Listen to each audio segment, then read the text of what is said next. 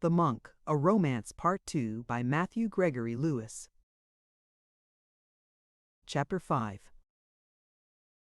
Here the Marquis concluded his adventures. Lorenzo, before he could determine on his reply, passed some moments in reflection. At length he broke silence.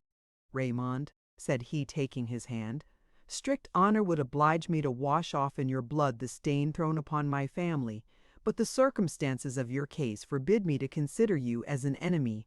The temptation was too great to be resisted. 'Tis the superstition of my relations which has occasioned these misfortunes, and they are more the offenders than yourself and Agnes.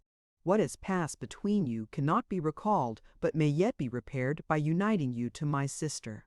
You have ever been, you still continue to be, my dearest and indeed my only friend. I feel for Agnes the truest affection, and there is no one on whom I would bestow her more willingly than on yourself. Pursue then your design. I will accompany you tomorrow night, and conduct her myself to the house of the cardinal. My presence will be a sanction for her conduct, and prevent her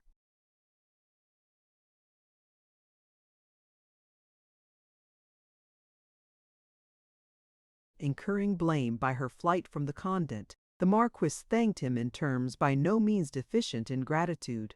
Lorenzo then informed him that he had nothing more to apprehend from Donna Rodolpha's enmity. 5 months had already elapsed since, in an excess of passion, she broke a blood vessel and expired in the course of a few hours.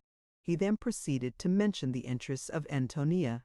The Marquis was much surprised at hearing of this new relation. His father had carried his hatred of Elvira to the grave, and had never given the least hint that he knew what was become of his eldest son's widow.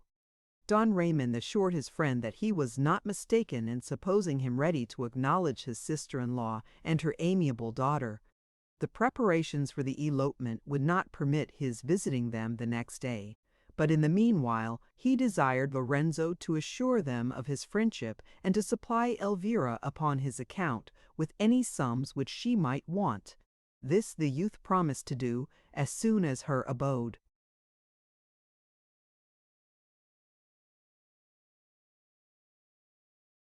should be known to him. He then took leave of his future brother and returned to the Palace de Medina.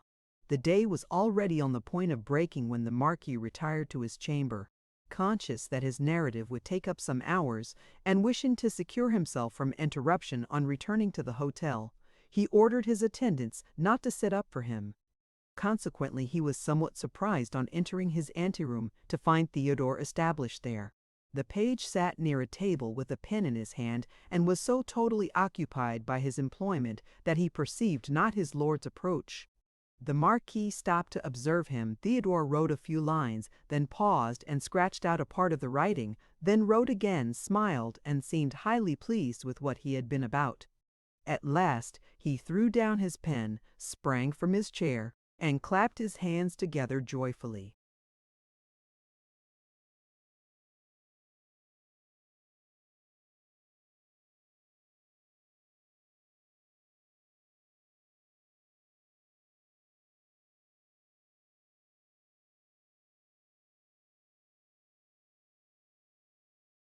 "There it is," cried he aloud. "Now they are charming." His transports were interrupted by a laugh from the Marquis, who suspected the nature of his employment. "What is so charming, Theodore?" The youth started and looked round. He blushed, ran to the table, seized the paper on which he had been writing, and concealed it in confusion. "Oh, my lord, I knew not that you were so near me. Can I be of use to you? Lucas is already gone to bed. I shall follow his example when I have given my opinion of your verses." "My verses, my lord? Nay, I am sure that you have been writing some, for nothing else could have."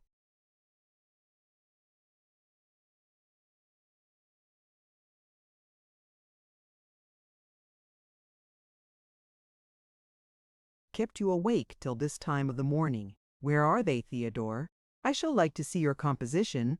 Theodore's cheeks glowed with still deeper crimson. He longed to show his poetry, but first chose to be pressed for it.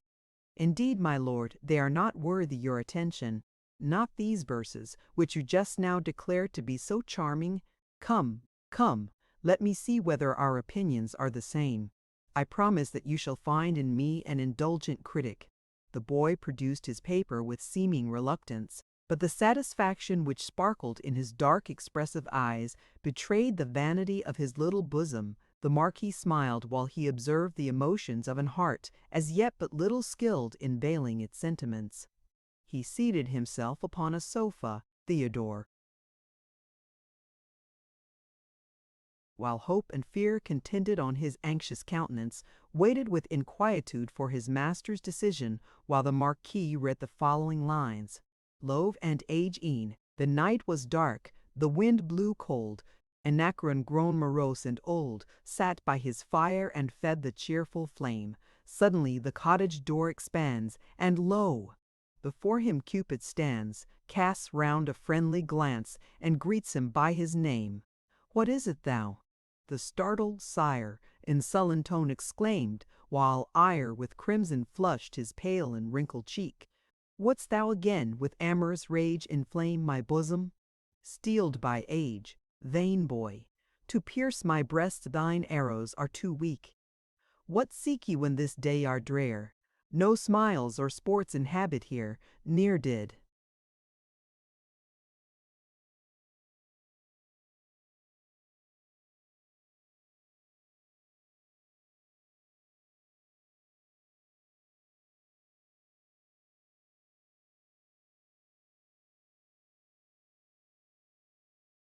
these valleys witness dalliance sweet.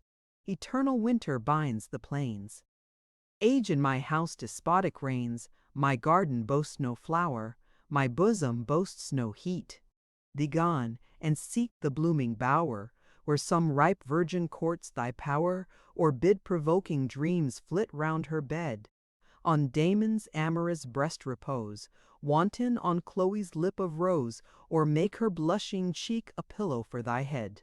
Be such thy haunts, these regions cold avoid, nor think grown wise and old, this hoary head again thy yoke shall bear, remembering that my fairest years by the V were marked with sighs and tears. I think thy friendship false, and shun the guileful snare. I have not yet forgot the pains I felt, while bound in Julia's chains, the ardent flames with which my bosom burned, the nights I passed deprived of rest, the jealous pangs which racked my breast, my disappointed hopes and passion.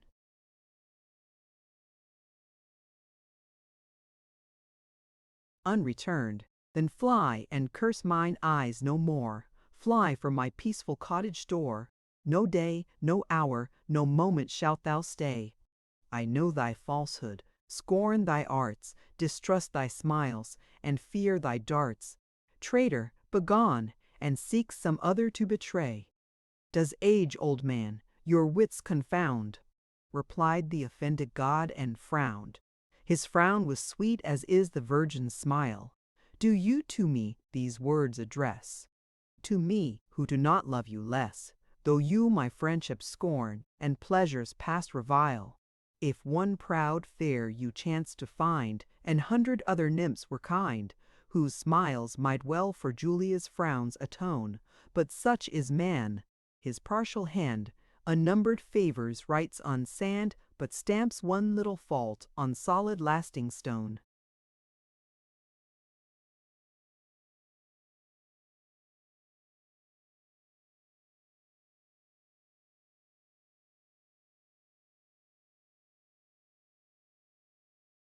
Ingrate, who led thee to the wave, at noon where Lesbia loved to lave? Who named the bower alone where Daphne lay? And who, when Calais shrieked for aid, bade you with kisses hush the maid? What other was aunt love, oh, false Anacreon, say? Then you could call me gentle boy, my only bliss, my source of joy. Then you could prize me dearer than your soul, could kiss and dance me on your knees, and swear not wine itself would please, had not the lip of love first touched the flowing bowl. Must those sweet days return no more? Must I for aye your loss deplore, banished your heart, and from your favor driven? Ah! No, my fears that smile denies, that heaving breast, those sparkling eyes, declare me ever dear and all my faults forgiven. Again beloved, esteemed, caressed, Cupid shall in thine arms be pressed, sport on.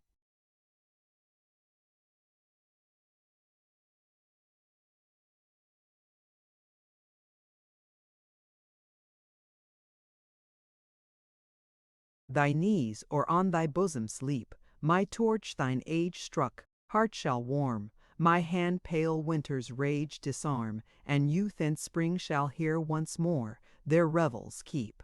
A feather now of golden hue he smiling from his pinion drew, this to the poet's hand the boy commits, and straight before Anacreon's eyes the fairest dreams of fancy rise, and round his favored head wild inspiration flits.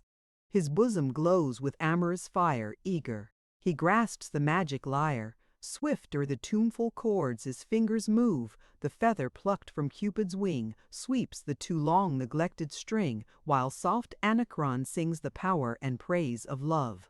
Soon as that name was heard, the woods shook off their snows. The melting floods broke their cold chains, and winter fled away. Once more the earth was decked with flowers. Mild zephyrs breathed through blooming bowers. High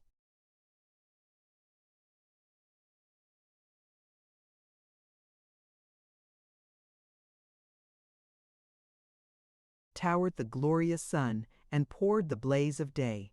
Attracted by the harmonious sound, sylvans and fauns the cot surround, and curious crowd the minstrel to behold. The wood nymphs haste the spell to prove. Eager, they run, they list, they love, and while they hear the strain, forget the man is old. Cupid, to nothing constant long, perched on the harp attends the song, or stifles with a kiss the dulcet notes, now on the poet's breast reposes, now twines his hoary locks with roses, or borne on wings of gold in wanton circle floats. Then thus Anacreon, I no more at other shrine my vows will pour, since Cupid deigns my numbers to inspire. From Polybus or the blue-eyed maid, now shall my verse request no aid, for love alone shall be the patron of my lyre. In lofty strain of earlier days, I spread the king's or hero's praise, and struck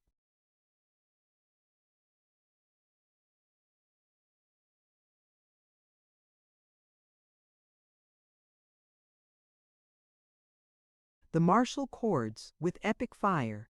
But farewell, hero, farewell, king, your deeds my lips no more shall sing, for love alone shall be the subject of my lyre. The Marquis returned the paper with a smile of encouragement. Your little poem pleases me much, said he. However, you must not count my opinion for anything. I am no judge of verses, and for my own part never composed more than 6 lines in my life. Those 6 produced so unlucky an effect that I am fully resolved never to compose another. But I wander from my subject. I was going to say that you cannot employ your time worse than in making verses. An author, whether good or bad, or between both, is an animal whom everybody is privileged to attack. For though all are not able to write books, all conceive themselves able to judge them. A bad composition carries with it its own punishment, contempt, and ridicule. A good one excites envy, and entails upon its author 1,000 mortifications. He finds himself assailed by partial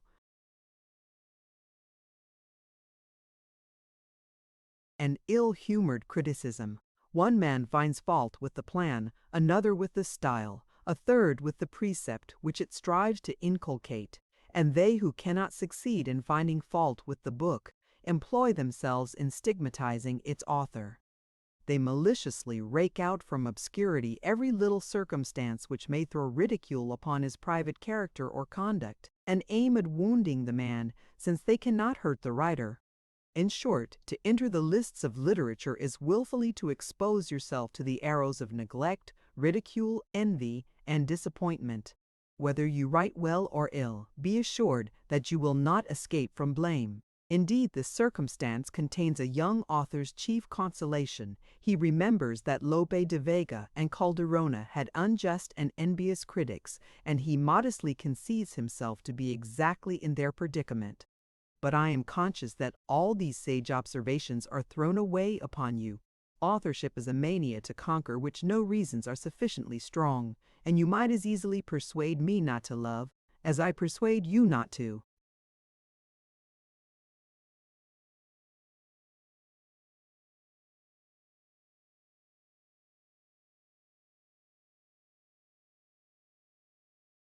Right. However, if you cannot help being occasionally seized with a poetical paroxysm, take at least the precaution of communicating your verses to none but those whose partiality for you secures their approbation. Then, my lord, you do not think these lines tolerable, said Theodore with an humble and dejected air. You mistake my meaning. As I said before, they have pleased me much, but my regard for you makes me partial, and others might judge them less favorably. I must still remark that even my prejudice in your favor does not blind me so much as to prevent my observing several faults. For instance, you make a terrible confusion of metaphors. You are too apt to make the strength of your lines consist more in the words than sense.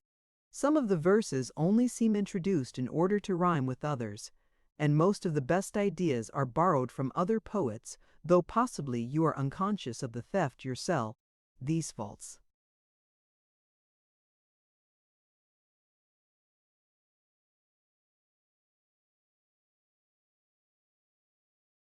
may occasionally be excused in a work of length, but a short poem must be correct and perfect. All this is true, Signor, but you should consider that I only write for pleasure. Your defects are the less excusable. Their incorrectness may be forgiven in those who work for money, who are obliged to complete a given task in a given time and are paid according to the bulk, not value of their productions.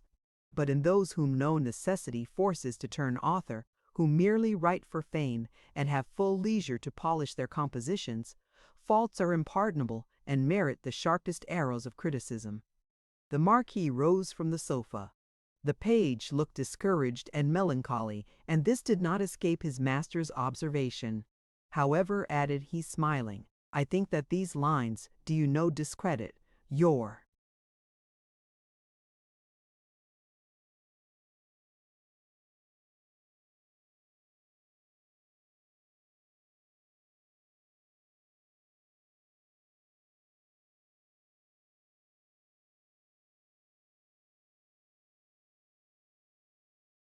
versification is tolerably easy, and your ear seems to be just. The perusal of your little poem upon the whole gave me much pleasure, and if it is not asking too great a favor, I shall be highly obliged to you for a copy. The youth's countenance immediately cleared up. He perceived not the smile, half approving, half ironical, which accompanied the request, and he promised the copy with great readiness.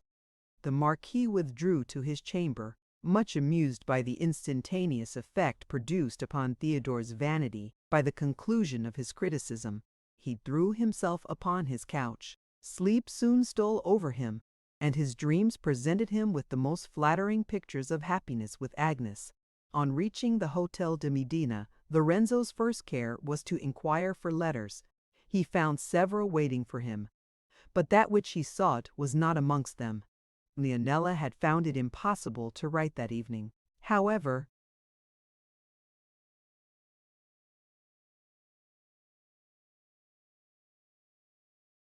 her impatience to secure Don Cristoval's heart, on which she flattered herself with having made no slight impression, permitted her not to pass another day without informing him where she was to be found.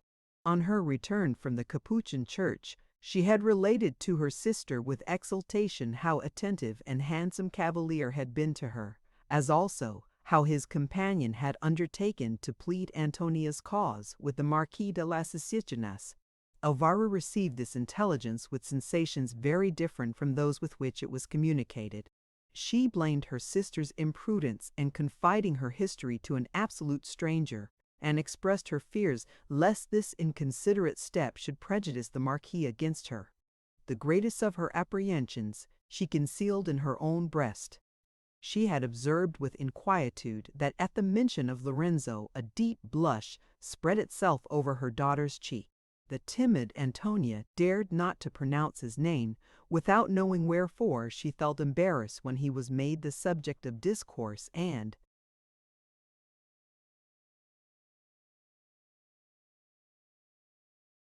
endeavored to change the conversation to Ambrosio.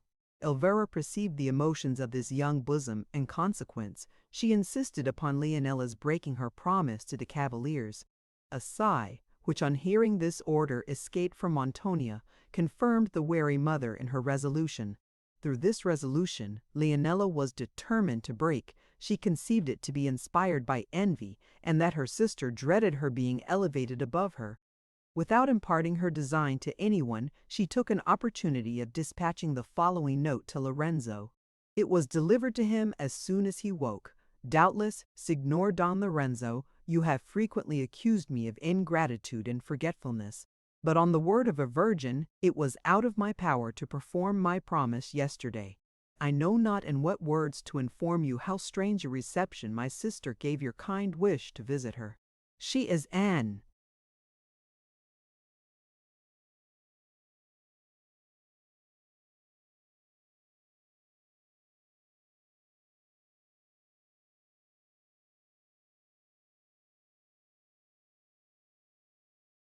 odd woman with many good points about her, but her jealousy of me frequently makes her conceive notions quite unaccountable. On hearing that your friend had paid some little attention to me, she immediately took the alarm. She blamed my conduct, and has absolutely forbidden me to let you know our abode. My strong sense of gratitude for your kind offers of service, and, shall I confess it? My desire to behold once more the too amiable Don Cristobal will not permit my obeying her injunctions. I have therefore stolen a moment to inform you that we lodge in the Strada di Santiago, 4 doors from the Palace d'Albornoz, and nearly opposite to the barber's Miguel Coelho. Inquire for Donna Elvira Dolfa, since in compliance with her father-in-law's order, my sister continues to be called by her maiden name. At 8 this evening you will be sure of finding us, but let not a word drop which may raise a suspicion of my having written this letter. Should you see the Conde d'Osorio, tell him, I blush while I declare it, tell him that his presence will be but too acceptable to the sympathetic Linolun. The latter sentences were written in red ink to express the blushes of her cheek while she committed an outrage upon her virgin modesty. Lorenzo had no sooner perused this note than he set out in search of Don Cristobal. Not being able to find him in the course of the day, he proceeded to Donna Elvira's alone, to Leonella's infinite disappointment. The domestic by whom he sent up his name, having already declared his lady to be at home, she had no excuse for refusing his visit, yet she consented to receive it with much reluctance. That reluctance was increased by the changes which his approach produced in Antonia's countenance, nor was it by any means abated when the youth himself appeared. The symmetry of his person, animation of his features, and natural elegance of his manners and address convinced Elvira that such a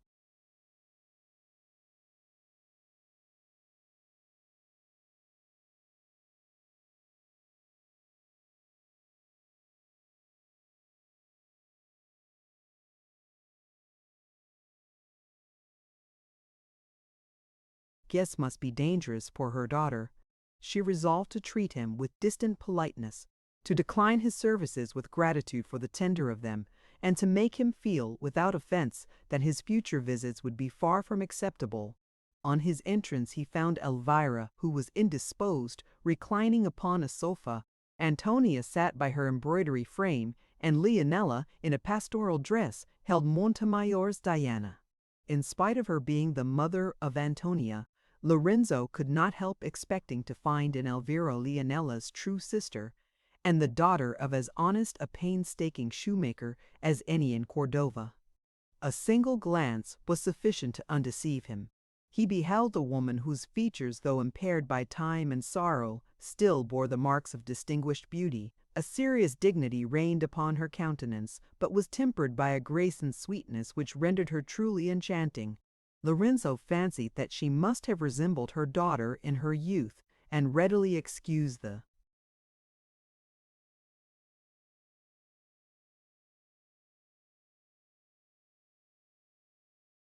imprudence of the late Comte de las Cisternas. She desired him to be seated, and immediately resumed her place upon the sofa. Antonia received him with a simple reverence, and continued her work. Her cheeks were suffused with crimson, and she strove to conceal her emotion by leaning over her embroidery frame. Her aunt also chose to play off her airs of modesty. She affected to blush and tremble, and waited with her eyes cast down to receive, as she expected, the compliments of Don Cristoval. Finding after some time that no sign of his approach was given, she ventured to look round the room, and perceived with vexation that Medina was unaccompanied. Impatience would not permit her waiting for an explanation. Interrupting Lorenzo, who was delivering Raymond's message, she desired to know what was become of his friend. He, who thought it necessary to maintain himself in her good graces, strove to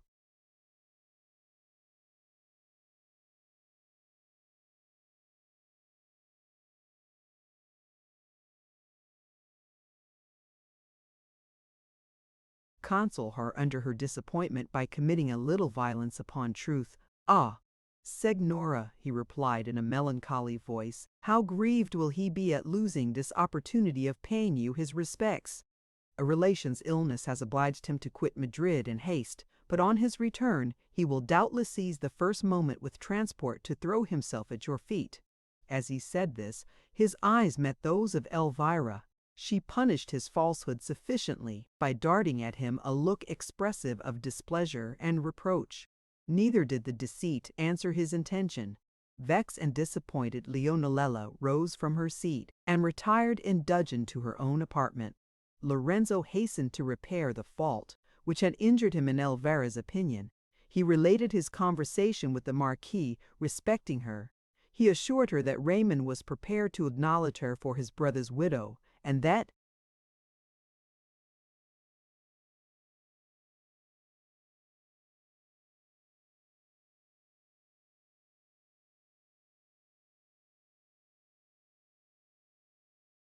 till it was in his power to pay his compliments to her in person, Lorenzo was commissioned to supply his place. This intelligence relieved Elvira from an heavy weight of uneasiness.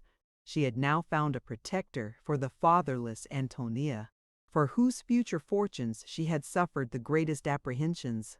She was not sparing of her thanks to him who had interfered so generously in her behalf, but still she gave him no invitation to repeat his visit. However, when upon rising to depart he requested permission to inquire after her health occasionally, the polite earnestness of his manner, gratitude for his services, and respect for his friend the Marquis would not admit of a refusal. She consented reluctantly to receive him. He promised not to abuse her goodness, and quitted the house. Antonia was now left alone with her mother. A temporary silence ensued.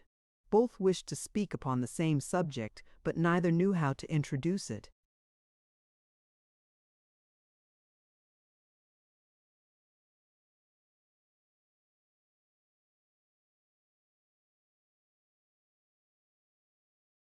The one felt a bashfulness which sealed up her lips, and for which she could not account. The other feared to find her apprehensions true, or to inspire her daughter with notions to which she might be still a stranger. At length Elvira began the conversation. "That is a charming young man, Antonia. I am much pleased with him. Was he long near you yesterday in the cathedral?" "He quitted me not for a moment while I stayed in the church. He gave me his seat, and was very obliging and attentive." "Indeed? Why, then, have you never mentioned his name to me? Your aunt lanched out in praise of his friend, and you vaunted Ambrosio's eloquence, but neither said a word of Don Lorenzo's person and accomplishments. Had not Leonela spoken of his readiness to undertake our cause, I should not have known him to be in existence."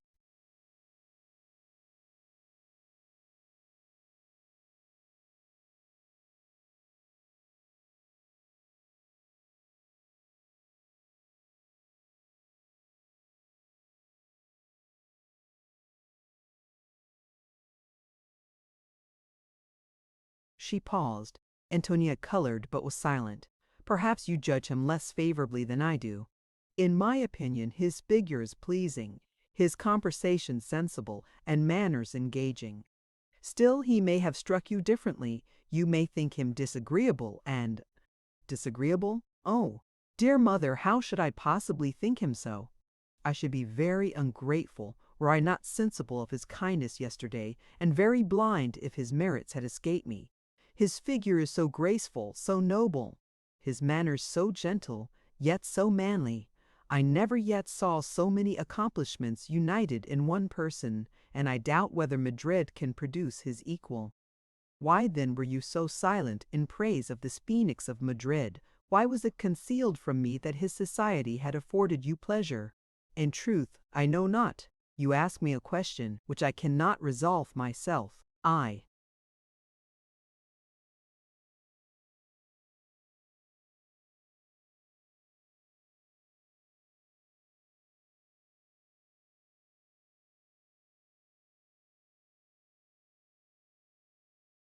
was on the point of mentioning him 1,000 times. His name was constantly upon my lips, but when I would have pronounced it, I wanted courage to execute my design. However, if I did not speak of him, it was not that I thought of him the less. That I believe, but shall I tell you why you wanted courage? It was because, accustomed to confide to me your most secret thoughts, you knew not how to conceal, yet feared to acknowledge, that your heart nourished a sentiment which you were conscious I should disapprove. Come hither to me, my child. Antonia quitted her embroidery frame, threw herself upon her knees by the sofa, and hid her face in her mother's lap. Fear not, my sweet girl. Consider me equally as your friend and parent, and apprehend no reproof from me. I have read the emotions of your bosom. You are yet ill skilled in concealing them, and they could not escape my attentive eye.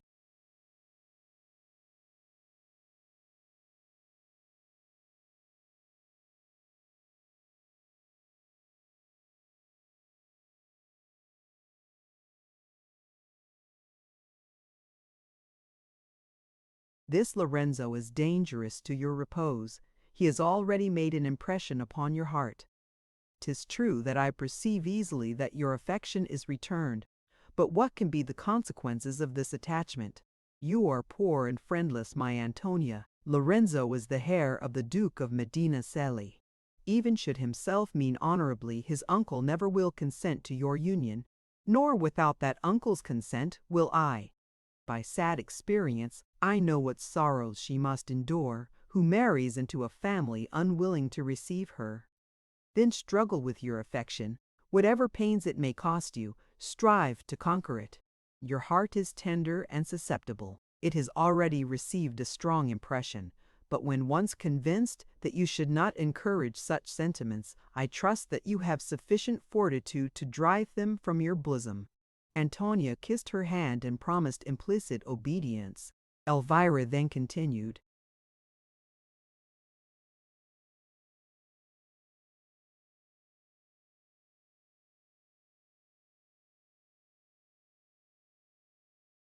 to prevent your passion from growing stronger, it will be needful to prohibit Lorenzo's visits.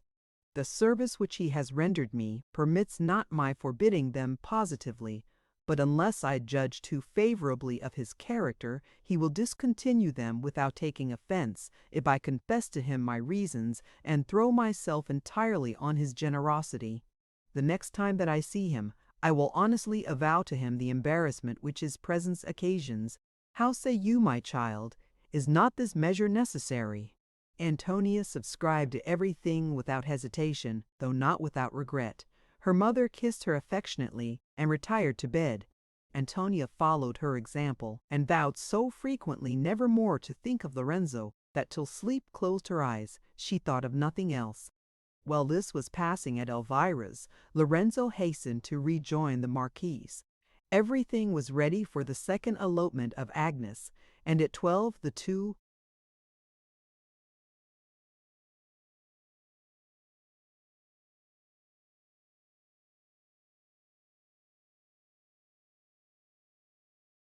friends with a coach and four were at the garden wall of the convent.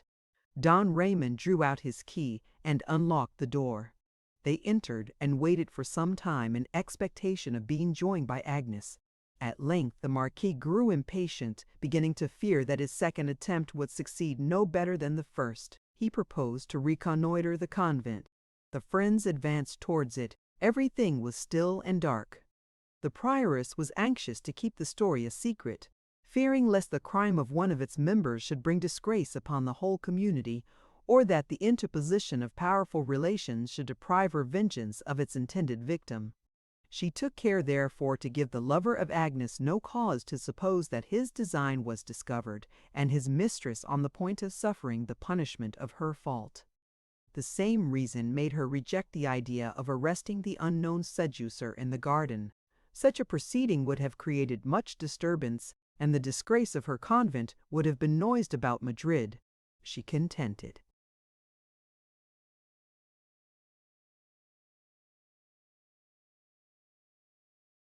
herself with confining Agnes closely. As to the lover, she left him at liberty to pursue his designs. What she had expected was the result. The Marquis and Lorenzo waited in vain till the break of day. They then retired without noise, alarmed at the failure of their plan, and ignorant of the cause of its ill success. The next morning Lorenzo went to the convent and requested to see his sister. The prioress appeared at the grate with a melancholy countenance. She informed him that for several days Agnes had appeared much agitated, that she had been pressed by the nuns in vain to reveal the cause and apply to their tenderness for advice and consolation, that she had obstinately persisted in concealing the cause of her distress, but that on Thursday evening it had produced so violent an effect upon her constitution that she had fallen bad. Lorenzo did not credit a syllable of this account. He insisted upon seeing his sister. If she was unable to come to the grate, he desired to be admitted to her cell. The prioress crossed herself. She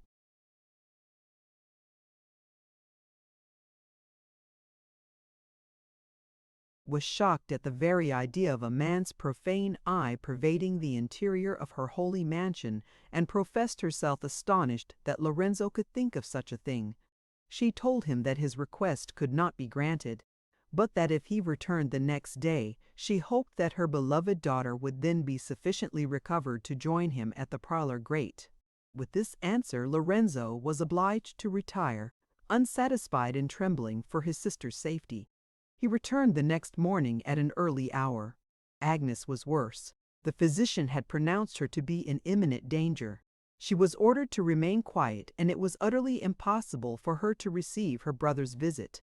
Lorenzo stormed at this answer, but there was no resource. He raved, he entreated, he threatened. No means were left untried to obtain a sight of Agnes. His endeavors were as fruitless as those of the day before, and he returned in.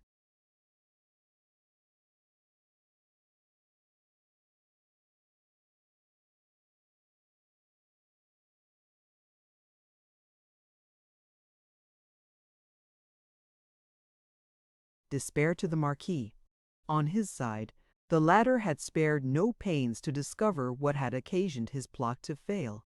Don Cristobal, to whom the affair was now entrusted, endeavored to worm out the secret from the old portress of St. Clair with whom he had formed an acquaintance. But she was too much upon her guard, and he gained from her no intelligence. The Marquis was almost distracted, and Lorenzo felt scarcely less inquietude. Both were convinced that the purposed elopement must have been discovered. They doubted not but the malady of Agnes was a pretense, but they knew not by what means to rescue her from the hands of the prioress.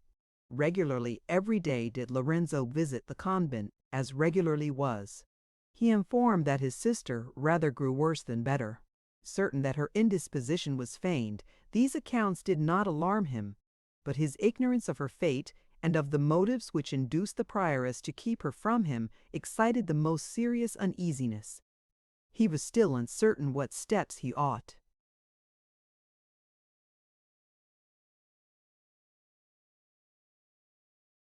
to take when the Marquis received a letter from the Cardinal Duke of Lerma. It enclosed the Pope's expected bull, ordering that Agnes should be released from her vows and restored to her relations. This essential paper decided at once the proceedings of her friends. They resolved that Lorenzo should carry it to the domina without delay and demand that his sister should be instantly given up to him. Against this mandate illness could not be pleaded. It gave her brother the power of removing her instantly to the Palace de Medina, and he determined to use that power on the following day. His mind relieved from inquietude respecting his sister, and his spirits raised by the hope of soon restoring her to freedom, he now had time to give a few moments to love and to Antonia. At the same hour as on his former visit, he repaired to Donna Elvira's. She had given orders for his admission.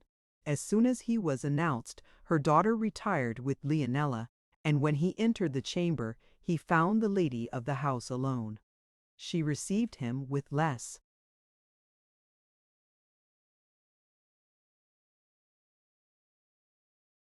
distance than before, and desired him to place himself near her upon the sofa. She then, without losing time, opened her business, as had been agreed between herself and Antonia. You must not think me ungrateful, Don Lorenzo, or forgetful how essential are the services which you have rendered me with the Marquis.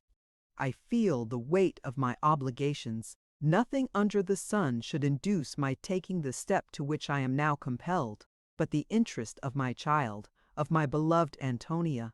My health is declining. God only knows how soon I may be summoned before his throne. My daughter will be left without parents, and should she lose the protection of the Cisternus family, without friends. She is young and artless, uninstructed in the world's perfidy, and with charms sufficient to render her an object of seduction. Judge, then, how I must tremble at the prospect before her. Judge how anxious I must be to keep her from there.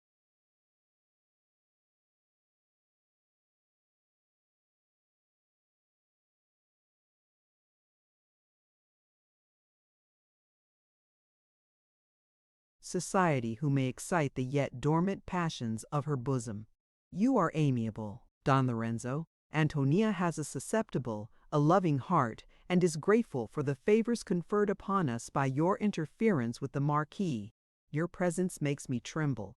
I fear lest it should inspire her with sentiments which may embitter the remainder of her life, or encourage her to cherish hopes in her situation unjustifiable and futile. Pardon me when I avow my terrors, and let my frankness plead in my excuse.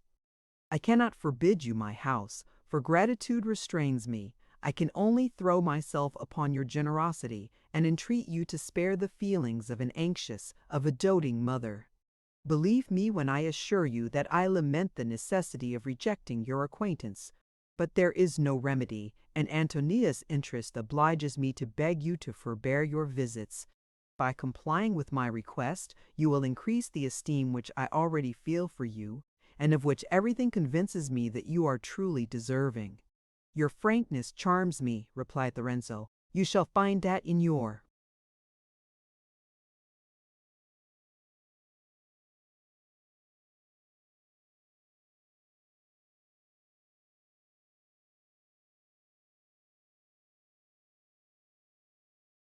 favorable opinion of me. You were not deceived.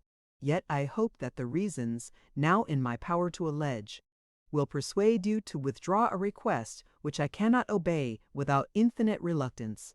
I love your daughter, love her most sincerely. I wish for no greater happiness than to inspire her with the same sentiments and receive her hand at the altar as her husband. 'Tis true, I am not rich myself. My father's death has left me but little in my own possession. But my expectations justify my pretending to the Conde de las Cisternas' daughter.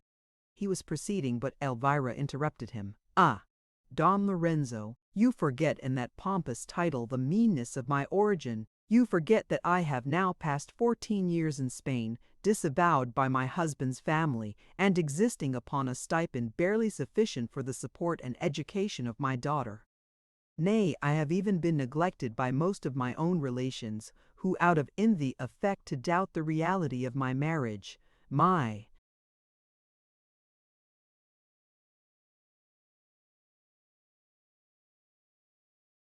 allowance being discontinued at my father-in-law's death. I was reduced to the very brink of want. In this situation I was found by my sister, who amongst all her foibles possesses a warm, generous, and affectionate heart. She aided me with the little fortune which my father left her, persuaded me to visit Madrid, and has supported my child and myself since our quitting Murcia. Then consider not Antonia as descended from the Conde de las Cisternas. Consider her as a poor and unprotected orphan, as the grandchild of the tradesman Toribio Dolfa, as the needy pensioner of that tradesman's daughter. Reflect upon the difference between such a situation and that of the nephew and heir of the potent Duke of Medina. I believe your intentions to be honorable, but as there are no hopes that your uncle will approve of the union, I foresee that the consequences of your attachment must be fatal to my child's repose. Pardon me, Signora, you are misinformed if you suppose the Duke of Medina to resemble the generality of men. His sentiments are liberal and disinterested.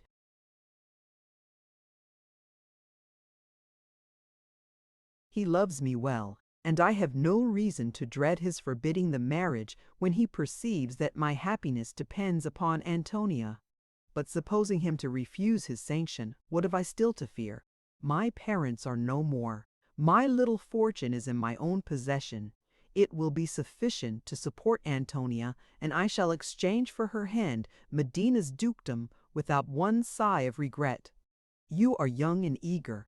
It is natural for you to entertain such ideas, but experience has taught me to my cost that curses accompany an unequal alliance.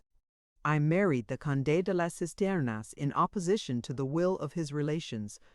Many an heart pang has punished me for the imprudent step. Wherever we bent our course, a father's execration pursued Gonzalvo.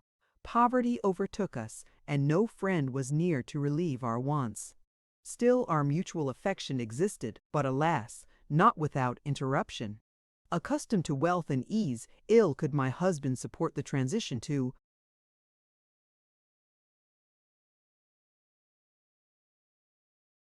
distress and indigence. He looked back with repining to the comforts which he once enjoyed. He regretted the situation which for my sake he had quitted, and in moments when despair possessed his mind, has reproached me with having made him the companion of want and wretchedness.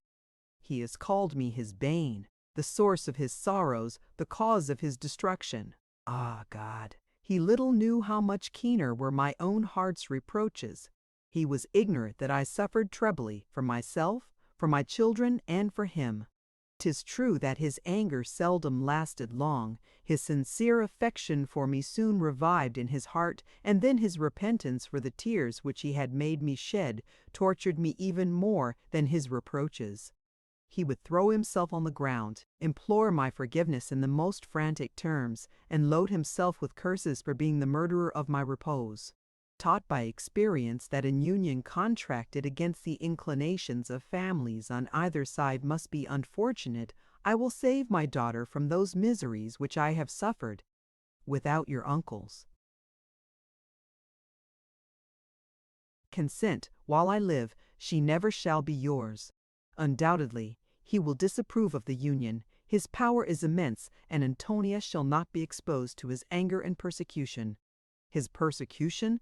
How easily may that be avoided! Let the worst happen. It is but quitting Spain. My wealth may easily be realized. The Indian Islands will offer us a secure retreat. I have an estate, though not of value, in Hispaniola. Thither will we fly, and I shall consider it to be my native country, if it gives me Antonia's undisturbed possession. Ah, youth, this is a fond romantic vision. Gonzalvo thought the same. He fancied that he could leave Spain without regret, but the moment of parting undeceived him. You know not yet what it is to quit your native land, to quit it, never to behold it more. You know not what it is to exchange the scenes where you have passed your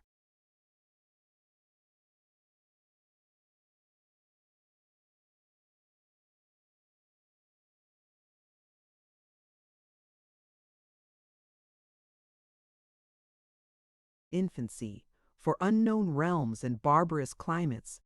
To be forgotten, utterly eternally forgotten by the companions of your youth.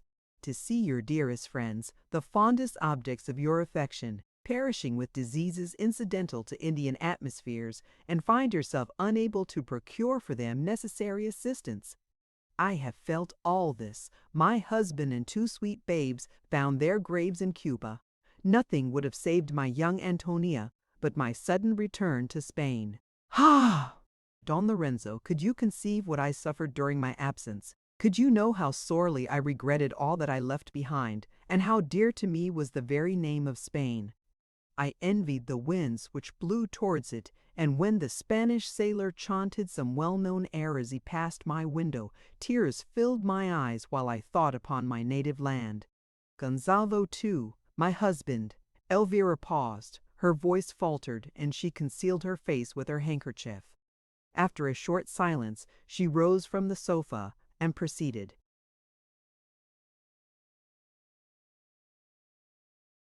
Excuse my quitting you for a few moments. The remembrance of what I have suffered has much agitated me, and I need to be alone, till I return peruse these lines. After my husband's death, I found them among his papers. Had I known sooner that he entertained such sentiments, grief would have killed me. He wrote these verses on his voyage to Cuba when his mind was clouded by sorrow, and he forgot that he had a wife and children. What we are losing ever seems to us the most precious. Gonzalo was quitting Spain forever, and therefore was Spain dearer to his eyes than all else which the world contained. Read them, Don Lorenzo. They will give you some idea of the feelings of a banished man. Elvira put a paper into Lorenzo's hand and retired from the chamber. The youth examined the contents and found them to be as follows: the exile.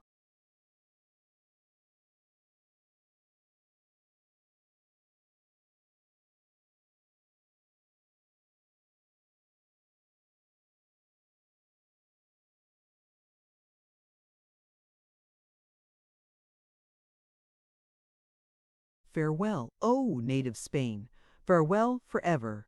These banished eyes shall view thy coasts no more. A mournful presage tells my heart that never Gonzalo's steps again shall press thy shore. Hushed are the winds, while soft the vessel sailing with gentle motion plows the unruffled main. I feel my bosom's boasted courage failing, and curse the waves which bear me far from Spain. I see it yet. Beneath yon blue clear heaven still do the spires, so well beloved, appear. From yonder craggy point the gale of even still wafts my native accents to mine ear. Propped on some moss-crowned rock, and gaily singing, there in the sun his nets the fisher dries. Oft have I heard the plaintive ballad, bringing scenes of past joys before my sorrowing eyes.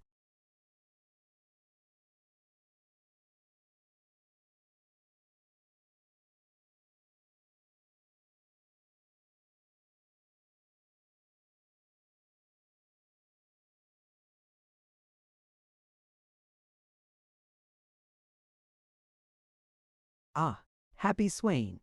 He waits the accustomed hour when twilight gloom obscures the closing sky, then gladly seeks his loved paternal bower, and shares the feast his native fields supply. Friendship and love, his cottage guests, receive him with honest welcome, and with smiles sincere. No threatening woes of present joys bereave him. No sigh his bosom owns, his cheek no tear.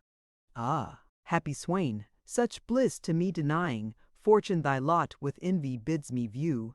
Me, who from home in Spain and exile flying, bid all I value, all I love, adieu. No more mine ear shall list the well-known ditty sung by some mountain girl who tends her goats, some village swain imploring amorous pity, or shepherd chaunting wild his rustic notes.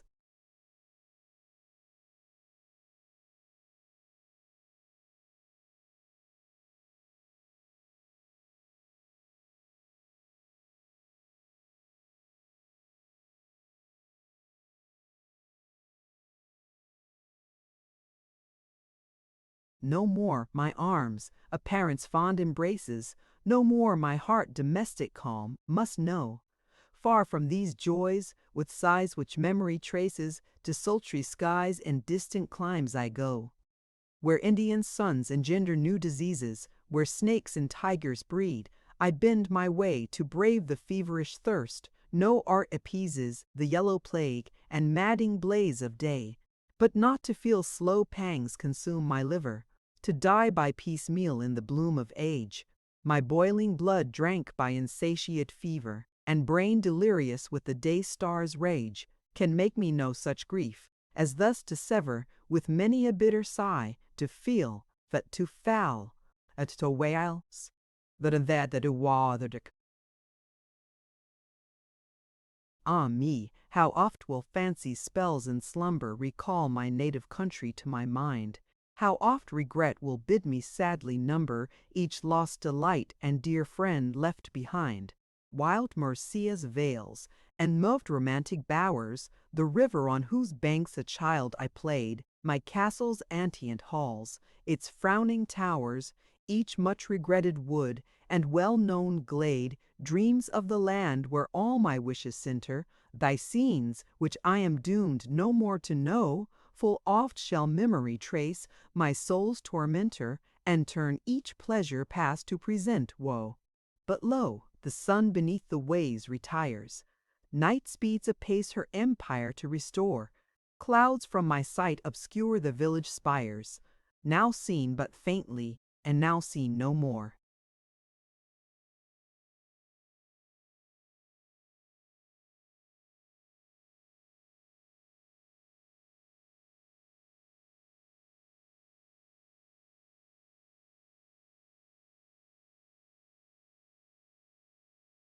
Oh, breathe not, winds. Still be the water's motion. Sleep, sleep, my bark in silence on the main. So when tomorrow's light shall gild the ocean, once more mine eyes shall see the coast of Spain. Vain is the wish, my last petition scorning. Fresh blows the gale, and high the billows swell. Far shall we be before the break of morning. Oh, then forever, native Spain, farewell. Lorenzo had scarcely time to read these lines when Elvira returned to him. The giving a free course to her tears had relieved her, and her spirits had regained their usual composure. "I have nothing more to say, my lord," said she. "You have heard my apprehensions and my reasons for begging you not to repeat your visits. I have thrown myself in full confidence upon your honor. I am certain that you will not prove my opinion of you to have been too favorable."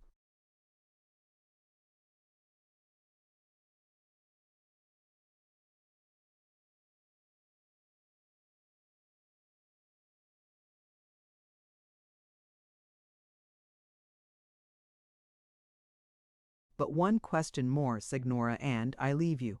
Should the Duke of Medina approve my love, would my addresses be unacceptable to yourself and the fair Antonia? I will be open with you, Don Lorenzo. There being little probability of such an union taking place, I fear that it is desired but too ardently by my daughter. You have made an impression upon her young heart, which gives me the most serious alarm. To prevent that impression from growing stronger, I am obliged to decline your acquaintance. For me, you may be sure that I should rejoice at establishing my child so advantageously. Conscious that my constitution, impaired by grief and illness, forbids me to expect a long continuance in this world, I tremble at the thought of leaving her under the protection of a perfect stranger. The Marquis de las Cisternas is totally unknown to me. He will marry. His lady may look upon Antonia with an eye of displeasure, and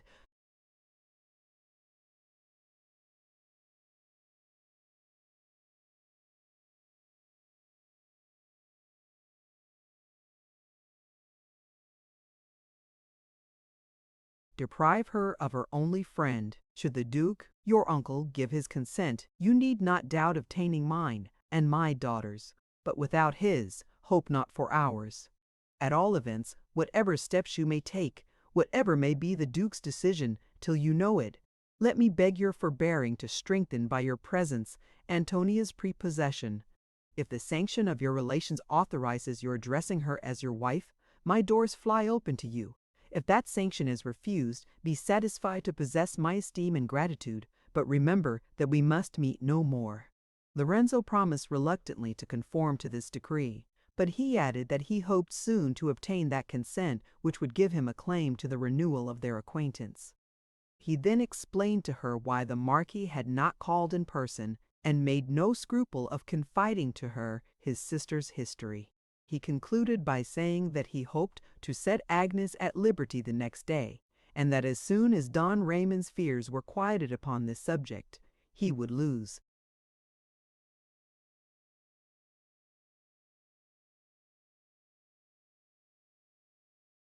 no time in assuring Donna Elvira of his friendship and protection. The lady shook her head. "I tremble for your sister," said she. "I have heard many traits of the Domina of St. Clair's character from a friend who was educated in the same convent with her. She reported her to be haughty, inflexible, superstitious, and revengeful. I have since heard that she is infatuated with the idea of rendering her convent the most regular in Madrid, and never forgave those whose imprudence threw upon it the slightest stain. Though naturally violent and severe, when her interests require it, she well knows how to assume an appearance of benignity. She leaves no means untried to persuade young women of rank to become members of her community. She is implacable when once incensed, and has too much intrepidity to shrink at taking the most rigorous measures for punishing the offender. Doubtless, she will consider your sister's quitting the convent as a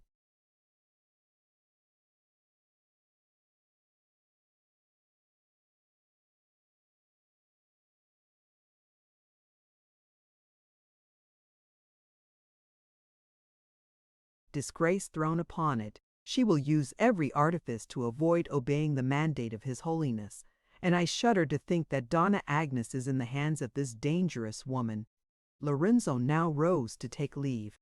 Elvira gave him her hand at parting, which he kissed respectfully, and telling her that he soon hoped for the permission to salute that of Antonia, he returned to his hotel. The lady was perfectly satisfied with the conversation which had passed between them.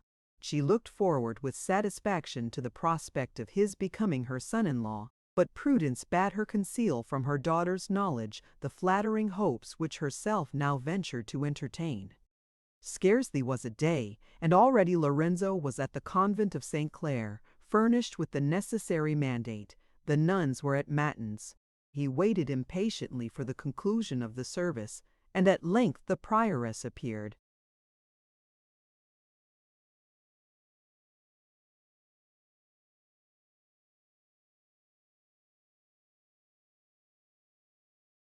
At the parlor grate, Agnes was demanded.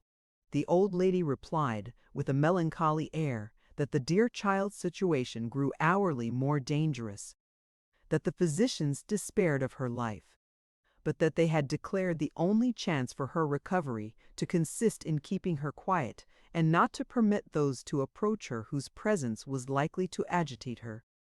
Not a word of all this was believed by Lorenzo, any more than he credited the expressions of grief and affection for Agnes with which this account was interlarded. To end the business, he put the Pope's bull into the hands of the Domina, and insisted that, ill or in health, his sister should be delivered to him without delay. The prioress received the paper with an air of humility, but no sooner had her eye glanced over the contents than her resentment baffled all the efforts of hypocrisy.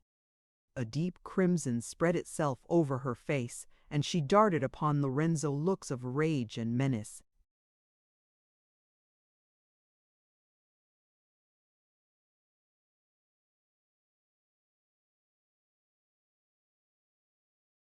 "This order is positive," said she in a voice of anger, which she in vain strove to disguise. "Willingly would I obey it, but unfortunately it is out of my power." Lorenzo interrupted her by an exclamation of surprise. "I repeat it, Señor. To obey this order is totally out of my power. From tenderness to a brother's feelings, I would have communicated the sad event to you by degrees, and have prepared you to hear it with fortitude. My measures are broken through. This order commands me to deliver up to you the Sister Agnes without delay. I am therefore obliged to inform you without circumlocution that on Friday last she expired." Lorenzo started back with horror and turned pale. A moment's recollection convinced him that this assertion must be false, and it restored him to himself. "You deceive me," said he passionately. "But 5 minutes passed since you assured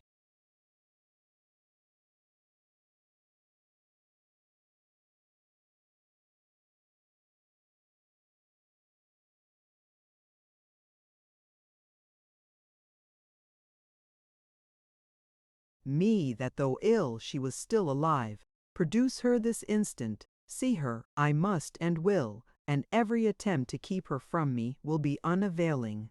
You forget yourself, Signor. You owe respect to my age as well as my profession. Your sister is no more. If I at first concealed her death, it was from dreading lest an event so unexpected should produce on you too violent an effect. In truth, I am but ill repaid for my attention. And what interest, I pray you, should I have in detaining her? To know her wish of quitting our society is a sufficient reason for me to wish her absence, and think her a disgrace to the sisterhood of St. Clare, but she has forfeited my affection in a manner yet more culpable. Her crimes were great, and when you know the cause of her death, you will doubtless rejoice, Don Lorenzo, that such a wretch is no longer in existence. She was taken ill on Thursday last on returning from confession in the Capuchin chapel. Her malady seemed attended with strange circumstances, but she persisted in concealing its cause. Thanks to the Virgin, we were too ignorant to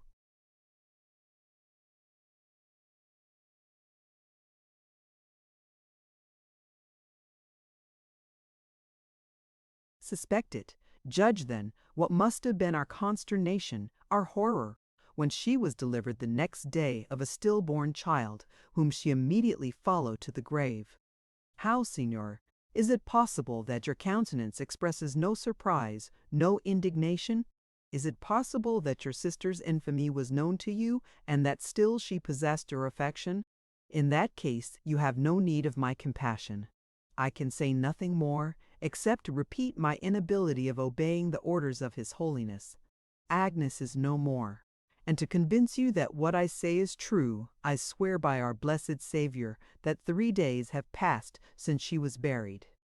Here she kissed a small crucifix which hung at her girdle. She then rose from her chair and quitted the parlor. As she withdrew, she cast upon Lorenzo a scornful smile. "Farewell, Signor," said she. "I know no remedy for this accident. I fear that."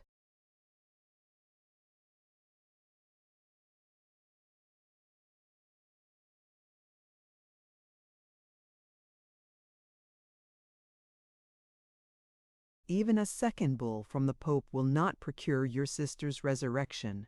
Lorenzo also retired, penetrated with affliction, but Don Raymond's at the news of this event amounted to madness. He would not be convinced that Agnes was really dead, and continued to insist that the walls of St. Clare still confined her. No arguments could make him abandon his hopes of regaining her. Every day some fresh scheme was invented for procuring intelligence of her, and all of them were attended with the same success. On his part, Medina gave up the idea of ever seeing his sister more, yet he believed that she had been taken off by unfair means. Under this persuasion, he encouraged Don Raymond's researches, determined, should he discover the least warrant for his suspicions, to take a severe vengeance upon the unfeeling prioress. The loss of his sister affected him sincerely, nor was it the least cause of his distress that propriety obliged him for some time to defer mentioning.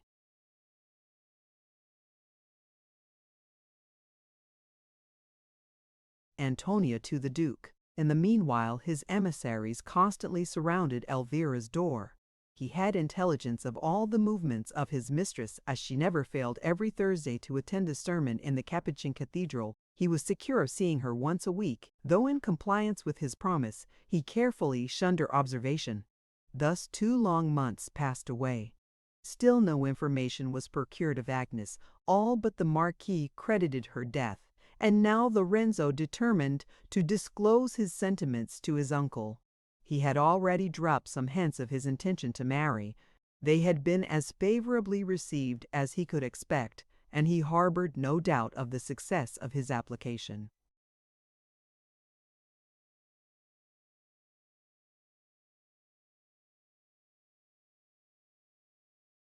Chapter 6.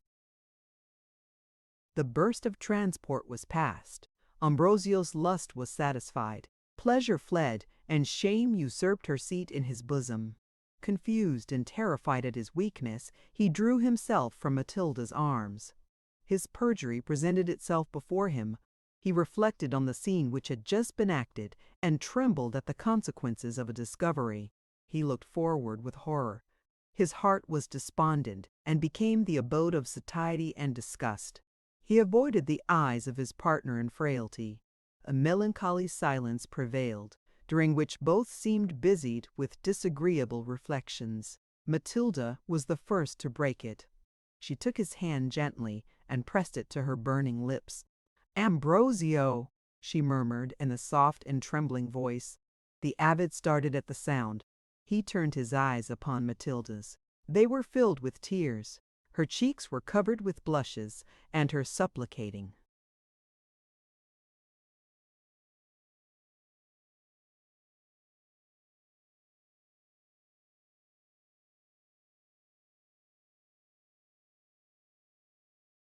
Looks seemed to solicit his compassion. "Dangerous woman," said he, "into what an abyss of misery have you plunged me? Should your sex be discovered, my honor, nay, my life, must pay for the pleasure of a few moments. Fool that I was, to trust myself to your seductions! What can now be done? How can my offense be expiated? What atonement can purchase the pardon of my crime? Wretched Matilda, you have destroyed my quiet forever. To me these reproaches, Ambrosio? To me, who have sacrificed for you the world's pleasures, the luxury of wealth, the delicacy of sex, my friends, my fortune, and my fame? What have you lost, which I preserved? Have I not shared in your guilt? Have you not shared in my pleasure? Guilt, did I say? In what consists ours, unless in the opinion of an ill-judging world? Let that world be ignorant of them, and our joys become divine and blameless.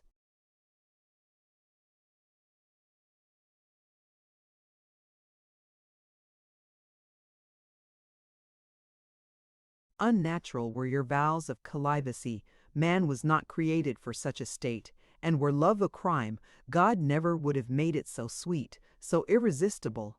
Then banish those clouds from your brow, my Ambrosio. Indulge in those pleasures freely, without which life is a worthless gift. Cease to reproach me with having taught you what is bliss, and feel equal transports with the woman who adores you." As she spoke, her eyes were filled with a delicious languor. Her bosom panted, she twined her arms voluptuously round him, drew him towards her, and glued her lips to his. Ambrosio again raged with desire. The die was thrown, his vows were already broken. He had already committed the crime, and why should he refrain from enjoying its reward? He clasped her to his breast with redoubled ardor. No longer repressed by the sense of shame, he gave a loose to his intemperate appetites. While the fair wanton put every invention of lust in practice, every refinement in the art of pleasure which might heighten the bliss of her possession, and render her lover's transports still more exquisite, Ambrosio rioted in delights.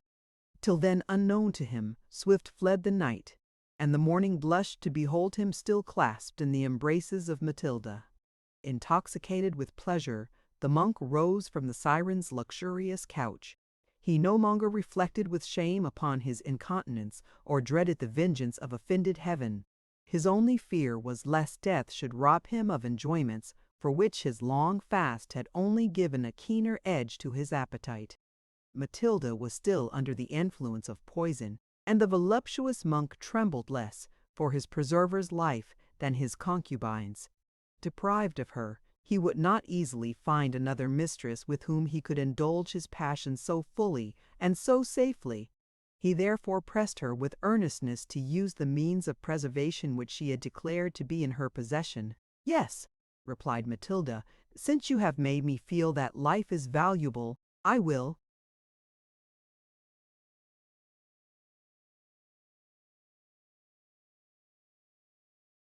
rescue mine at any rate. No danger shall appall me.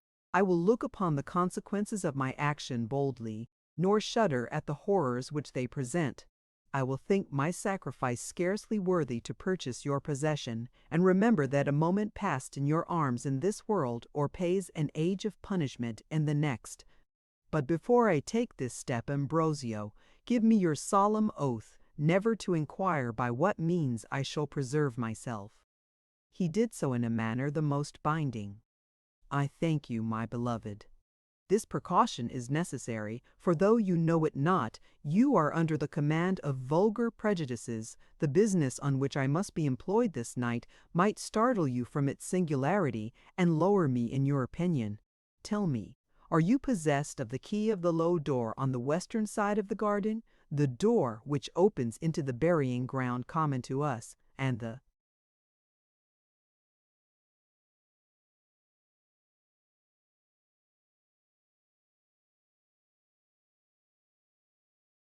Sisterhood of St. Clare?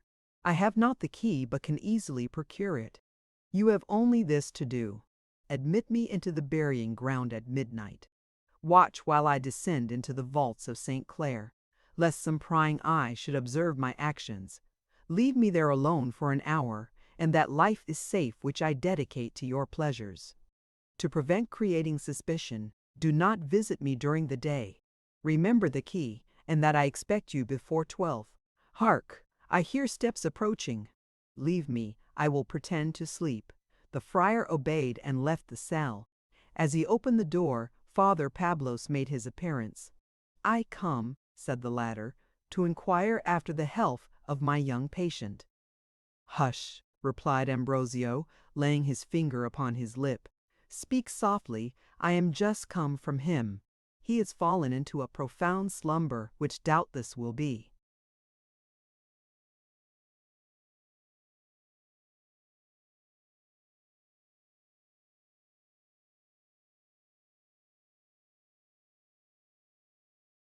Of service to him. Do not disturb him at present, for he wishes to repose. Father Pablos obeyed, and hearing the bell ring, accompanied the abbot to matins. Ambrosio felt embarrassed as he entered the chapel. Guilt was new to him, and he fancied that every eye could read the transactions of the night upon his countenance. He strove to pray, his bosom no longer glowed with devotion, his thoughts insensibly wandered to Matilda's secret charms. But what he wanted in purity of heart, he supplied by exterior sanctity. The better to cloak his transgression, he redoubled his pretensions to the semblance of virtue, and never appeared more devoted to heaven, as since he had broken through his engagements. Thus did he unconsciously add hypocrisy to perjury and incontinence. He had fallen into the latter errors from yielding to seduction almost irresistible, but he was now guilty of a voluntary fault by endeavoring to conceal those into which another had betrayed him.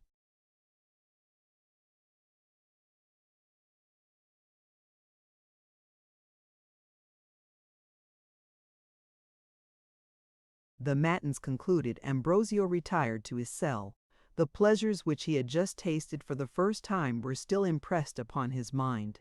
His brain was bewildered, and presented a confused chaos of remorse, voluptuousness, inquietude, and fear. He looked back with regret to that peace of soul, that security of virtue, which till then had been his portion.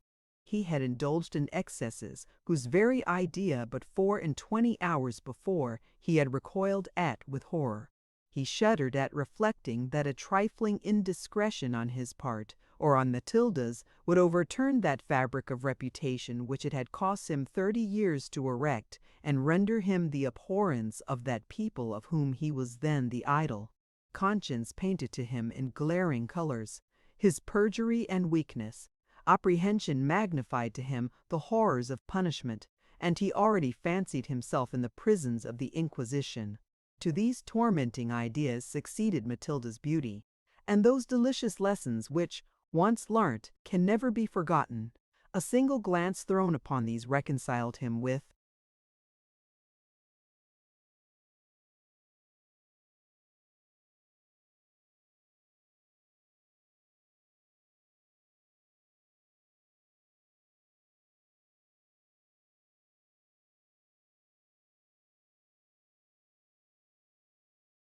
himself. He considered the pleasures of the former night to have been purchased at an easy price by the sacrifice of innocence and honor. Their very remembrance filled his soul with ecstasy. He cursed his foolish vanity, which had induced him to waste in obscurity the bloom of life, ignorant of the blessings of love and woman. He determined at all events to continue his commerce with Matilda, and called every argument to his aid which might confirm his resolution. He asked himself, provided his irregularity was unknown, in what would his fault consist, and what consequences he had to apprehend. By adhering strictly to every rule of his order save chastity, he doubted not to retain the esteem of men and even the protection of heaven. He trusted easily to be forgiven so slight and natural a deviation from his vows, but he forgot that having pronounced those vows, incontinence, in layman the most venial of errors, became in his person the most heinous of crimes. Once decided upon his future conduct, his mind became more easy. He threw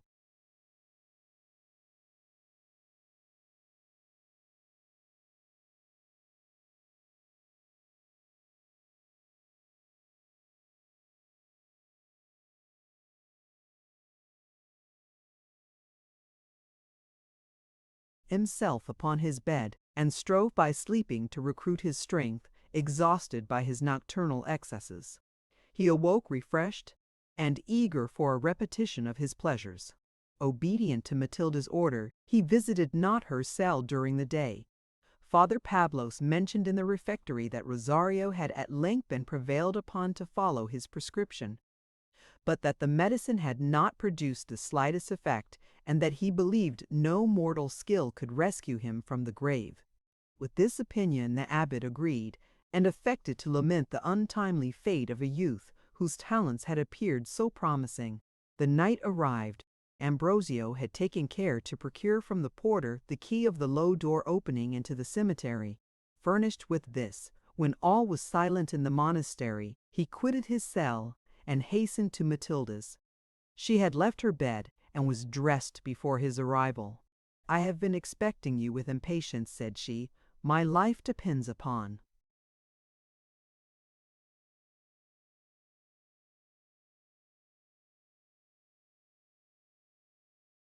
These moments. Have you the key? I have. Away then to the garden. We have no time to lose. Follow me. She took a small covered basket from the table. Bearing this in one hand and the lamp, which was flaming upon the hearth, in the other, she hastened from the cell. Ambrosio followed her. Both maintained a profound silence. She moved on with quick but cautious steps, passed through the cloisters, and reached the western side of the garden. Her eyes flashed with a fire and wildness which impressed the monk at once with awe and horror. A determined, desperate courage reigned upon her brow. She gave the lamp to Ambrosio, then taking from him the key, she unlocked the low door and entered the cemetery. It was a vast and spacious square planted with yew trees. Half of it belonged to the abbey. The other half was the property of the Sisterhood of St. Clare, and was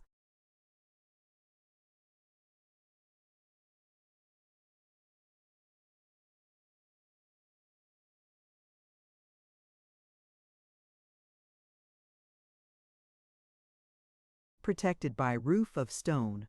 The division was marked by an iron railing, the wicket of which was generally left unlocked. Thither Matilda bent her course. She opened the wicket and sought for the door leading to the subterraneous vaults, where reposed the mouldering bodies of the votaries of St. Clare. The night was perfectly dark. Neither moon or stars were visible. Luckily there was not a breath of wind, and the friar bore his lamp in full security. By the assistance of its beams, the door of the sepulchre was soon discovered. It was sunk within the hollow of a wall, and almost concealed by thick festoons of ivy hanging over it. 3 steps of rough-hewn stone conducted to it, and Matilda was on the point of descending them when she suddenly started back. "There are people in the vaults," she whispered to the monk. "Conceal yourself till they are past."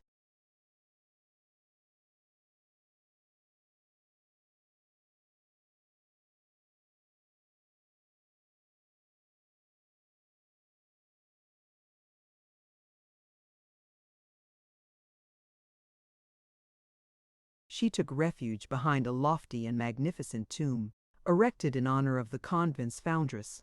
Ambrosio followed her example, carefully hiding his lamp, lest its beams should betray them. But a few moments had elapsed when the door was pushed open, leading to the subterraneous caverns. Rays of light proceeded up the staircase.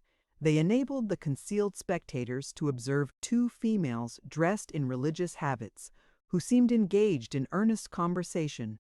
The abbot had no difficulty to recognize the prioress of St. Clare in the first, and one of the elder nuns in her companion. "Everything is prepared," said the prioress. "Her fate shall be decided tomorrow. All her tears and sighs will be unavailing. No, in 25 years that I have been superior of this convent, never did I witness a transaction more infamous. You must expect much opposition to your will." The other replied in a milder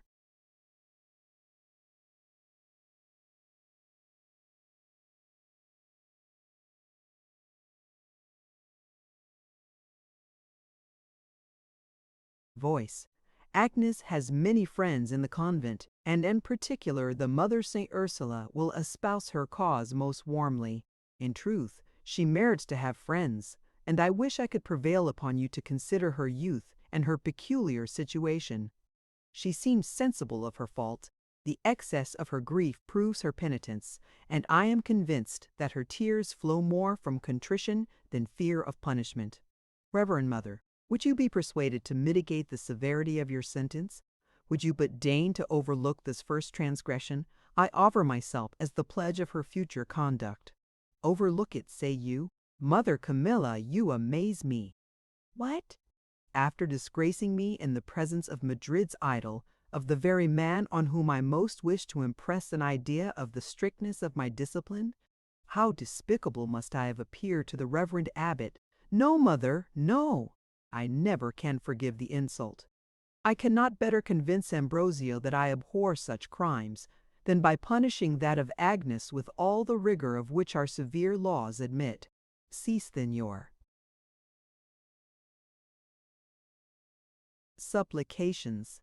They will all be unavailing. My resolution is taken. Tomorrow Agnes shall be made a terrible example of my justice and resentment." The Mother Camilla seemed not to give up the point, but by this time the nuns were out of hearing. The prioress unlocked the door which communicated with St. Clare's chapel, and having entered with her companion, closed it again after them. Matilda now asked who was this Agnes with whom the prioress was thus incensed, and what connection she could have with Ambrosio. He related her adventure, and he added that since that time, his ideas having undergone a thorough revolution, he now felt much compassion for the unfortunate nun. "I design," said he, "to request an audience of the domina tomorrow, and use every means of obtaining a mitigation of her sentence."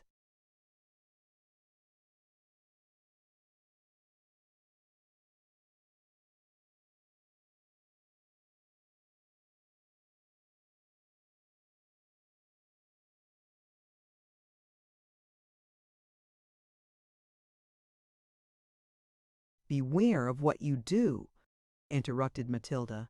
"Your sudden change of sentiment may naturally create surprise, and may give birth to suspicions which it is most our interest to avoid. Rather, redouble your outward austerity, and thunder out menaces against the errors of others, the better to conceal your own. Abandon the nun to her fate. Your interfering might be dangerous, and her imprudence merits to be punished. She is unworthy to enjoy love's pleasures, who has not wit enough to conceal them. But in discussing this trifling subject, I waste moments which are precious. The night flies apace, and much must be done before morning. The nuns are retired. All is safe. Give me the lamp, Ambrosio. I must descend alone into these caverns. Wait here, and if any one approaches, warn me by your voice. But as you value your existence, presume not to follow me. Your life would fall a victim to your imprudent curiosity." Thus saying, she advanced towards the sepulchre, still holding her lamp in one hand and her little basket in the other. She touched the door, it turned slowly,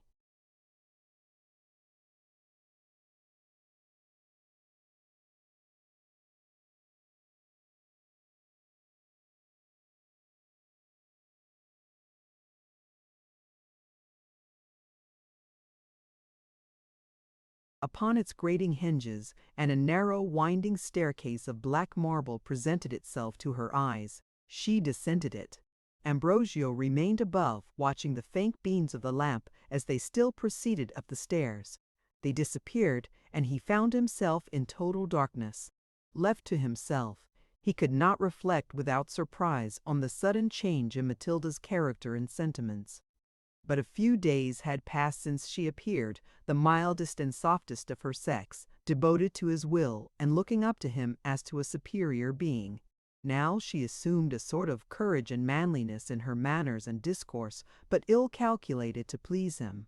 She spoke no longer to insinuate, but command. He found himself unable to cope with her in argument, and was unwillingly obliged to confess the superiority of her judgment.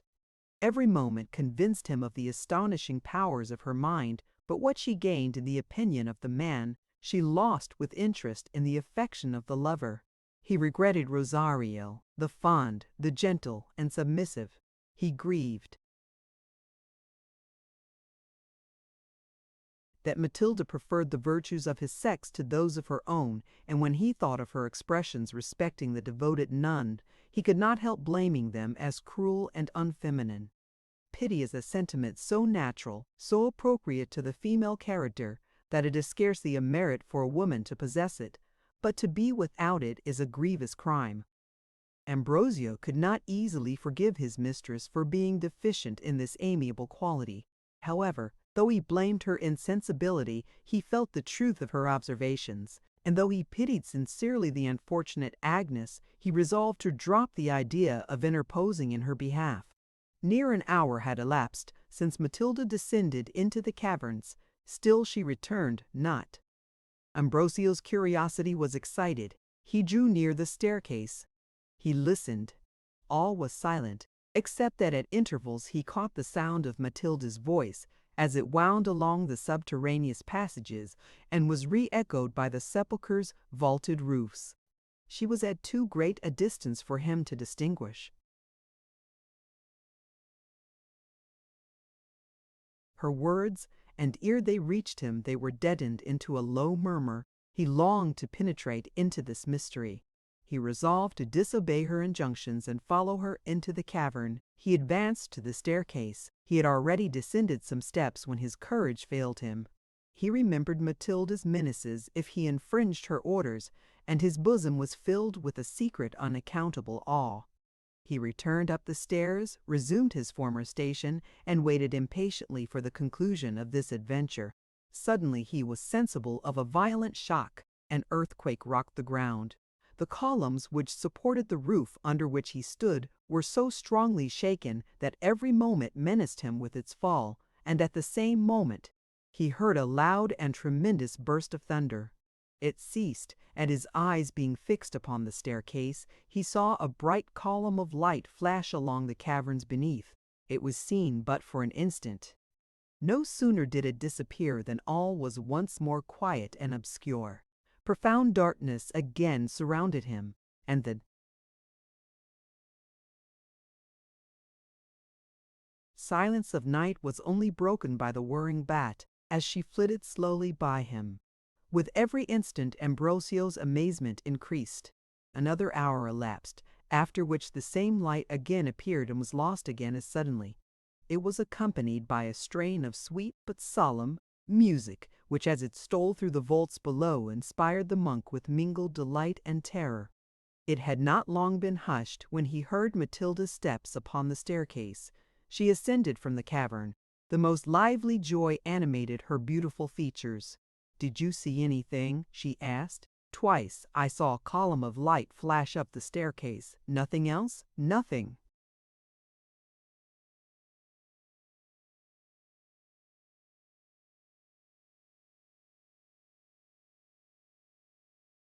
The morning is on the point of breaking. Let us retire to the abbey, lest daylight should betray us.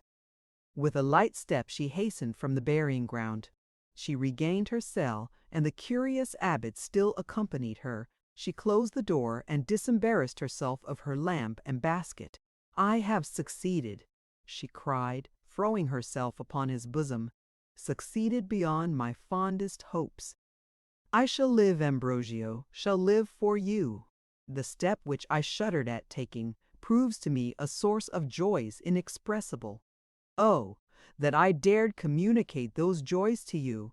Oh, that I were permitted to share with you my power and raise you as high above the level of your sex as one bold deed has exalted me above mine. And what prevents you, Matilda? Interrupted the friar. Why is your business in the cavern made a secret? Do you think me undeserving of your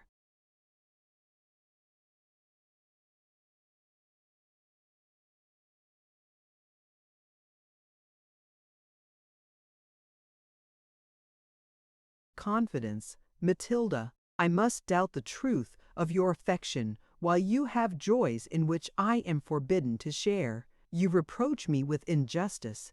I grieve sincerely that I am obliged to conceal from you my happiness, but I am not to blame. The fault lies not in me, but in yourself. My Ambrosio, you are still too much the monk. Your mind is enslaved by the prejudices of education, and superstition might make you shudder at the idea of that which experience has taught me to prize and value. At present you are unfit to be trusted with a secret of such importance, but the strength of your judgment and the curiosity which I rejoice to see sparkling in your eyes makes me hope that you will one day deserve my confidence. Till that period arrives, restrain your impatience. Remember that you have given me your solemn oath never to inquire into this night's adventures. I insist upon your keeping this oath, for though, she added smiling, while she sealed his lips with a wanton kiss, though I forgive your breaking your vows to heaven, I expect you to keep your vows to me. The friar returned the embrace which had set his blood on fire. The luxurious and unbounded excesses of the former night were renewed, and they separated, not till the bell rang for matins. The same pleasures were frequently repeated. The monks rejoiced in the feigned Rosario's unexpected recovery, and none of them suspected his real sex. The abbot possessed his mistress in tranquillity, and perceiving his frailty unsuspected, abandoned himself to his passions in full security. Shame and remorse no longer tormented him. Frequent repetitions made him familiar with sin, and his bosom became proof against the stings of conscience. In these sentiments he was encouraged by Matilda, but she soon was aware that she had satiated her lover by the unbounded freedom of her caresses. Her charms becoming accustomed to him, they ceased to excite the same desires which at first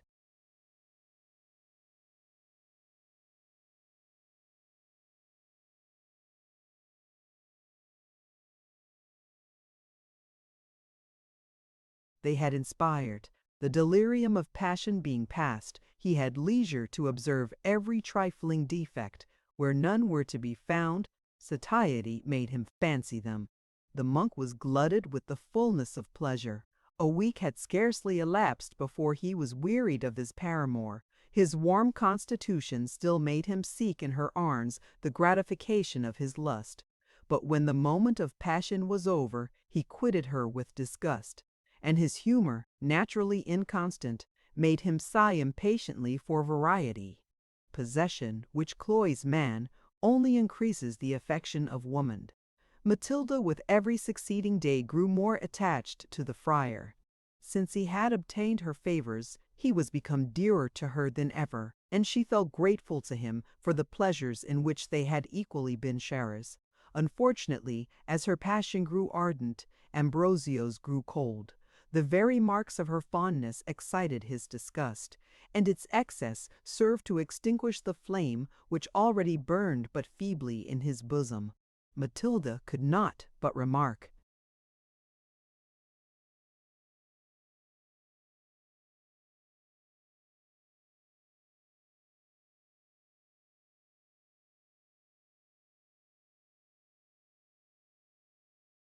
that her society seemed to him daily less agreeable. He was inattentive while she spoke. Her musical talents, which she possessed in perfection, had lost the power of amusing him, or if he deigned to praise them, his compliments were evidently forced and cold. He no longer gazed upon her with affection, or applauded her sentiments with a lover's partiality. This Matilda well perceived, and redoubled her efforts to revive those sentiments which he once had felt. She could not but fail, since he considered as importunities the pains which she took to please him, and was disgusted by the very means which she used to recall the wanderer. Still, however, their illicit commerce continued, but it was clear that he was led to her arms, not by love, but the cravings of brutal appetite. His constitution made a woman necessary to him, and Matilda was the only one with whom he could indulge his passions safely. In spite of her beauty, he gazed upon every other female with more desire, but fearing that his hypocrisy should be made public, he confined his inclinations to his own breast.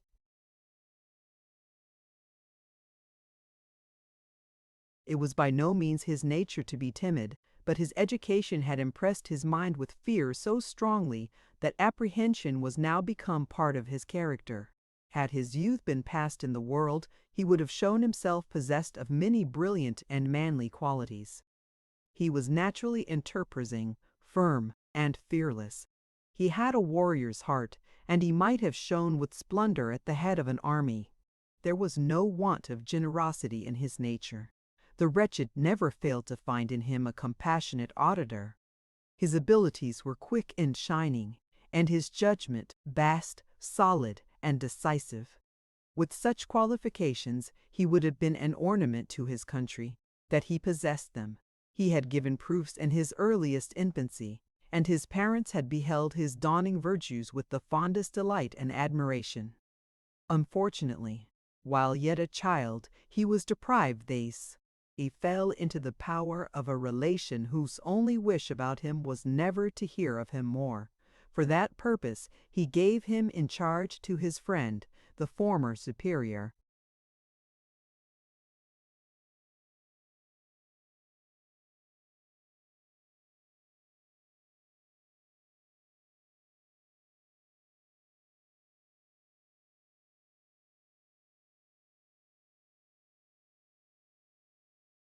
Of the Capuchins, the abbot, a very monk, used all his endeavors to persuade the boy that happiness existed not without the walls of a convent. He succeeded fully.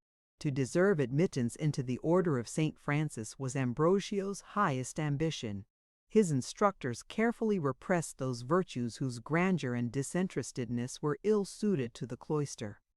Instead of universal benevolence, he adopted a selfish partiality for his own particular establishment. He was taught to consider compassion for the errors of others as a crime of the blackest dye. The noble frankness of his temper was exchanged for servile humility, and in order to break his natural spirit, the monks terrified his young mind by placing before him all the horrors with which superstition could furnish them. They painted to him the torments of the damned, in colors the most dark, terrible, and fantastic. No wonder that his imagination, constantly dwelling upon these fearful objects, should have rendered his character timid and apprehensive. Add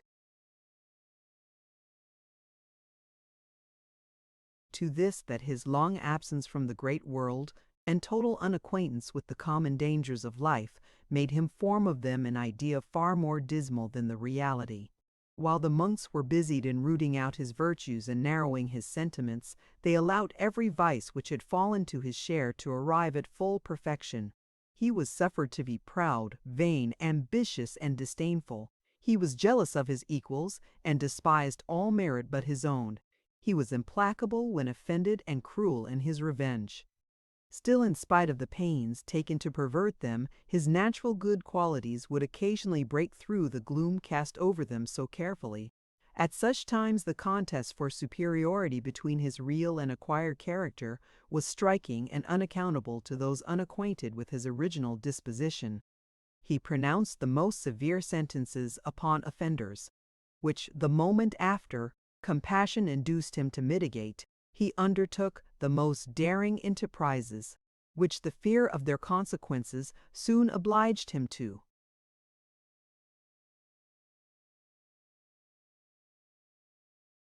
Abandon his inborn genius darted a brilliant light upon subjects the most obscure, and almost instantaneously his superstition replunged them in darkness more profound than that from which they had just been rescued. His brother monks, regarding him as a superior being, remarked not this contradiction in their idol's conduct. They were persuaded that what he did must be right, and supposed him to have good reasons for changing his resolutions. The fact was that the different sentiments with which education and nature had inspired him were combating in his bosom. It remained for his passions, which as yet no opportunity had called into play, to decide the victory. Unfortunately, his passions were the very worst judges to whom he could possibly have applied.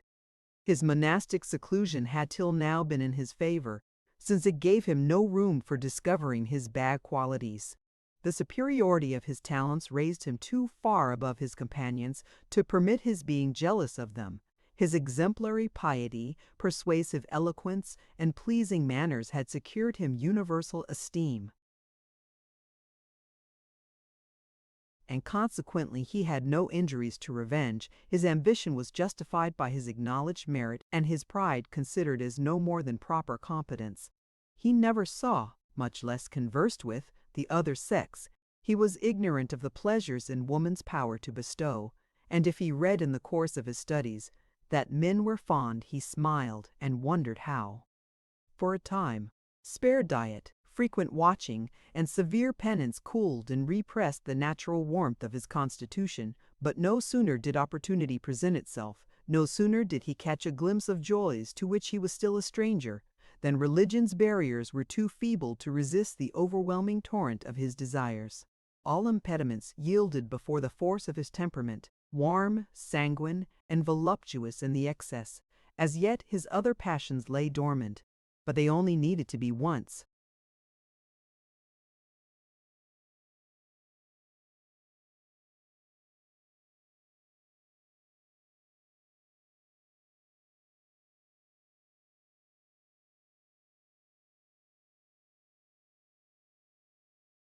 Awakened to display themselves with violence as great and irresistible. He continued to be the admiration of Madrid.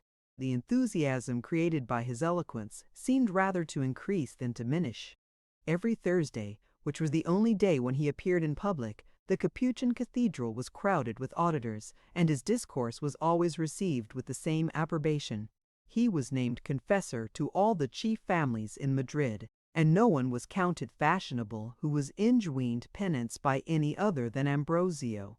In his resolution of never stirring out of his convent, he still persisted. This circumstance created a still greater opinion of his sanctity and self-denial.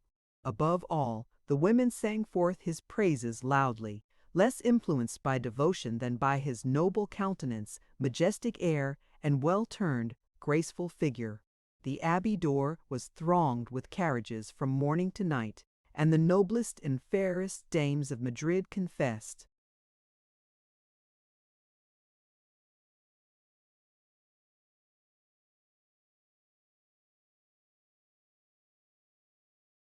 To the abbot, their secret peccadillos. The eyes of the luxurious friar devoured their charms. Had his penitents consulted those interpreters, he would have needed no other means of expressing his desires. For his misfortune, they were so strongly persuaded of his continence that the possibility of his harboring indecent thoughts never once entered their imaginations. The climate's heat, 'tis well known, operates with no small influence upon the constitutions of the Spanish ladies, but the most abandoned would have thought it an easier task to inspire with passion the marble statue of St. Francis than the cold and rigid heart of the immaculate Ambrosio. On his part, the friar was little acquainted with the depravity of the world. He suspected not that but few of his penitents would have rejected his addresses. Yet had he been better instructed on this head, the danger attending such an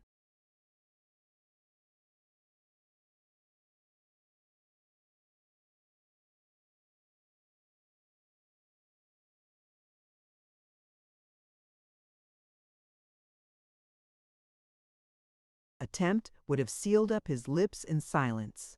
He knew that it would be difficult for a woman to keep a secret so strange and so important as his frailty, and he even trembled lest Matilda should betray him.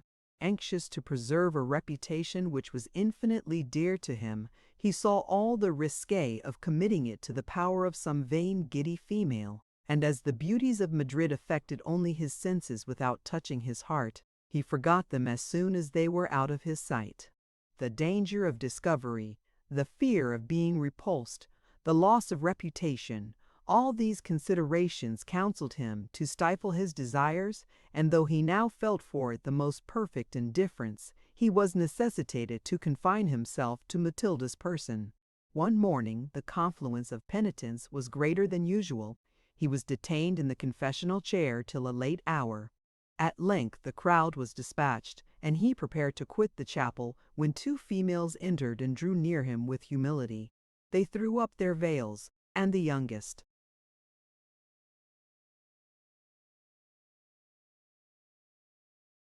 entreated him to listen to her for a few moments. The melody of her voice, of that voice to which no man ever listened without interest, immediately caught Ambrosio's attention. He stopped. The petitioner seemed bowed down with affliction. Her cheeks were pale, her eyes dimmed with tears, and her hair fell in disorder over her face and bosom. Still her countenance was so sweet, so innocent, so heavenly, as might have charmed an heart less susceptible than that which panted in the abbot's breast.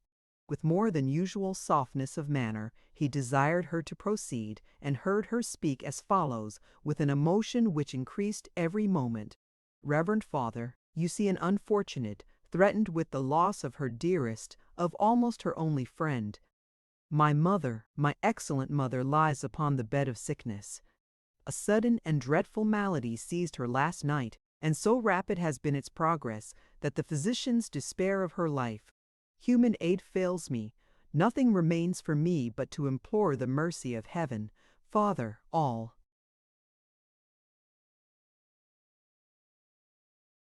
Madrid rings with the report of your piety and virtue. Deign to remember my mother in your prayers. Perhaps they may prevail on the Almighty to spare her.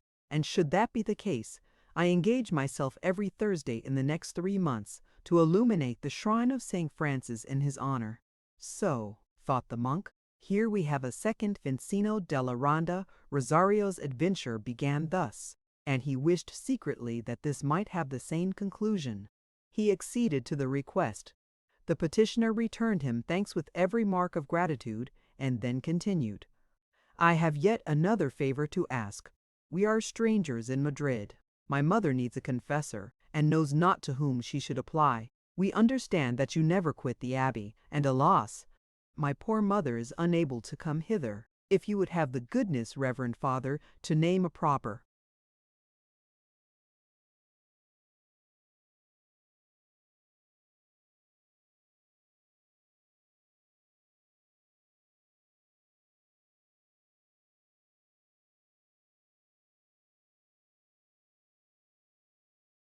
person whose wise and pious consolations may soften the agonies of my parents' deathbed, you will confer an everlasting favor upon hearts not ungrateful."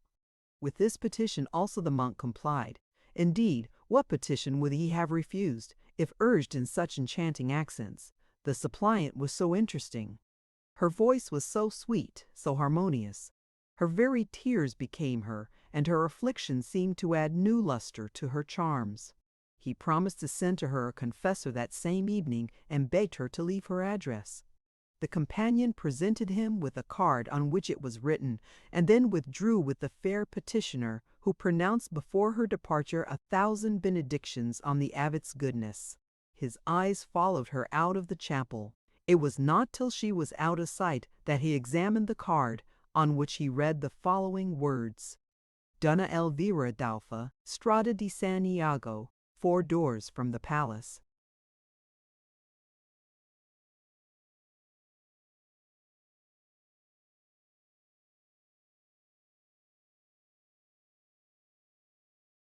De Albornoz. The suppliant was no other than Antonia, and Leonela was her companion. The latter had not consented without difficulty to accompany her niece to the abbey. Ambrosio had inspired her with such awe that she trembled at the very sight of him.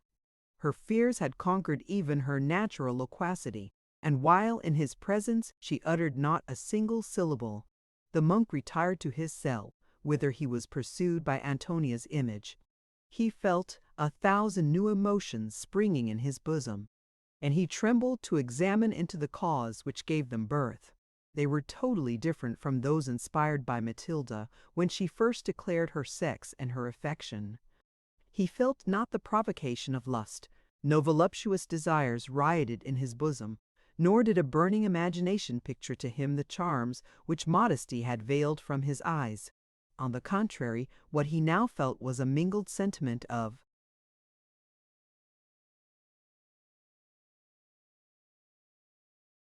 tenderness, admiration, and respect.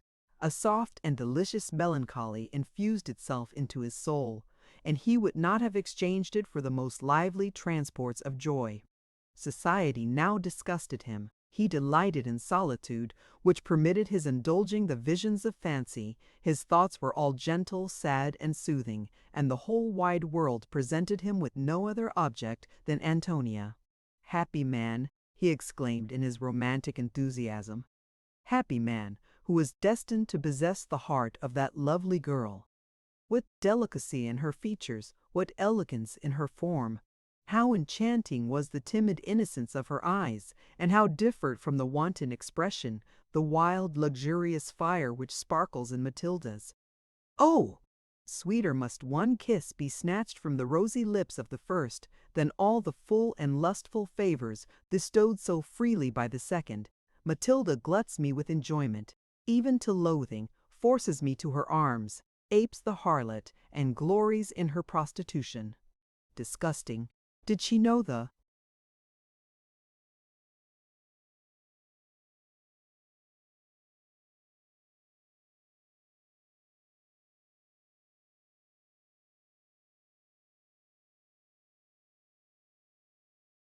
inexpressible charm of modesty? How irresistibly it enthralls the heart of man, how firmly it chains him to the throne of beauty. She never would have thrown it off. What would be too dear a price for this lovely girl's affections? What would I refuse to sacrifice? Could I be released from my vows and permitted to declare my love in the sight of earth and heaven? While I strove to inspire her with tenderness, with friendship and esteem, how tranquil and undisturbed would the hours roll away. Gracious God! To see her blue downcast eyes beam upon mine with timid fondness, to sit for days, for years, listening to that gentle voice, to acquire the right of obliging her, and hear the artless expressions of her gratitude, to watch the emotions of her spotless heart, to encourage each dawning virtue, to share in her joy when happy, to kiss away her tears when distressed, and to see her fly to my arms for comfort and support. Yes, if there is perfect bliss on earth, 'tis his lot alone who becomes that angel's husband. While his fancy coined these ideas, he paced his cell with a disordered air. His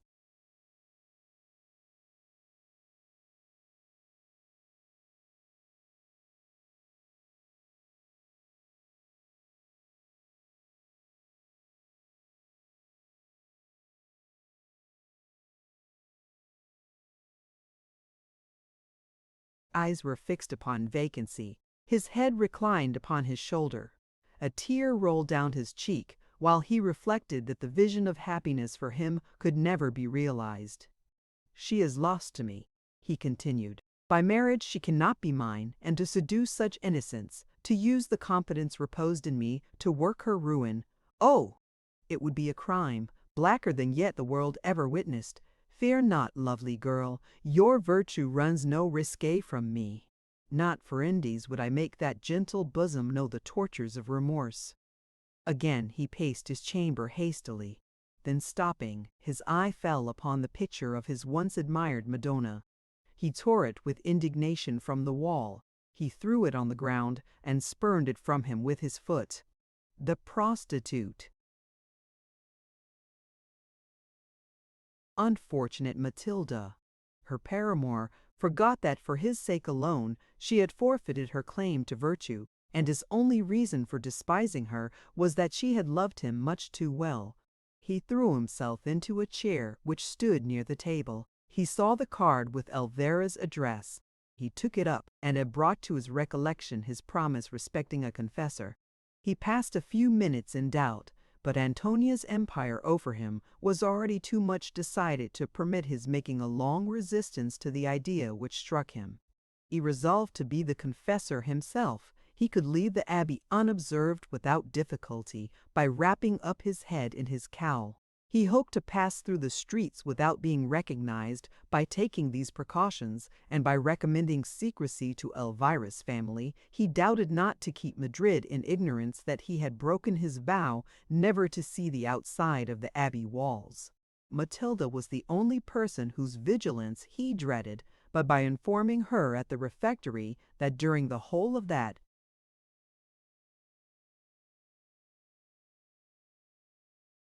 day business would confine him to his cell, he thought himself secure from her wakeful jealousy. Accordingly, at the hours when the Spaniards are generally taking their siesta, he ventured to quit the abbey by a private door, the key of which was in his possession. The cowl of his habit was thrown over his face. From the heat of the weather, the streets were almost totally deserted. The monk met with few people, found the Strada di San Iago, and arrived without accident at Donna Elvira's door. He rang, was admitted, and immediately ushered into an upper apartment. It was here that he ran the greatest risk of a discovery. Had Leonela been at home, she would have recognized him directly. Her communicative disposition would never have permitted her to rest till all Madrid was informed that Ambrosio had ventured out of the abbey and visited her sister. Fortune here stood the monk's friend. On Leonela's return home, she found a letter instructing her that a cousin was just dead, who had left what little he possessed.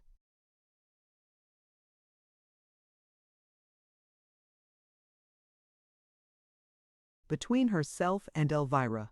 To secure this bequest, she was obliged to set out for Cordova without losing a moment. Amidst all her foibles, her heart was truly warm and affectionate, and she was unwilling to quit her sister in so dangerous a state.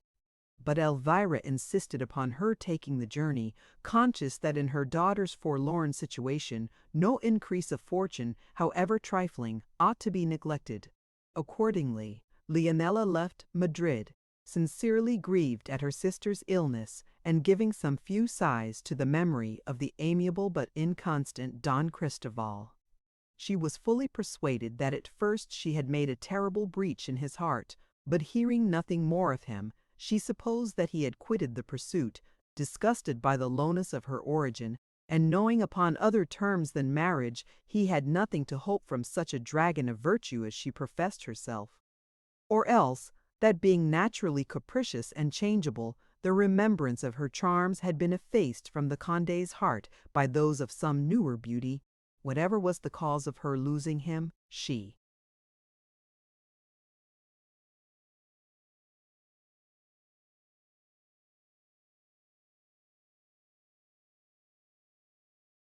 lamented it sorely. She strove in vain, as she assured everybody who was kind enough to listen to her, to tear his image from her too susceptible heart. She affected the airs of a lovesick virgin and carried them all to the most ridiculous excess. She heaved lamentable sighs, walked with her arms folded, uttered long soliloquies, and her discourse generally turned upon some forsaken maid who expired of a broken heart. Her fiery locks were always ornamented with a garland of willow. Every evening she was seen straying upon the banks of a rivulet by moonlight, and she declared herself a violent admirer of murmuring streams and nightingales, of lonely haunts and twilight groves, places which pale passion loves. Such was the state of Leonela's mind when obliged to quit Madrid. Elvira was out of patience at all these follies, and endeavored at persuading her to act like a reasonable woman. Her advice was thrown away. Leonela assured her at parting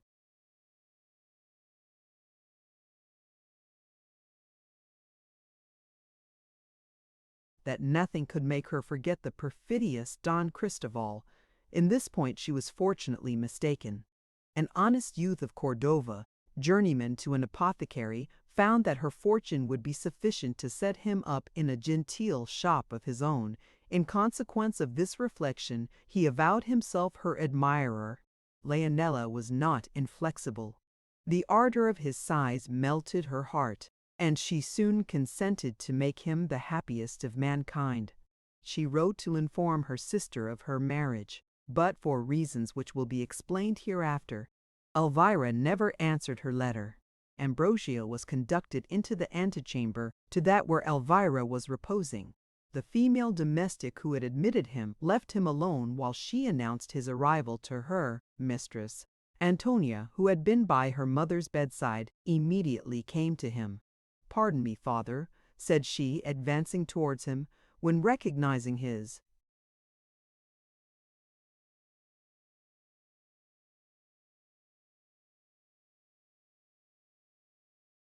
features, she stopped suddenly and uttered a cry of joy. "Is it possible?" she continued. "Do not my eyes deceive me? Has the worthy Ambrosio broken through his resolution that he may soften the agonies of the best of women? What pleasure will this visit give my mother? Let me not delay for a moment the comfort which your piety and wisdom will afford her." Thus saying, she opened the chamber door, presented to her mother her distinguished visitor, and having placed an armchair by the side of the bed, withdrew into another department. Elvira was highly gratified by this visit. Her expectations had been raised high by general report, but she found them far exceeded.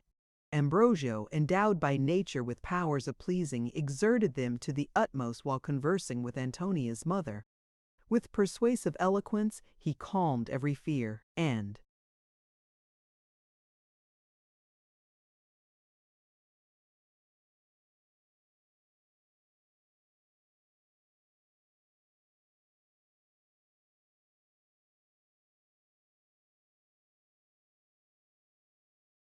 dissipated every scruple. He bade her reflect on the infinite mercy of her judge, despoiled death of his darts and terrors, and taught her to view without shrinking the abyss of eternity on whose brink she then stood.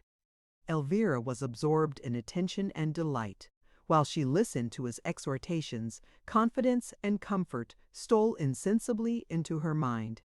She unbosomed to him without hesitation her cares and apprehensions.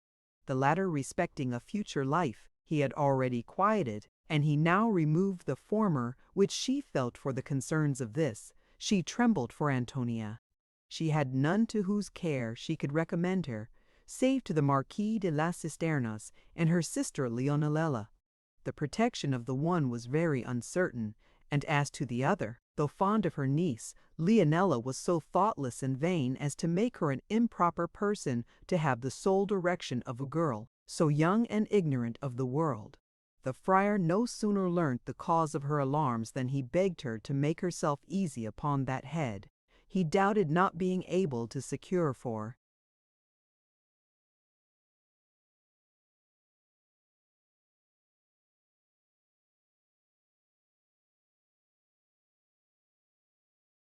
Antonia a safe refuge in the house of one of his penitents, the Marchioness of Villafranca.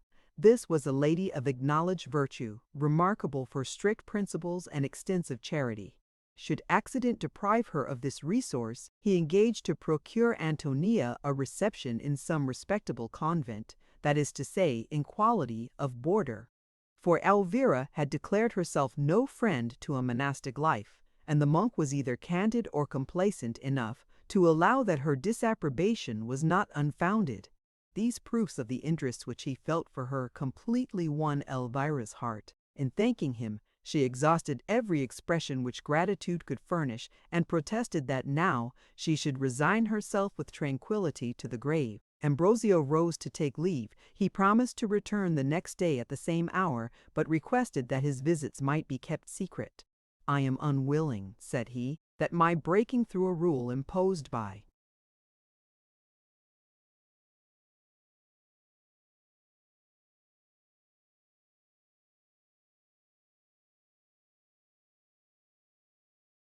necessity should be generally known. Had I not resolved never to quit my convent, Except upon circumstances as urgent as that which has conducted me to your door, I should be frequently summoned upon insignificant occasions. That time would be engrossed by the curious, the unoccupied, and the fanciful, which I now pass at the bedside of the sick, in comforting the expiring penitent and clearing the passage to eternity from thorns. Elvira commended equally his prudence and compassion, promising to conceal carefully the honor of his visits. The monk then gave her his benediction and retired from the chamber. In the anteroom he found Antonia. He could not refuse himself the pleasure of passing a few moments in her society. He bade her take comfort, for that her mother seemed composed and tranquil, and he hoped that she might yet do well. He inquired who attended her, and engaged to send the physician of his.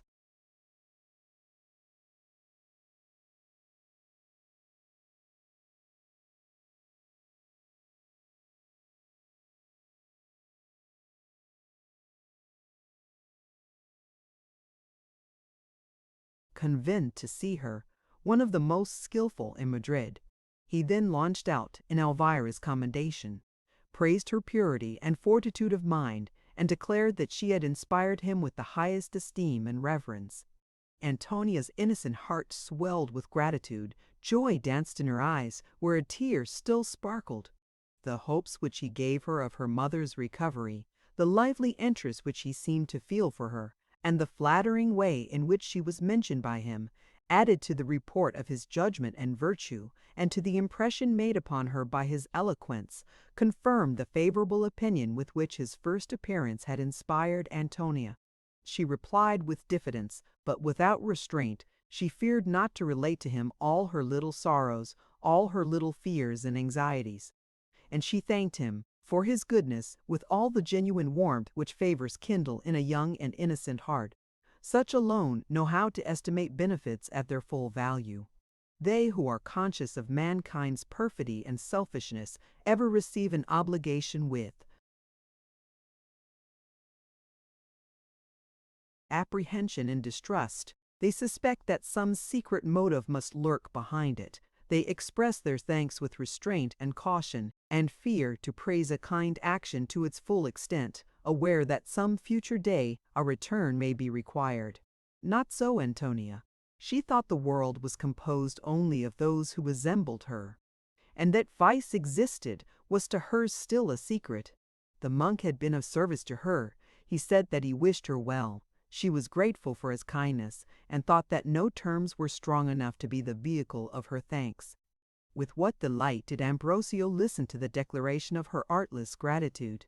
The natural grace of her manners, the unequaled sweetness of her voice, her modest vivacity, her unstudied elegance, her expressive countenance, and intelligent eyes united to inspire him with pleasure and admiration, while the solidity and correctness of her remarks received additional beauty from the unaffected simplicity of the language in which they were conveyed.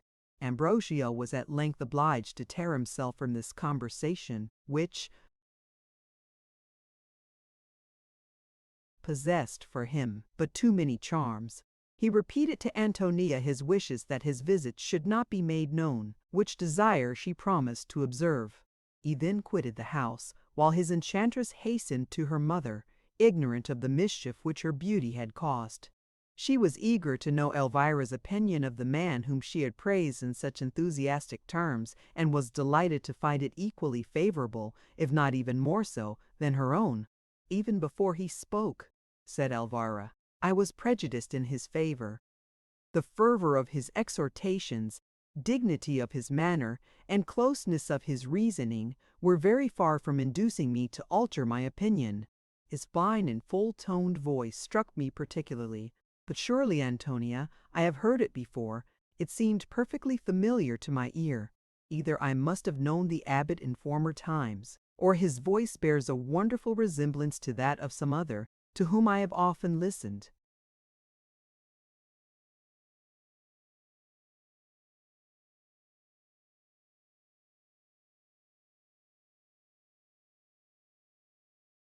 There were certain tones which touched my very heart, and made me feel sensations so singular that I strive in vain to account for them.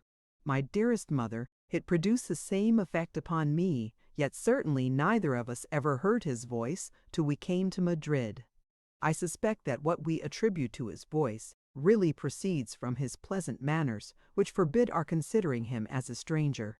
I know not why, but I feel more at my ease while conversing with him than I usually do with people who are unknown to me.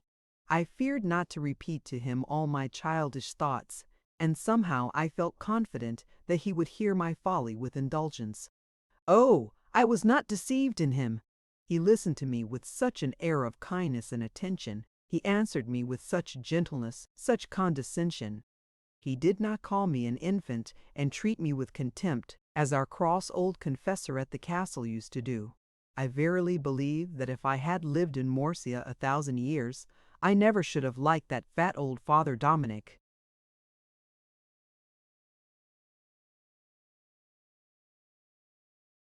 I confess that Father Dominic had not the most pleasing manners in the world, but he was honest, friendly, and well-meaning. Ah, my dear mother, those qualities are so common.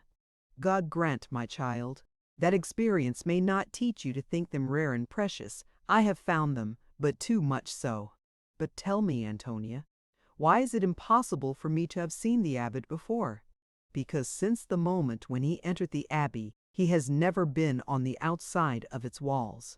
He told me just now that from his ignorance of the streets he had some difficulty to find the Strada di San Iago, though so near the abbey. All this is possible, and still I may have seen him before he entered the abbey. In order to come out, it was rather necessary that he should first go in.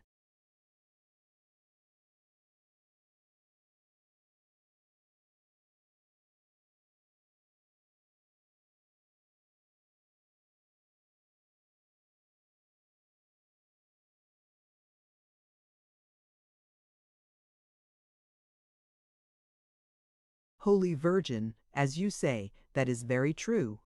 Oh, but might he not have been born in the abbey? Elvira smiled. Why, not very easily. Stay, stay, now I recollect how it was. He was put into the abbey quite a child. The common people say that he fell from heaven and was sent as a present to the Capuchins by the Virgin. That was very kind of her. And so he fell from heaven, Antonia? He must have had a terrible tumble. Many do not credit this, and I fancy, my dear mother, that I must number you among the unbelievers. Indeed, as our landlady told my aunt, the general idea is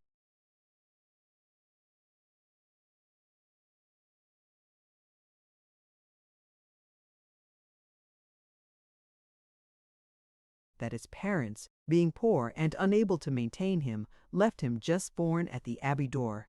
The late superior from pure charity had him educated in the convent, and he proved to be a model of virtue and piety and learning, and I know not what else besides. In consequence, he was first received as a brother of the order, and not long ago was chosen abbot.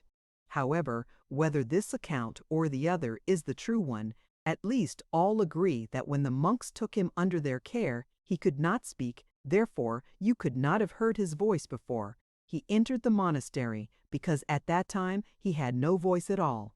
Upon my word, Antonia, you argue very closely. Your conclusions are infallible. I did not suspect you of being so able a logician. Ah, you are mocking me! But so much the better. It delights me to see you in spirits. Besides, you seem tranquil and easy, and I hope that you will have no more convulsions. Oh, I was sure the abbot's visit would do you good.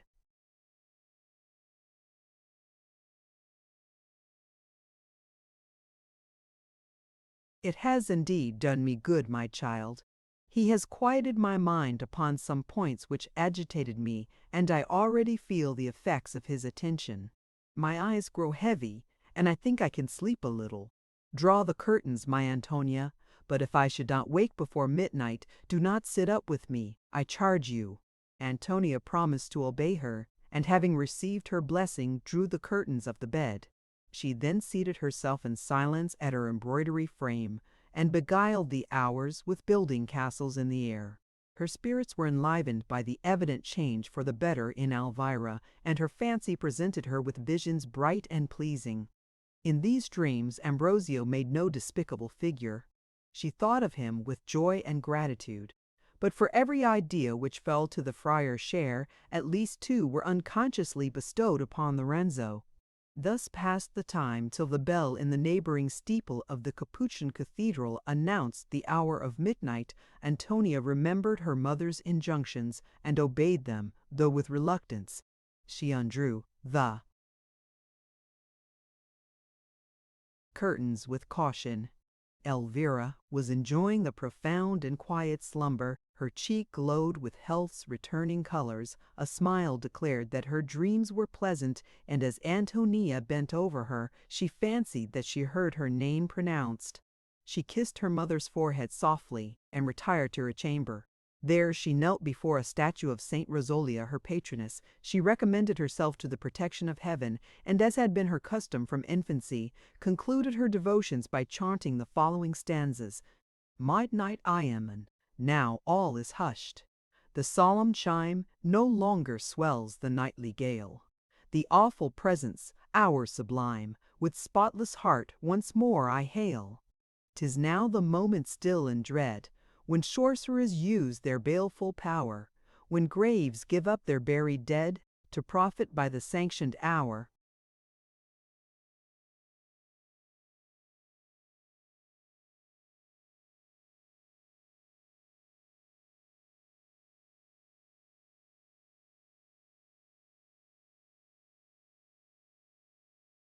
From guilt and guilty thoughts secure, to duty and devotion true, with bosom light and conscience pure, repose, thy gentle aid I woo.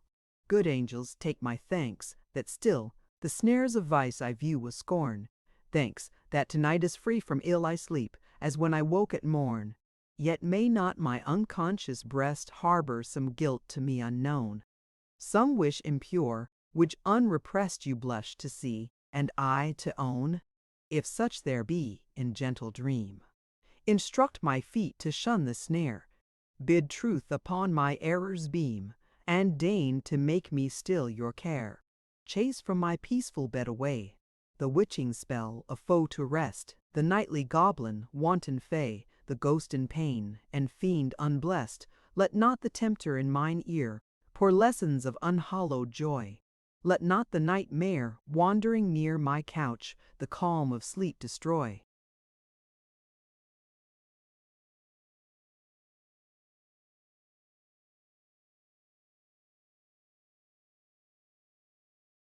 Let not some horrid dream affright with strange fantastic forms mine eyes, but rather bid some vision bright display the bliss of yonder skies.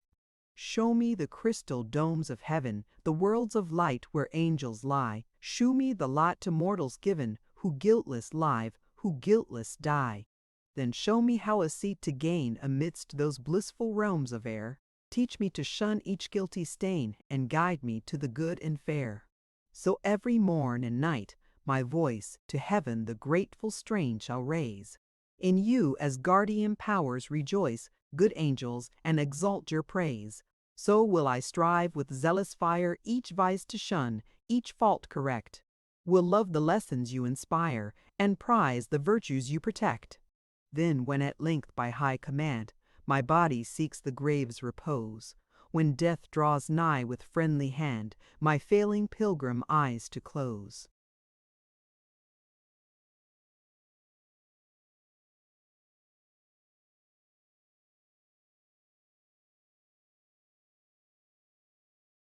Pleased that my soul has scaped the wreck, sightless will I my life resign, and yield to God my spirit back, as pure as when it first was mine. Having finished her usual devotions, Antonia retired to bed.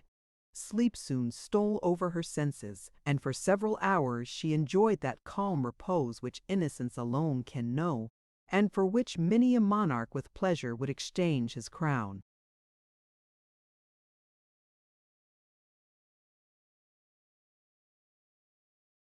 Chapter 7. Lets fall a supernumerary horror, and only serves to make thy night more irksome. Blair returned undiscovered to the abbey. Ambrosio's mind was filled with the most pleasing images. He was willfully blind to the danger of exposing himself to Antonia's charms. He only remembered the pleasure which her society had afforded him, and rejoiced in the prospect of that pleasure being repeated. He failed not to profit by Elvira's indisposition to obtain a sight of her daughter every day. At first he bounded his wishes to inspire Antonia with friendship, but no sooner was he convinced that she felt that sentiment in its fullest extent than his aim became more decided and his attentions assumed a warmer color. The innocent familiarity with which she treated him encouraged his desires. Grown used to her modesty, it no longer commanded the same respect and awe.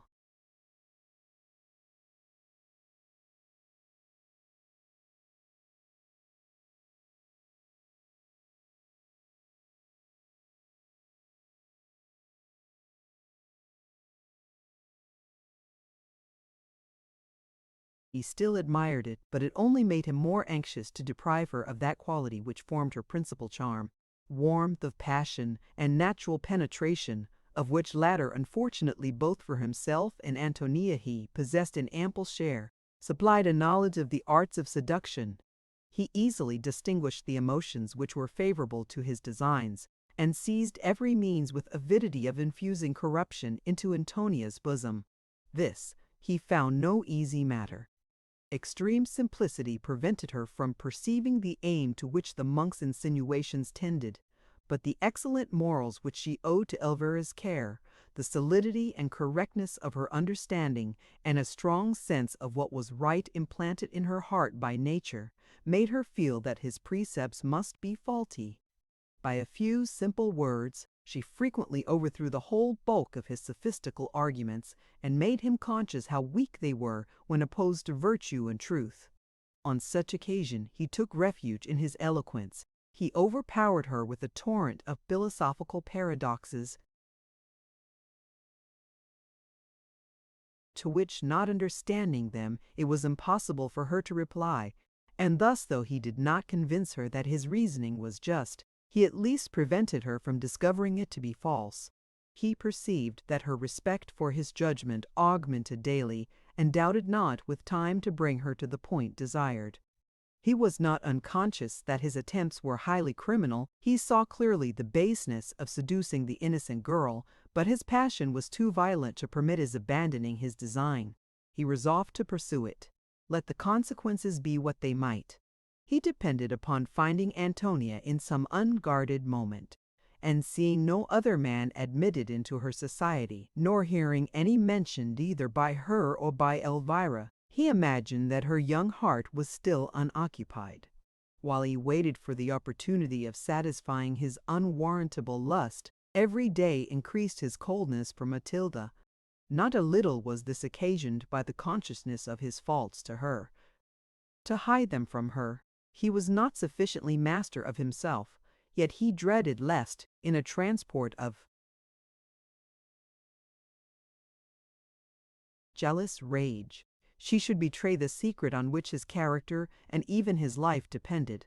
Matilda could not but remark his indifference. He was conscious that she remarked it, and fearing her reproaches, shunned her studiously. Yet when he could not avoid her, her mildness might have convinced him that he had nothing to dread from her resentment. She had resumed the character of the gentle, interesting Rosario. She taxed him not with ingratitude, but her eyes filled with involuntary tears, and the soft melancholy of her countenance and voice uttered complaints far more touching than words could have conveyed.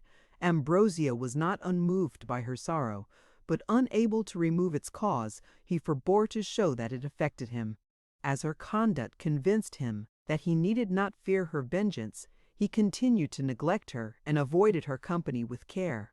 Matilda saw that she in vain attempted to regain his affections, yet she stifled the impulse of resentment and continued to treat her inconstant lover with her former fondness and attention.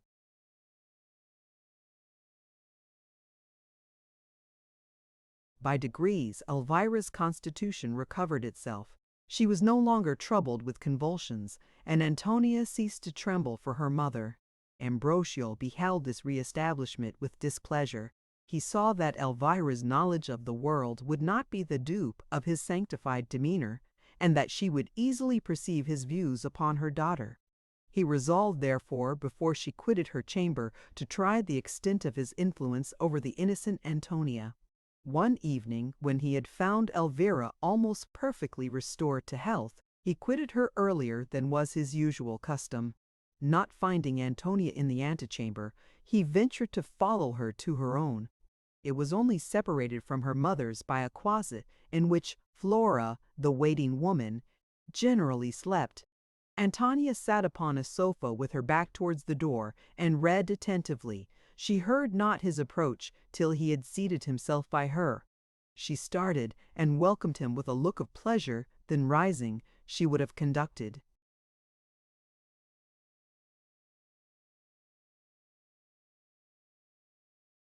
him to the sitting-room, but Ambrosio, taking her hand, obliged her by gentle violence to resume her place.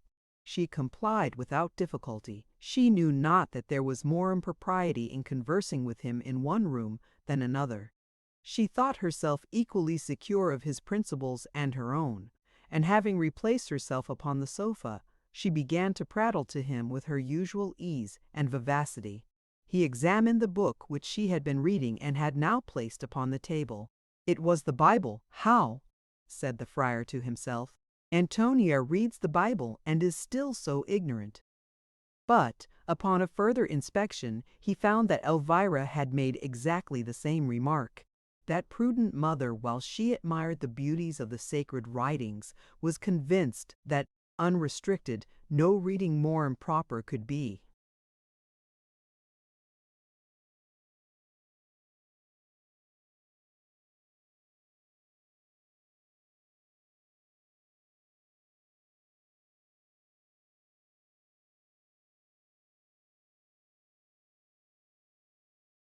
Permitted a young woman.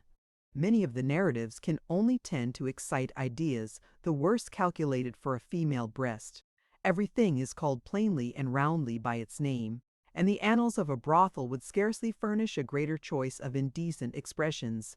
Yet this is the book which young women are recommended to study, which is put into the hands of children able to comprehend little more than those passages of which they had better remain ignorant, and which but too frequently inculcates the first rudiments of vice and gives the first alarm to the still sleeping passions. Of this was Elvira so fully convinced that she would have preferred putting into her daughter's hands Amadis de Gaul or the valiant champion Tirante the White, and would sooner have authorized her studying the lewd exploits of Don Galarar or the lascivious jokes of the damsel-placer Dimelvida. She had in consequence made two resolutions respecting the Bible. The first was that Antonia should not read it till she was of an age to feel its beauties and profit by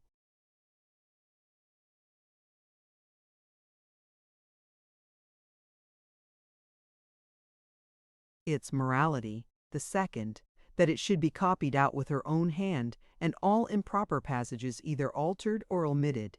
She had adhered to this determination, and such was the Bible which Antonia was reading. It had been lately delivered to her, and she perused it with an avidity, with a delight that was inexpressible.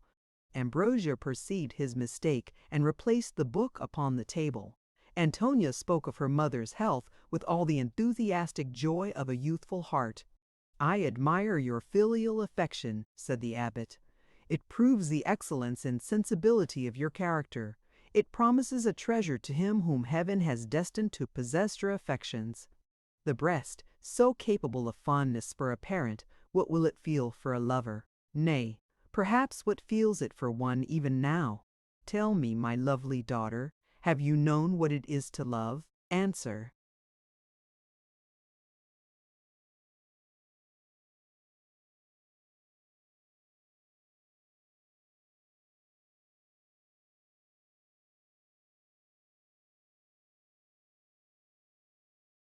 Me with sincerity, forget my habit, and consider me only as a friend. "What it is to love?" said she, repeating his question. "Oh, yes, undoubtedly. I have loved many, many people. That is not what I mean. The love of which I speak can be felt only for one. Have you never seen the man whom you wish to be your husband?" "Oh, no indeed!" This was an untruth, but she was unconscious of its falsehood. She knew not the nature of her sentiments for Lorenzo, and never having seen him since his first visit to Elvira, with every day his image grew less feebly impressed upon her bosom. Besides, she thought of an husband with all a virgin's terror, and negated the friar's demand without a moment's hesitation. "And do you not long to see that man, Antonia? Do you feel no void in your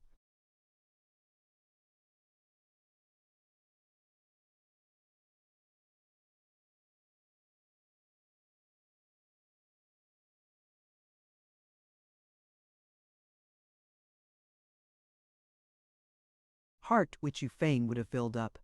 Do you heave no sighs for the absence of someone dear to you, but who that someone is you know not? Perceive you not that what formerly could please has charms for you no longer? That a thousand new wishes, new ideas, new sensations have sprang in your bosom, only to be felt, never to be described? Or while you fill every other heart with passion, is it possible that your own remains insensible and cold? It cannot be. That melting eye, that blushing cheek, that enchanting voluptuous melancholy which, at times, overspreads your features, all these marks belie your words. You love Antonia, and in vain would hide it from me. Father, you amaze me. What is this love of which you speak? I neither know its nature, nor if I felt it, why I should conceal the sentiment. Have you seen no man, Antonia, whom, though never seen before, you seemed long to have sought, whose form, though a stranger's, was familiar to your eyes?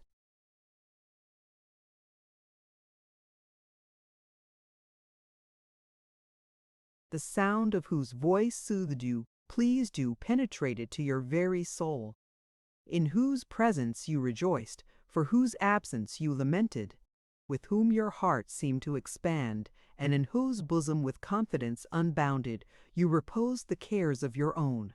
Have you not felt all this, Antonia? Certainly I have. The first time that I saw you, I felt it. Ambrosio started. Scarcely dared he credit his hearing. Me, Antonia? He cried, his eyes sparkling with delight and impatience while he seized her hand and pressed it rapturously to his lips. Me, Antonia? You felt these sentiments for me, even with more strength than you have described. The very moment that I beheld you, I felt so pleased, so interested. I waited so eagerly to catch the sound.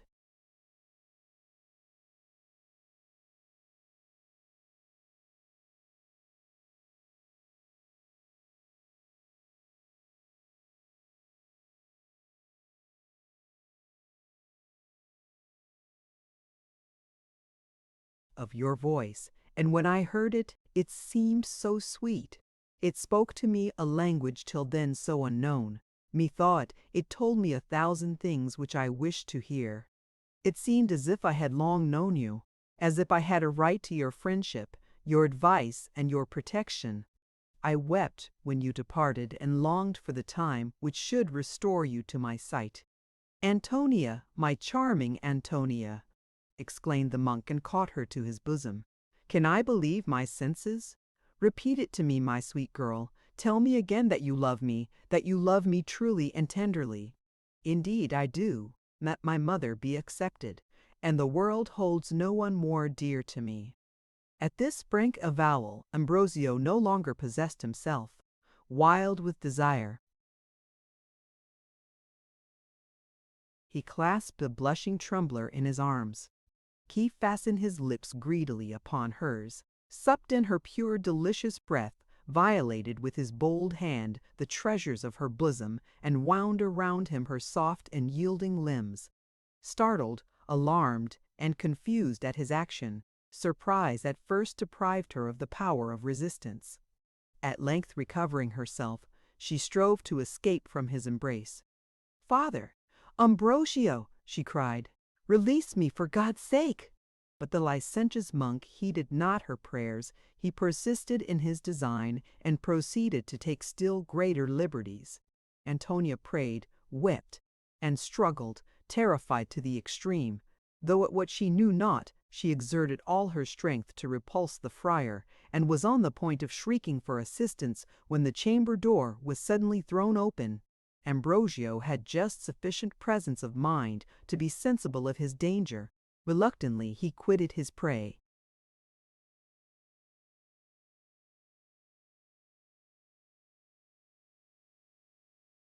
and started hastily from the couch. Antonia uttered an exclamation of joy, flew towards the door, and found herself clasped in the arms of her mother. Alarmed at some of the abbot's speeches which Antonia had innocently repeated, Elvira resolved to ascertain the truth of her suspicions. She had known enough of mankind not to be imposed upon by the monk's reputed virtue. She reflected on several circumstances which, though trifling, on being put together, seemed to authorize her fears.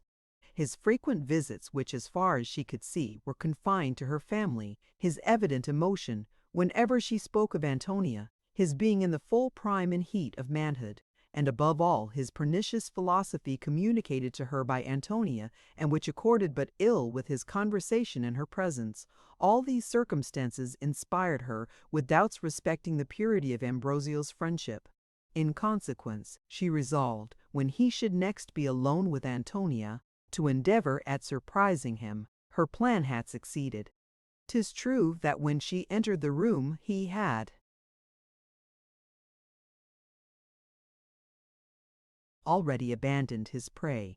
But the disorder of her daughter's dress and the shame and confusion stamped upon the friar's countenance sufficed to prove that her suspicions were but too well founded. However, she was too prudent to make those suspicions known. She judged that to unmask the impostor would be no easy matter, the public being so much prejudiced in his favor, and having but few friends. She thought it dangerous to make herself so powerful an enemy.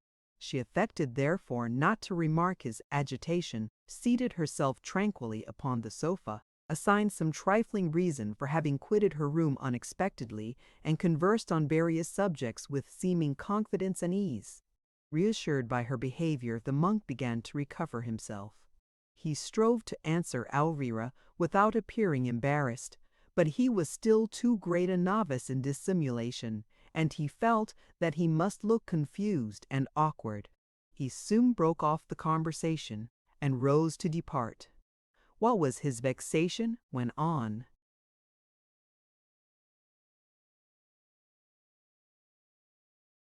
taking leave, Elvira told him in polite terms that being now perfectly re-established, she thought it an injustice to deprive others of his company who might be more in need of it. She assured him of her eternal gratitude for the benefit which during her illness she had derived from his society and exhortations, and she lamented that her domestic affairs, as well as the multitude of business which his situation must of necessity impose upon him, would in future deprive her of the pleasure of his visits. Though delivered in the mildest language, this hint was too plain to be mistaken. Still, he was preparing to put in a remonstrance when an expressive look from Elvira stopped him short. He dared not press her to receive him, for her manner convinced him that he was discovered. He submitted without reply, took an hasty leave, and retired to the abbey, his heart filled with rage and shame, with bitterness and disappointment. Antonia's mind felt relieved by his departure, yet she could not help lamenting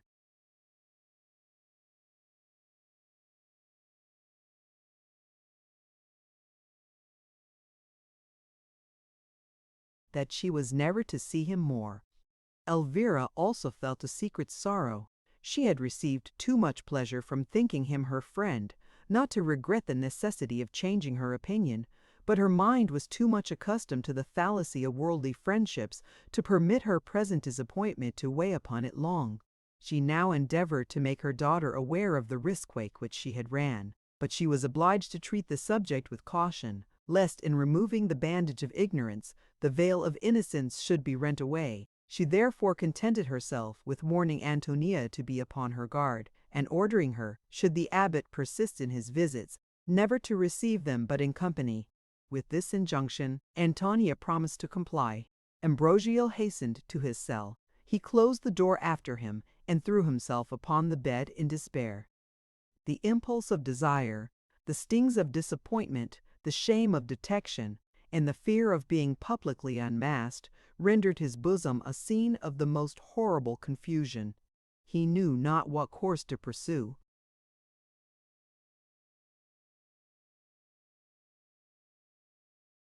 Debarred the presence of Antonia, he had no hopes of satisfying that passion which was now become a part of his existence.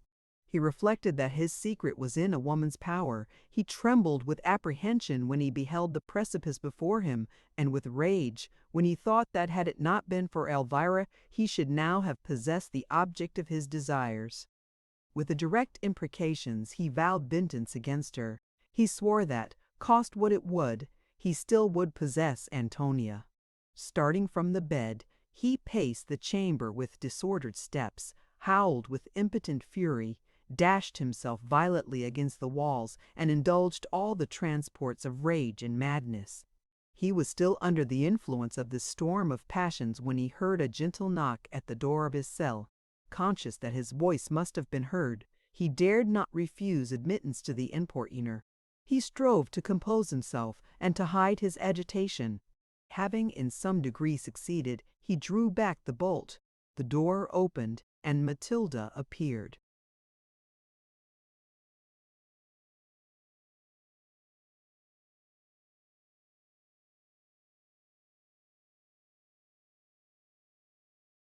At this precise moment, there was no one with whose presence he could better have dispensed. He had not sufficient command over himself to conceal his vexation. He started back and frowned. "I am busy," said he in a stern and hasty tone. "Leave me." Matilda heeded him not. She again fastened the door, and then advanced towards him with an air gentle and supplicating. "Forgive me, Ambrosio," said she. "For your own sake I must not obey you. Fear no complaints from me. I come not to reproach you with your ingratitude. I pardon you from my heart, and since your love can no longer be mine, I request the next best gift, your confidence and friendship. We cannot force our inclinations. The little beauty which you once saw in me has perished with its novelty, and if it can no longer excite desire, mine is the fault, not yours. But why persist in shunning me? Why such anxiety to fly my presence? You have sorrows.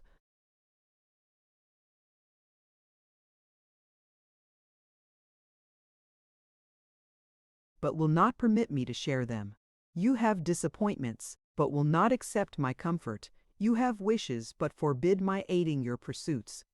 'Tis of this which I complain, not of your indifference to my person. I have given up the claims of the mistress, but nothing shall prevail on me to give up those of the friend." Her mildness had an instantaneous effect upon Ambrosio's feelings. "Generous Matilda," he replied, taking her hand, "how far do you rise superior to the foibles of your sex? Yes, I accept your offer. I have need of an adviser and a confidant. In you I find every needful quality united, but to aid my pursuits, ah, Matilda, it lies not in your power. It lies in no one's power but mine. Ambrosio, your secret is none to me. Your every step, your every action has been observed by my attentive eye. You love."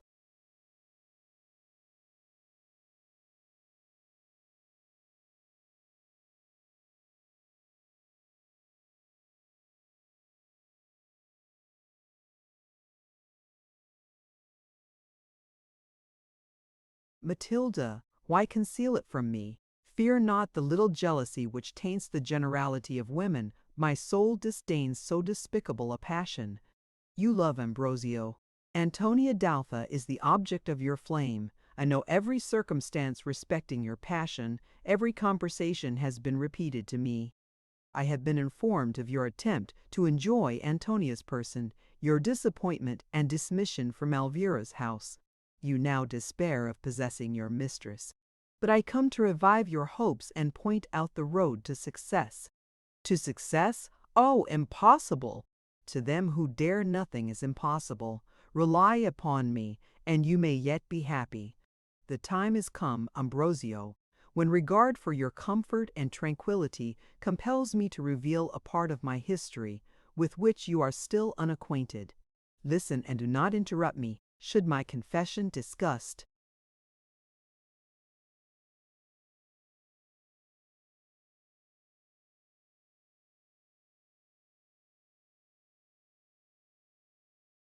You remember that in making it my sole aim is to satisfy your wishes and restore that peace to your heart which at present has abandoned it. I formerly mentioned that my guardian was a man of uncommon knowledge. He took pains to instill that knowledge into my infant mind. Among the various sciences which curiosity had induced him to explore, he neglected not that which by most is esteemed impious, and by many chimerical. I speak of those arts which relate to the world of spirits. His deep researches into causes and effects, his unwearied application to the study of natural philosophy, his profound and unlimited knowledge of the properties and virtues of every gem which enriches the deep, of every herb which the earth produces, at length procured him the distinction which he had sought so long, so earnestly. His curiosity was fully slaked, his ambition amply gratified. He gave laws to the elements, he could reverse the order of nature. His eye read the mandates of futurity, and the infernal spirits were submissive to his commands. Why shrink you from me? I understand that inquiring look, your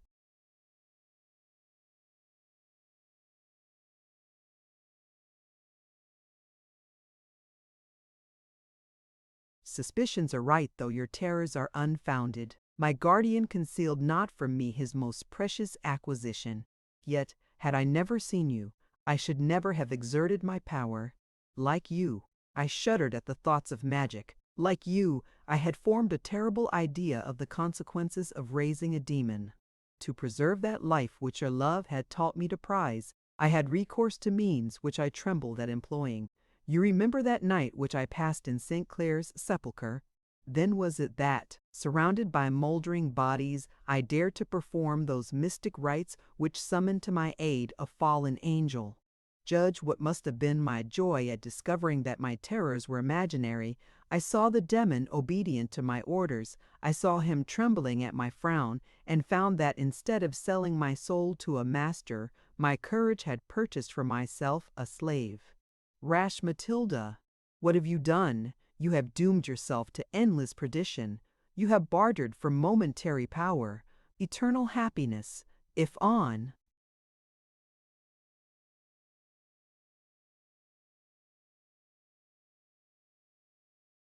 witchcraft depends the fruition of my desires. I renounce your aid most absolutely. The consequences are too horrible. I dote upon Antonia, but am not so blinded by lust as to sacrifice for her enjoyment my existence both in this world and the next. Ridiculous prejudices. Oh, blush, Ambrosio, blush at being subjected to their dominion. Where's the risque of accepting my offers? What should induce my persuading you to this step, except the wish of restoring you to happiness and quiet? If there is danger, it must fall upon me. It is I who invoke the ministry of the spirits. Mine, therefore, will be the crime, and yours the profit. But danger there is none. The enemy of mankind is my slave, not my sovereign. Is there no difference between giving and receiving laws, between serving and commanding? Awake from your idle dreams, Ambrosio. Throw from you these terrors so ill-suited to a soul like yours. Leave them for common men, and dare to be happy. Accompany me this night to St. Clare's sepulchre. Witness my incantations and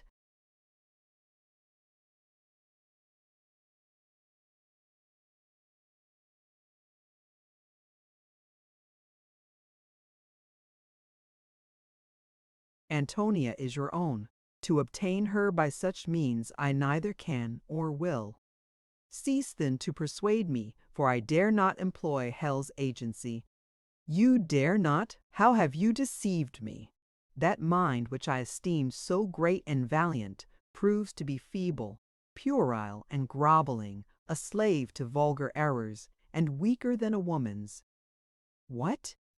Though conscious of the danger, wilfully shall I expose myself to the Zechuser's arts. Shall I renounce forever my title to salvation?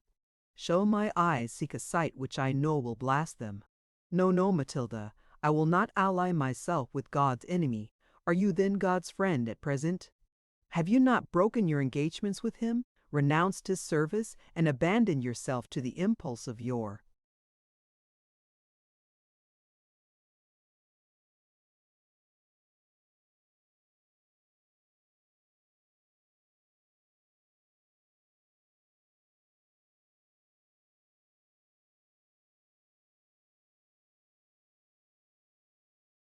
passions? Are you not planning the destruction of innocence, the ruin of a creature whom he formed in the mold of angels, if not of daemons? Whose aid would you invoke to forward this laudable design? Will the seraphims protect it, conduct Antonia to your arms, and sanction with their ministry your illicit pleasures? Absurd! But I am not deceived, Ambrosio. It is not virtue which makes you reject my offer. You would accept it, but you dare not. 'Tis not the crime which holds your hand, but the punishment. 'Tis not respect for God which restrains you, but the terror of his vengeance. Fain would you offend him in secret, but you tremble to profess yourself his foe. Now shame on the coward soul which wants the courage either to be a firm friend or open enemy. To look upon guilt with horror, Matilda, is in itself a merit. In this respect I glory to confess myself a coward. Though my passions had made me deviate from her laws, I still feel in my heart an innate love of virtue. But it ill becomes you to tax me with my perjury, you who first seduced me to violate my vows.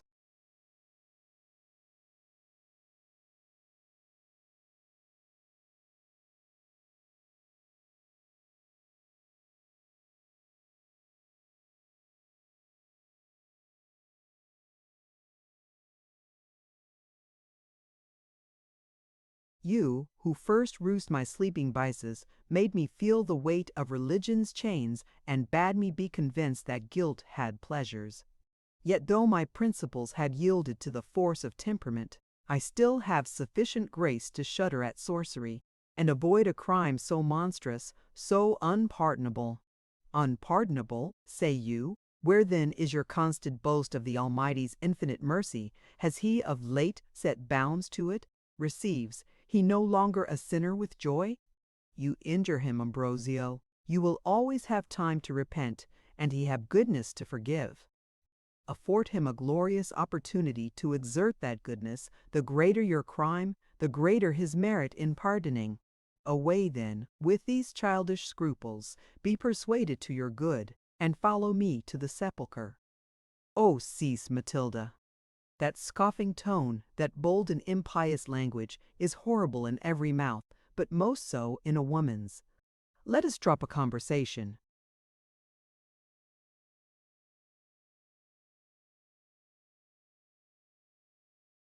which excites no other sentiments than horror and disgust.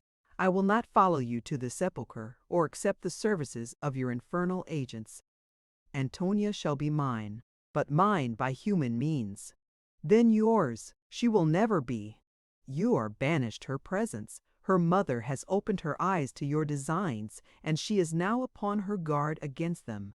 Nay more, she loves another. A youth of distinguished merit possesses her heart, and unless you interfere, a few days will make her his bride. This intelligence was brought me by my invisible servants, to whom I had recourse on first perceiving your indifference. They watched your every action, related to me all that passed at Elvira's, and inspired me with the idea of favoring your designs.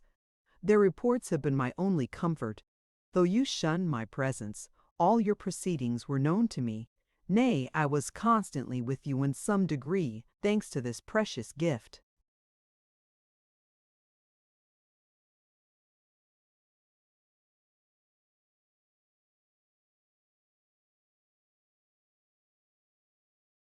With these words, she drew from beneath her habit a mirror of polished steel, the borders of which were marked with various strange and unknown characters. Amidst all my sorrows, amidst all my regrets for your coldness, I was sustained from despair by the virtues of this talisman. on pronouncing certain words, the person appears in it on whom the observer's thoughts are bent. Thus, though I was exiled from your sight, you, Ambrosio, were ever present to mine. The friar's curiosity was excited strongly. What you relate is incredible. Matilda, are you not amusing yourself with my credulity? Be your own eyes the judge. She put the mirror into his hand. Curiosity induced him to take it, and love, to wish that Antonia might appear. Matilda pronounced the magic words.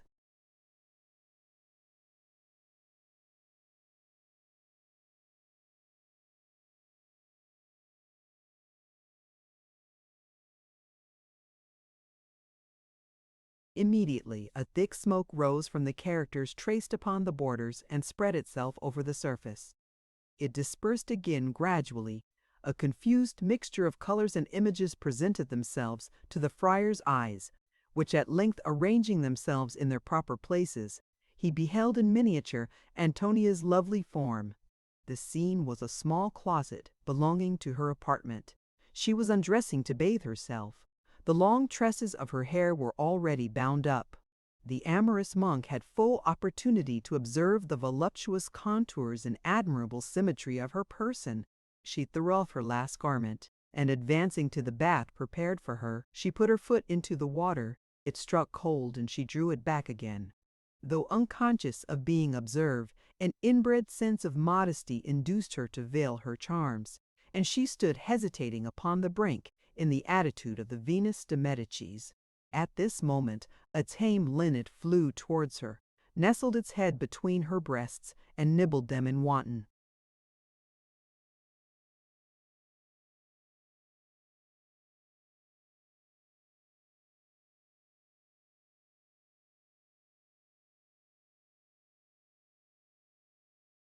Play. The smiling Antonia strove in vain to shake off the bird, and at length raised her hands to drive it from its delightful harbor. Ambrosio could bear no more. His desires were worked up to frenzy. "I yield," he cried, dashing the mirror upon the ground. "Matilda, I follow you. Do with me what you will." She waited not to hear his consent repeated. It was already midnight. She flew to her cell, and soon returned with her little basket and the key of the cemetery, which had remained in her possession since her first visit to the vaults. She gave the monk no time for reflection. "Come," she said, and took his hand. "Follow me, and witness the effects of your resolve." This said, she drew him hastily along. They passed into the burying ground. Unobserved, opened the door of the sepulchre, and found themselves at the head of the subterraneous staircase. As yet the beams of the full moon had guided their steps, but that resource now failed them. Matilda had neglected to provide herself with a lamp.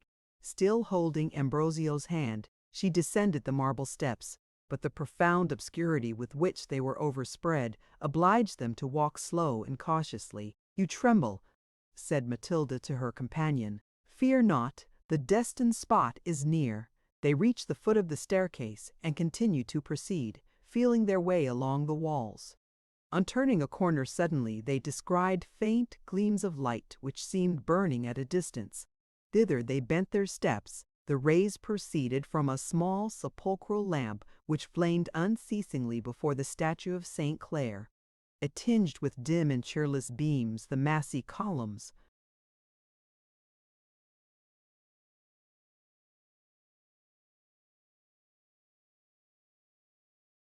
which supported the roof, but was too feeble to dissipate the thick gloom in which the vaults above were buried. Matilda took the lamp. "Wait for me," said she to the friar. "In a few moments I am here again." With these words, she hastened into one of the passages which branched in various directions from this spot, and formed this sort of labyrinth. Ambrosio was now left alone. Darkness the most profound surrounded him, and encouraged the doubts which began to revive in his bosom. He had been hurried away by the delirium of the moment. The shame of betraying his terrors, while in Matilda's presence, had induced him to repress them. But now that he was abandoned to himself, they resumed their former ascendancy. He trembled at the scene which he was soon to witness. He knew not how far the delusions of magic might operate upon his mind, and possibly might force him to some deed whose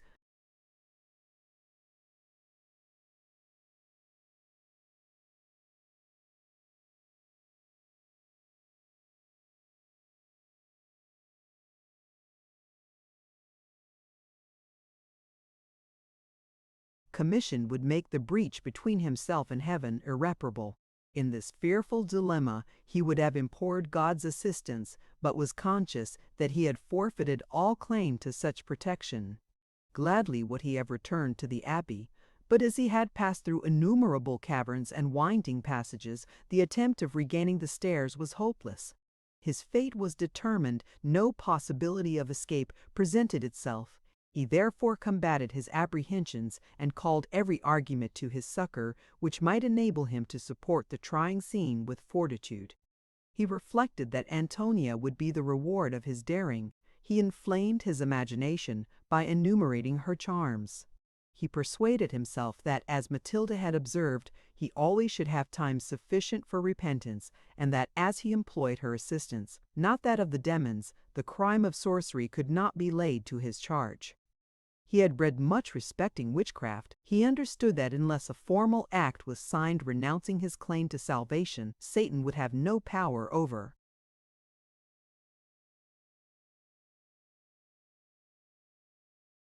him. He was fully determined not to execute any such act, whatever threats might be used or advantages held out to him. Such were his meditations while waiting for Matilda. They were interrupted by a low murmur which seemed at no great distance from him. He was startled. He listened. Some minutes passed in silence, after which the murmur was repeated. It appeared to be the groaning of one in pain. In any other situation, this circumstance would only have excited his attention and curiosity. In the present, his predominant sensation was that of terror. His imagination totally engrossed by the ideas of sorcery and spirits, he fancied that some unquiet ghost was wandering near him, or else that Matilda had fallen a victim to her presumption and was perishing under the cruel fangs of the demons. The noise seemed not to approach, but continued to be heard at intervals. Sometimes it became more audible, doubtless as the sufferings of the person who uttered the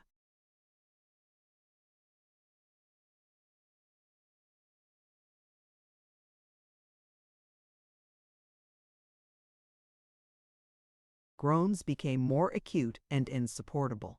Ambrosio now and then thought that he could distinguish accents, and once in particular he was almost convinced that he heard a faint voice exclaim, "God! O God! No hope! No succor!" Yet deeper groans followed these words. They died away gradually, and universal silence again prevailed.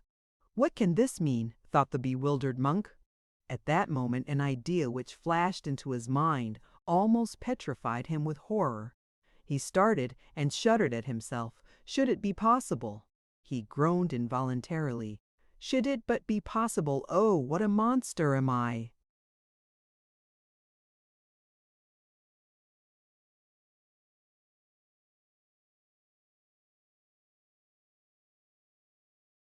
He wished to resolve his doubts and to repair his fault if it were not too late already, but these generous and compassionate sentiments were soon put to flight by the return of Matilda. He forgot the groaning sufferer and remembered nothing but the danger and embarrassment of his own situation. The light of the returning lamp gilded the walls, and in a few moments after Matilda stood beside him. She had quitted her religious habit.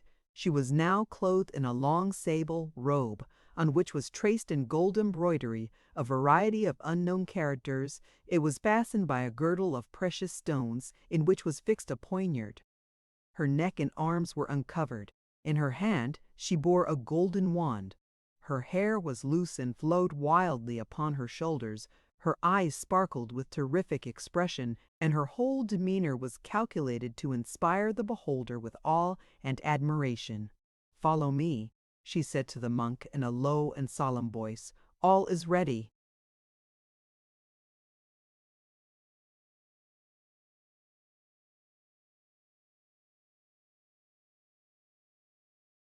His limbs trembled while he obeyed her.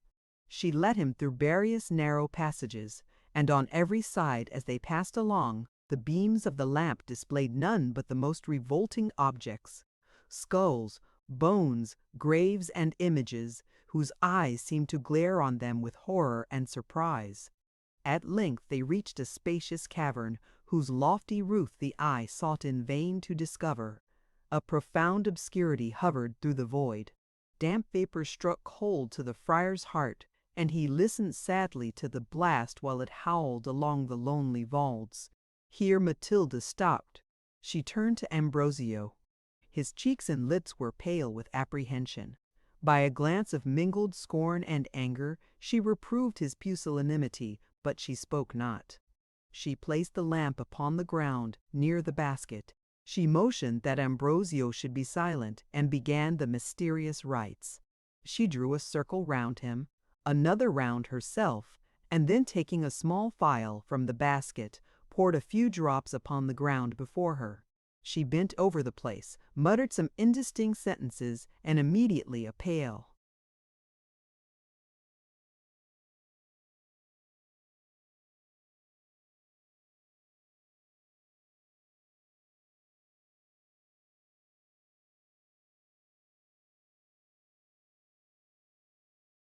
sulphurous flame arose from the ground. It increased by degrees, and at length spread its waves over the whole surface, the circles alone excepted in which stood Matilda and the monk. It then ascended the huge columns of unhewn stone, glided along the roof, and formed the cavern into an immense chamber, totally covered with blue trembling fire. It emitted no heat; on the contrary, the extreme chillness of the place seemed to augment with every moment. Matilda continued her incantations. At intervals, she took various articles from the basket, the nature and name of most of which were unknown to the friar, but among the few which he distinguished, he particularly observed 3 human fingers and an Agnus Dei, which she broke in pieces. She threw them all into the flames which burned before her, and they were instantly consumed. The monk beheld her with anxious curiosity. Suddenly she uttered a loud and piercing shriek. She appeared to be seized with an access of delirium. She tore her hair, beat her bosom, used the most frantic gestures, and drawing the poignard.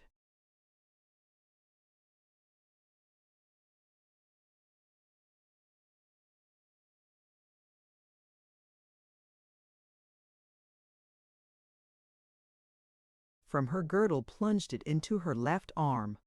The blood gushed out plentifully, and as she stood on the brink of the circle, she took care that it should fall on the outside. The flames retired from the spot on which the blood was pouring. A volume of dark clouds rose slowly from the ensanguined earth, and ascended gradually, till it reached the vault of the cavern. At the same time a clap of thunder was heard, the echo pealed fearfully along the subterraneous passages, and the ground shook beneath the feet of the enchantress. It was now that Ambrosio repented of his rashness. The solemn singularity of the charm had prepared him for something strange and horrible. He waited with fear for the spirit's appearance, whose coming was announced by thunder and earthquakes. He looked wildly round him, expecting that some dreadful apparition would meet his eyes, the sight of which would drive him mad. A cold shivering seized his body, and he sank upon one knee, unable to support himself.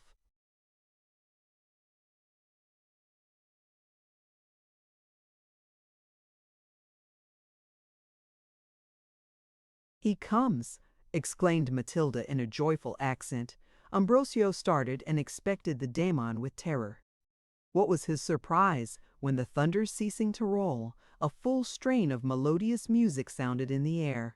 At the same time the cloud dispersed, and he beheld a figure more beautiful than fancy's pencil ever drew. It was a youth seemingly scarce 18, the perfection of whose form and face was unrivaled. He was perfectly naked. A bright star sparkled upon his forehead. 2 crimson wings extended themselves from his shoulders, and his silken locks were confined by a band of many-colored fires, which played round his head, formed themselves into a variety of figures, and shone with a brilliance far surpassing that of precious stones.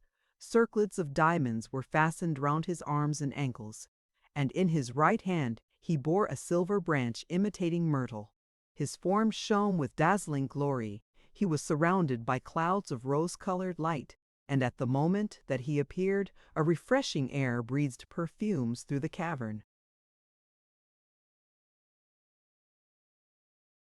Enchanted at a vision so contrary to his expectations, Ambrosio gazed upon the spirit with delight and wonder. Yet, however beautiful the figure, he could not but remark a wildness in the daemon's eyes, and a mysterious melancholy impressed upon his features, betraying the fallen angel, and inspiring the spectators with secret awe. The music ceased. Matilda addressed herself to the spirit. She spoke in a language unintelligible to the monk, and was answered in the same. She seemed to insist upon something which the demon was unwilling to grant. He frequently darted upon Ambrosio angry glances, and at such times the friar's heart sank within him. Matilda appeared to grow incensed. She spoke in a loud and commanding tone, and her gestures declared that she was threatening him with her vengeance. Her menaces had the desired effect. The spirit sank upon his knee, and with a submissive air presented to her the branch of myrtle. No sooner had she received it than the music was again heard. A thick cloud spread itself over the apparition. The blue flames disappeared, and total obscurity reigned through the cave. The abbot moved not from his place. His faculties were all bound up in pleasure, anxiety, and surprise. At length, the darkness dispersing, he perceived Matilda standing near him in her religious habit, with the myrtle in her hand. No traces of the incantation, and the vaults were only illuminated by the faint rays of the sepulchral lamp. "I have succeeded," said Matilda, "though with more difficulty than I expected. Lucifer, whom I summoned to my assistance, was at first unwilling to obey my commands. To enforce his compliance, I was constrained to have recourse to my strongest charms. They have produced the desired effect, but I have engaged never more to invoke his agency in your favor. Beware, then, how you employ an opportunity which never will return. My magic arts will now be of no use to you. In future you can only hope for supernatural aid by invoking the demons yourself and accepting the conditions of their service. This you will never do. You want strength of mind to force them to obedience, and unless you pay their established price, they will not be your voluntary servants. In this one instance, they consent to obey you. I offer you the means of enjoying your mistress, and be careful not to lose the opportunity. Receive this constellated myrtle. While you bear this in your hand, every door will fly open to you. It will procure you access tomorrow night to Antonia's chamber. Then breathe upon it thrice, pronounce her name, and place it upon her pillow. A death-like slumber will immediately seize upon her, and deprive her of the power of resisting your attempts. Sleep will hold her till break of morning. In this state you may satisfy your desires without danger of being discovered, since when daylight shall dispel the effects of the enchantment, Antonia will perceive her dishonor, but be ignorant of the ravisher. Be happy then, my Ambrosio, and let this service convince you that my friendship is disinterested and pure. The night must be near expiring. Let us return to the abbey, lest our absence should create surprise."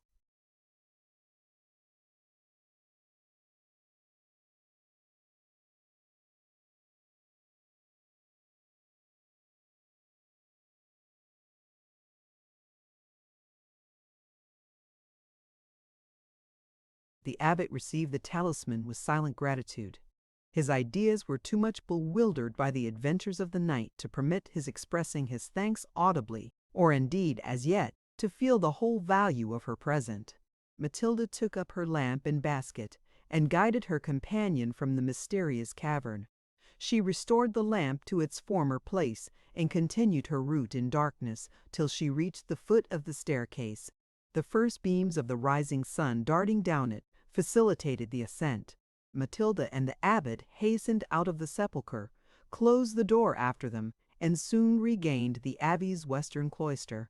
No one met them, and they retired unobserved to their respective cells. The confusion of Ambrosio's mind now began to appease.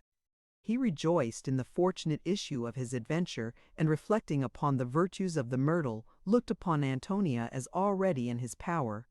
Imagination retraced to him those secret charms betrayed to him by the enchanted mirror, and he waited with impatience for the approach of midnight.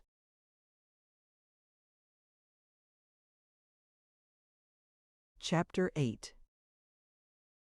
All the researches of the Marquis de las Cisternas proved vain. Agnes was lost to him forever.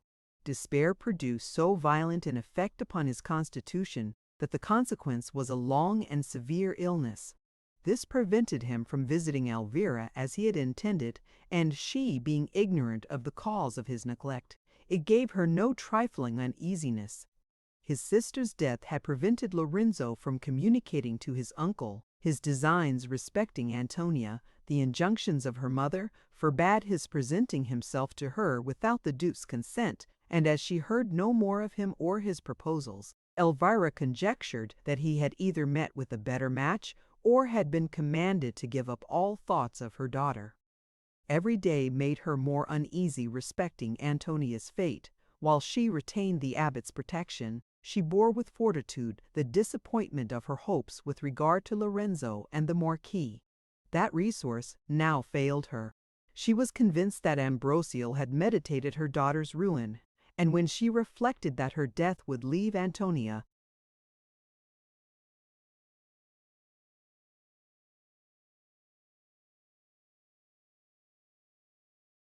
friendless and unprotected in a world so base, so perfidious and depraved, her heart swelled with the bitterness of apprehension. At such times she would sit for hours gazing upon the lovely girl, and seeming to listen to her innocent prattle, while in reality her thoughts dwelt upon the sorrows into which a moment would suffice to plunge her. Then she would clasp her in her arms suddenly, lean her head upon her daughter's bosom, and bedew it with her tears. An event was in preparation which, had she known it, would have relieved her from her inquietude.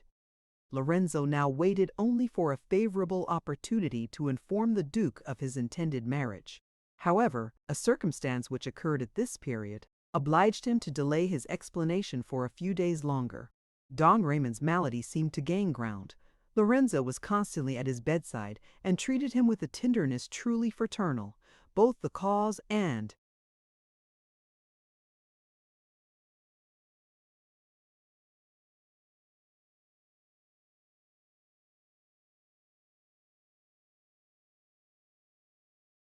effects of the disorder were highly afflicting to the brother of Agnes, yet Theodore's grief was scarcely less sincere. That amiable boy quitted not his master for a moment, and put every means in practice to console and alleviate his sufferings. The Marquis had conceived so rooted an affection for his deceased mistress that it was evident to all that he never could survive her loss. Nothing could have prevented him from sinking under his grief but the persuasion of her being still alive and in need of his assistance. Though convinced of its falsehood, his attendants encouraged him in a belief which formed his only comfort.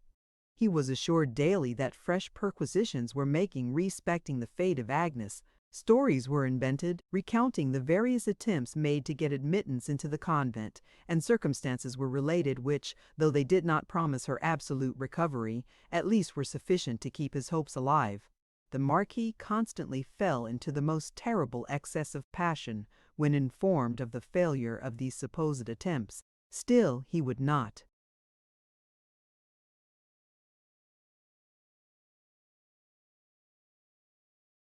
credit that the succeeding ones would have the same fate, but flattered himself that the next would prove more fortunate. Theodore was the only one who exerted himself to realize his master's chimeras. He was eternally busied in planning schemes for entering the convent, or at least of obtaining from the nuns some intelligence of Agnes. To execute these schemes was the only inducement which could prevail on him to quit Don Raymond. He became a very Proteus, changing his shape every day, but all his metamorphoses were to very little purpose. He regularly returned to the Palace de las Cisternas, without any intelligence to confirm his master's hopes. One day he took it into his head to disguise himself as a beggar. He put a patch over his left eye, took his guitar in hand, and posted himself at the gate of the convent. "If Agnes is really confined in the convent," thought he, "and hears my voice,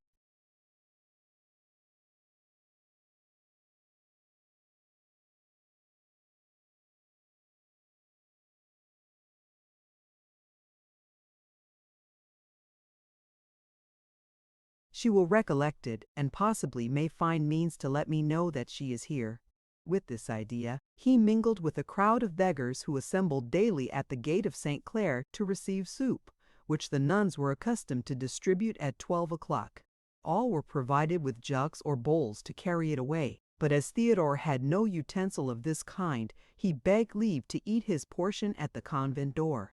This was granted without difficulty. His sweet voice, and in spite of his patched eye, his engaging countenance, won the heart of the good old porteress, who, aided by a lay sister, was busied in serving to each his mess. Theodore was bade to stay till the others should depart, and promised that his request should then be granted. The youth desired no better, since it was not to eat soup that he presented himself at the convent. He thanked the porteress for her permission, retired from the door, and seating himself upon a large stone, amused himself in tuning his guitar while the beggars were served.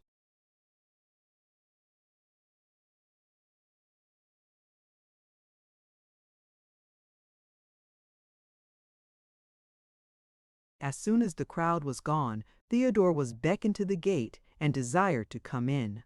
He obeyed with infinite readiness, but affected great respect at passing the hallowed threshold, and to be much daunted by the presence of the reverend ladies.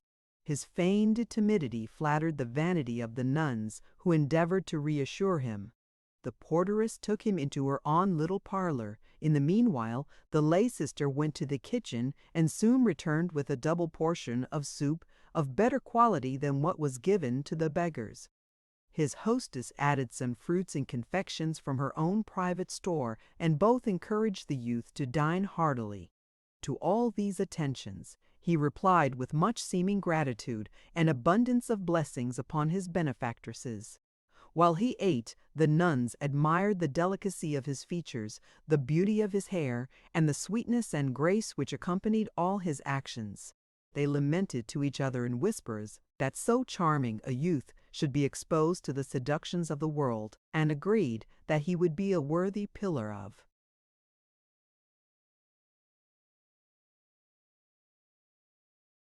the Catholic Church. They concluded their conference by resolving that heaven would be rendered a real service if they entreated the prioress to intercede with Ambrosio for the beggar's admission into the order of Capuchins. This being determined, the portress, who was a person of great influence in the convent, posted away in all haste to the domina's cell. Here she made so flaming a narrative of Theodore's merits that the old lady grew curious to see him. Accordingly, the porteress was commissioned to convey him to the parlor grate. In the interim, the supposed beggar was sifting the lay sister with respect to the fate of Agnes. Her evidence only corroborated the domina's assertions. She said that Agnes had been taken ill on returning from confession, had never quitted her bed from that moment, and that she had herself been present at the funeral. She even attested having seen her dead body, and assisted with her own hands in adjusting it upon the bier. This account discouraged Theodore, yet as he had pushed the adventure so far, he resolved to witness its conclusion.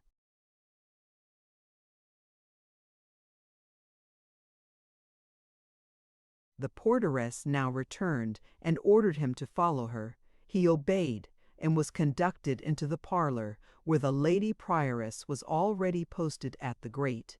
The nuns surrounded her, who all flocked with eagerness to a scene which promised some diversion. Theodore saluted them with profound respect, and his presence had the power to smooth for a moment even the stern brow of the superior. She asked several questions respecting his parents, his religion, and what had reduced him to a state of beggary. To these demands his answers were perfectly satisfactory and perfectly false.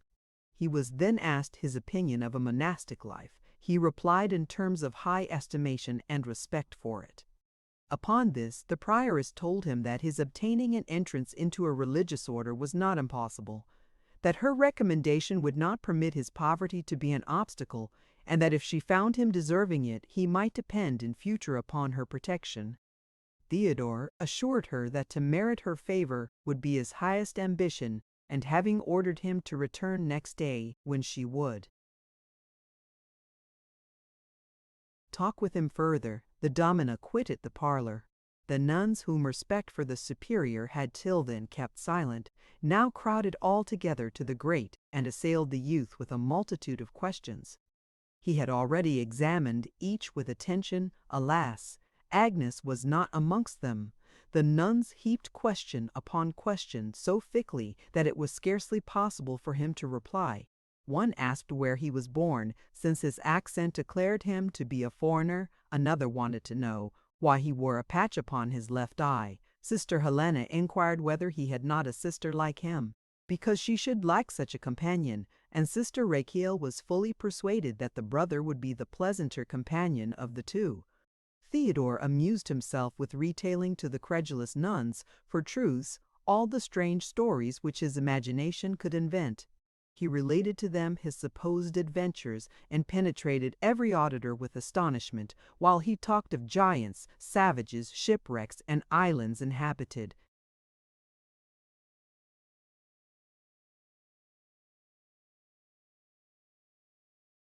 by anthropophagy and men whose heads do grow beneath their shoulders, with many other circumstances to the full as remarkable. He said that he was born in terra incognita, was educated at an Hottentot university, and had passed 2 years among the Americans of Silesia. For what regards the loss of my eye, said he, it was a just punishment upon me for disrespect to the Virgin when I made my second pilgrimage to Loreto. I stood near the altar in the miraculous chapel. The monks were proceeding to array the statue in her best apparel.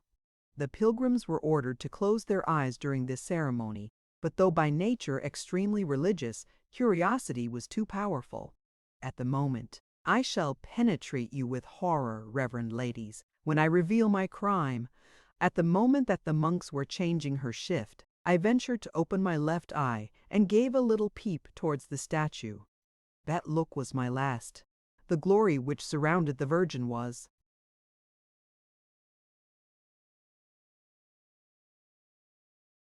too great to be supported.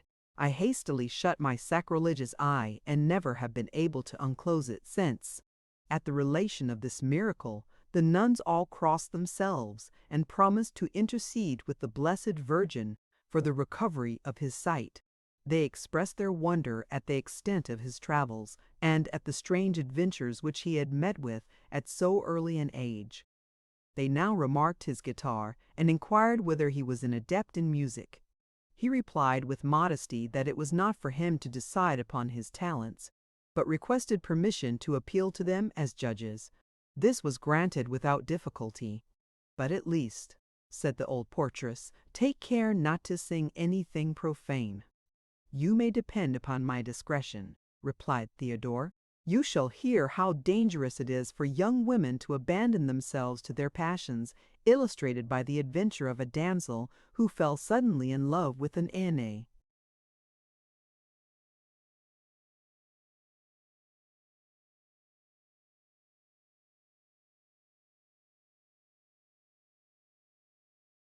Unknown knight.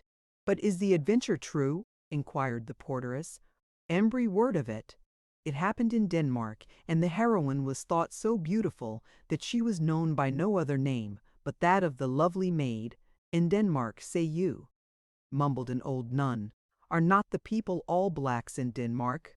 By no means, reverend lady. They are of a delicate pea-green with flame-colored hair and whiskers. Mother of God, pea-green? Exclaimed Sister Helena.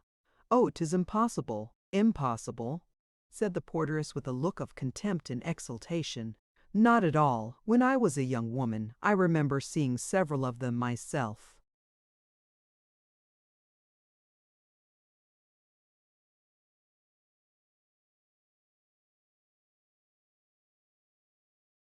Theodore now put his instrument in proper order. He had read the story of a king of England whose prison was discovered by a minstrel, and he hoped that the same scheme would enable him to discover Agnes, should she be in the convent. He chose a ballad which she had taught him herself in the castle of Lindenberg. She might possibly catch the sound, and he hoped to hear her replying to some of the stanzas. His guitar was now in tune, and he prepared to strike it. "But before I begin," said he, "it is necessary to inform you ladies that this same Denmark is terribly infested by sorcerers, witches, and evil spirits. Every element possesses its appropriate demons. The woods are haunted by a malignant power called the Errol or Oak King. He it is who blights the trees, spoils the harvest, and commands the imps and goblins. He appears in the form of an old man of majestic figure with a golden crown and long white beard. His principal amusement is to entice young children from their parents, and as soon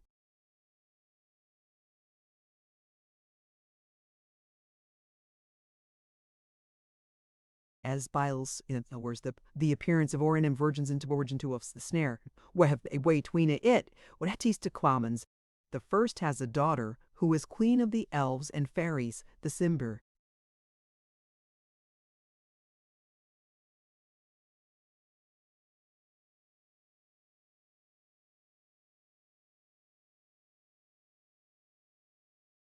Second has a mother, who is a powerful enchantress. Neither of these ladies are worth more than the gentleman. I do not remember to have heard any family assigned to the two other demons, but at present I have no business with any of them except the fiend of the waters. He is the hero of my ballad, but I thought it necessary before I began to give you some account of his proceedings." Theodore then played a short symphony, after which, stretching his voice to its utmost extent to facilitate its reaching the ear of Agnes, he sang the following stanzas. The Water King, a Danish ballad, with gentle murmur flowed the tide, while by the fragrant flowery side the lovely maid with carols gay to Mary's church pursued her way. The water fiend's malignant eye along the banks beheld her high, straight to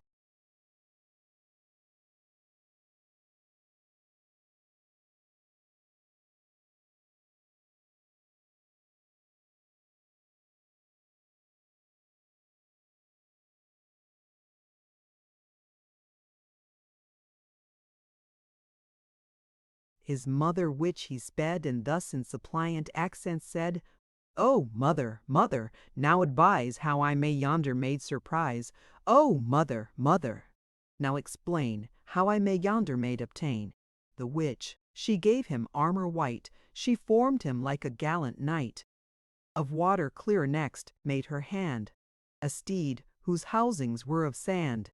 The Water King then swift he went, to Mary's church his steps he bent. He bound his courser to the door, and paced the churchyard 3 times 4.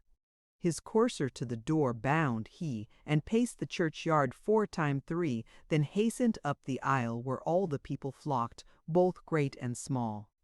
The priest said, as the night drew near, "And wherefore comes the white chief here?" The lovely maid, she smiled aside, "Oh, would I were the white!"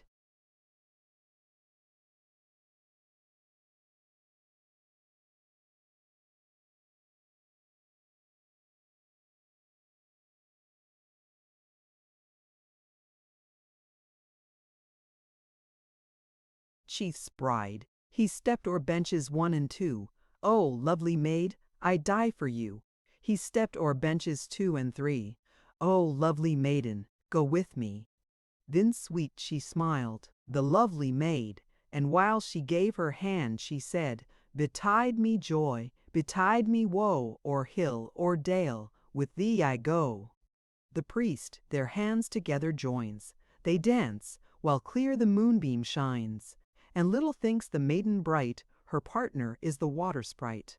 Oh, had some spirit deigned to sing, "Your partner is the Water King," the maid had fear and hate confessed, and cursed the hand which then she pressed, but nothing giving cause to think how near she strayed to danger's brink. Still on, She went, and hand in hand the lovers reached the yellow sand.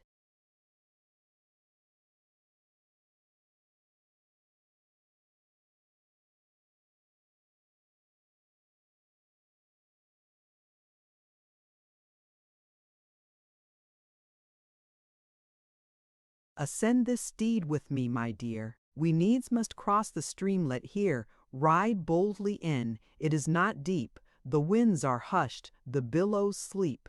Thus spoke the Water King. The maid her traitor bridegroom's wish obeyed, and soon she saw the courser lave, delighted in his parent wave. Stop, stop, my love. The waters blue e'en now my shrinking foot bedew. Oh, lay aside your fears, sweetheart. We now have reached the deepest part. Stop, stop, my love, for now I see the waters rise above my knee. Oh, lay aside your fears, sweetheart, we now have reached the deepest part. Stop, stop, for God's sake, stop, for oh, the waters o'er my bosom flow. Scarce was the word pronounced, when knight and courser vanished from her sight. She shrieks, but shrieks in vain, for high the wild winds rising dull the cry, the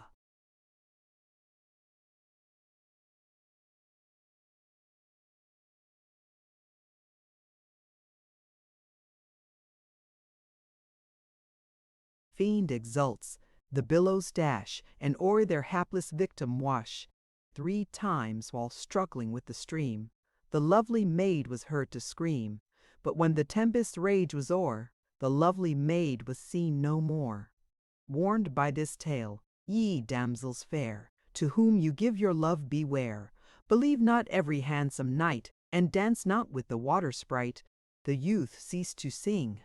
The nuns were delighted with the sweetness of his voice and masterly manner of touching the instrument, but however acceptable this applause would have been at any other time, at present it was insipid to Theodore. His artifice had not succeeded. He paused in vain between the stanzas, no voice replied to his, and he abandoned the hope of equaling Blondel. The convent bell now warned the nuns that it was time to assemble in the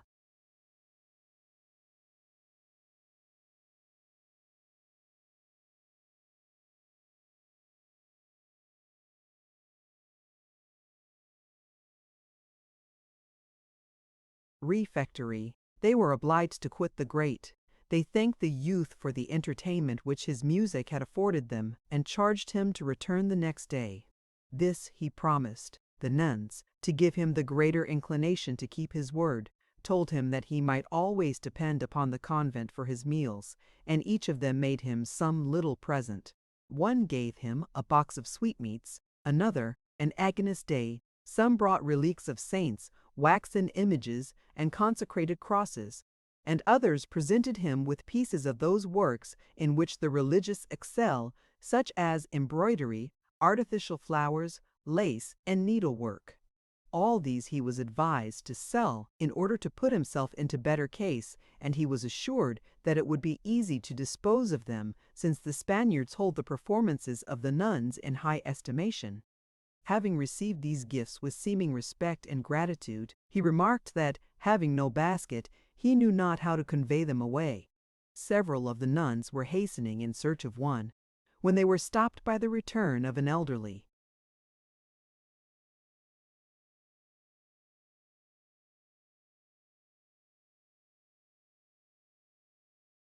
woman, whom Theodore had not till then observed. Her mild countenance and respectable air prejudiced him immediately in her favor. "Ha!" said the porteress, "here comes the Mother Saint Ursula with a basket." The nun approached the grate and presented the basket to Theodore. It was of willow, lined with blue satin, and upon the 4 sides were painted scenes from the legend of Saint Genevieve. "Here is my gift," said she, as she gave it into his hand. "Good youth, despise it not. Though its value seems insignificant, it has many hidden virtues."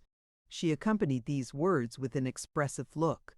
It was not lost upon Theodore. In receiving the present, he drew as near the grate as possible. "Agnes," she whispered in a voice scarcely intelligible. Theodore, however, caught the sound. He concluded that some mystery was concealed in the basket.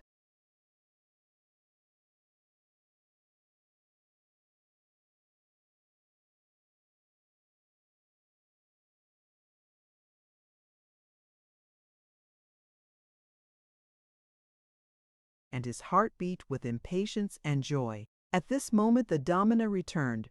Her air was gloomy and frowning, and she looked if possible more stern than ever. "Mother Saint Ursula, I would speak with you in private." The nun changed color and was evidently disconcerted. "With me?" she replied in a faltering voice. The domina motioned that she must follow her, and retired. The Mother Saint Ursula obeyed her. Soon after, the refectory bell ringing a second time, the nuns quitted the grate, and Theodore was left at liberty to carry off his prize. Delighted that at length he had obtained some intelligence for the Marquis, he flew rather than ran, till he reached the Hotel de las Cisternas. In a few minutes he stood by his master's bed with the basket in his hand. Lorenzo was in the bed.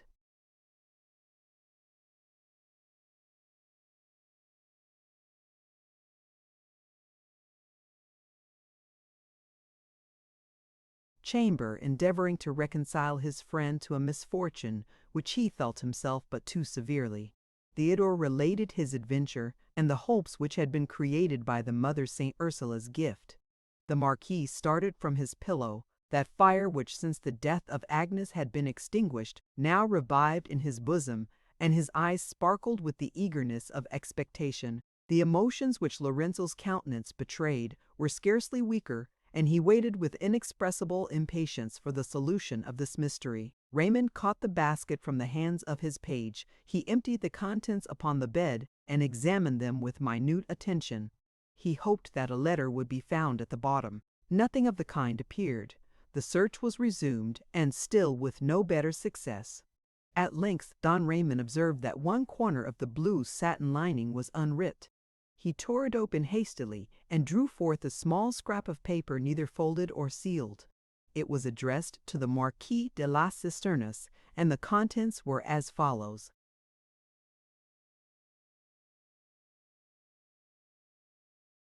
Having recognized your page, I venture to send these few lines. Procure an order from the Cardinal Duke for seizing my person and that of the domina, but let it not be executed till Friday at midnight. It is the festival of St. Clare.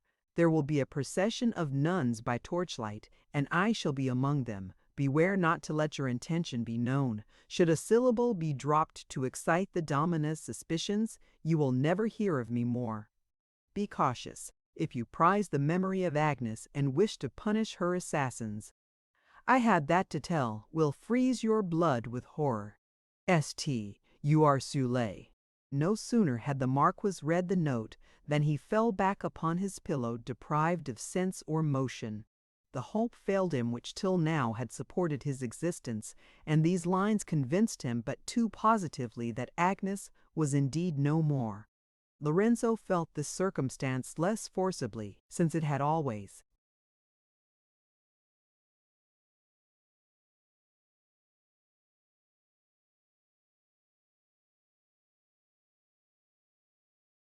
been his idea that his sister had perished by unfair means.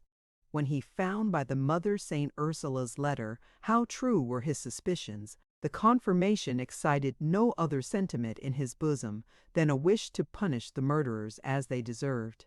It was no easy task to recall the Marquis to himself. As soon as he recovered his speech, he broke out into execrations against the assassins of his beloved, and vowed to take upon them a signal vengeance. He continued to rave and torment himself with impotent passion till his constitution, enfeebled by grief and illness, could support itself no longer, and he relapsed into insensibility. His melancholy situation sincerely affected Lorenzo, who would willingly have remained in the apartment of his friend. But other cares now demanded his presence. It was necessary to procure the order for seizing the prioress of St. Clare. For this purpose, having committed Raymond to the care of the best physicians in Madrid, he quitted the Hotel de las Cisternas and bent his course towards the palace of the Cardinal Duke. His disappointment was excessive when he found that affairs of state had obliged the cardinal to set out for a distant province. It wanted but 5 to Friday, yet by traveling day and night, he hoped to return in time for the pilgrimage of St. Clare. In this he succeeded. he found the Cardinal Duke, and represented to him the supposed culpability of the prioress, as also the violent effects which it had produced upon Don Raymond. He could have used no argument so forcible as this last. Of all his nephews, the Marquis was the only one to whom the Cardinal Duke was sincerely attached. He perfectly doted upon him, and the prioress could have committed no greater crime in his eyes than to have endangered the life of the Marquis. Consequently, he granted the order of arrest without difficulty. He also gave Lorenzo a letter to a principal officer of the Inquisition, desiring him to see his mandate executed. Furnished with these papers, Medina hastened back to Madrid, which he reached on the Friday a few hours before dark. He found the Marquis somewhat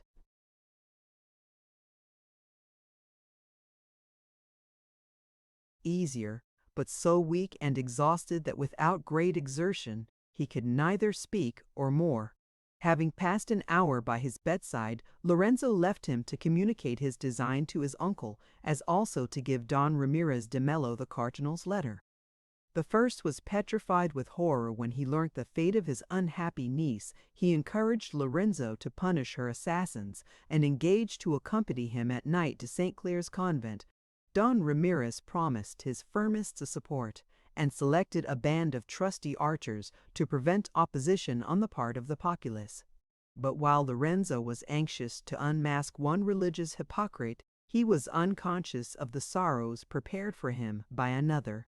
Aided by Matilda's infernal agents, Ambrosio had resolved upon the innocent Antonia's ruin. The moment destined to be so fatal to her arrived. She had taken leave of her mother for the night.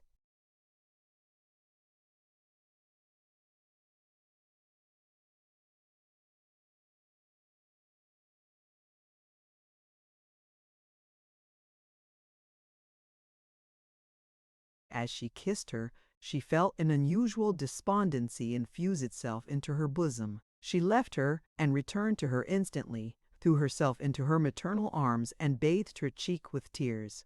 She felt uneasy at quitting her, and a secret presentiment assured her that never must they meet again. Elvira observed, and tried to laugh her out of this childish prejudice.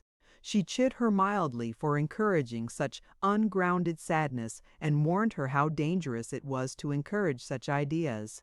To all her remonstrances, she received no other answer than, "Mother, dear mother, oh, would to God it were morning." Elvira, whose inquietude respecting her daughter was a great obstacle to her perfect re-establishment, was still laboring under the effects of her late severe illness. She was this evening more than usually indisposed, and retired to bed before her accustomed hour. Antonia withdrew from her mother's chamber with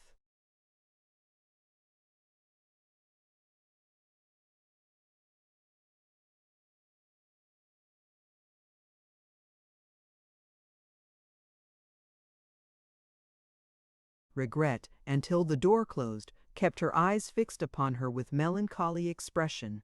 She retired to her own apartment. Her heart was filled with bitterness. It seemed to her that all her prospects were blasted, and the world contained nothing for which it was worth existing.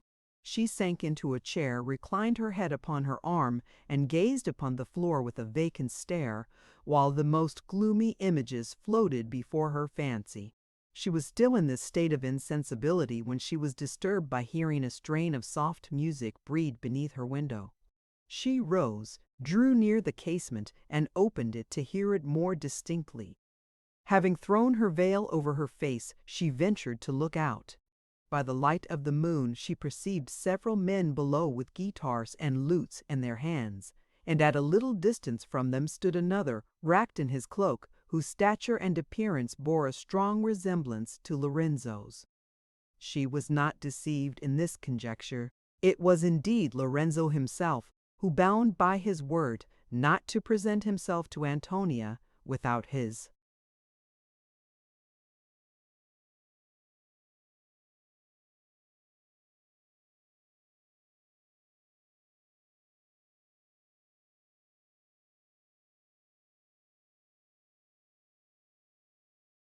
uncle's consent, endeavored by occasional serenades to convince his mistress that his attachment still existed. His stratagem had not the desired effect, Antonia was far from supposing that this nightly music was intended as a compliment to her. She was too modest to think herself worthy such attentions, and concluding them to be addressed to some neighboring lady, she grieved to find that they were offered by Lorenzo.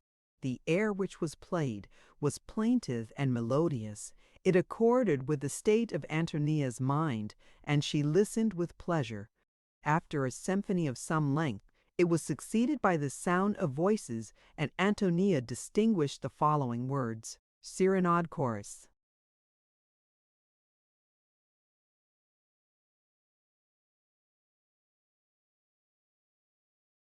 Oh, breathe and gentle strain, my lyre. 'Tis here that beauty loves to rest. Describe the pangs of fond desire, which rend a faithful lover's breast. Song.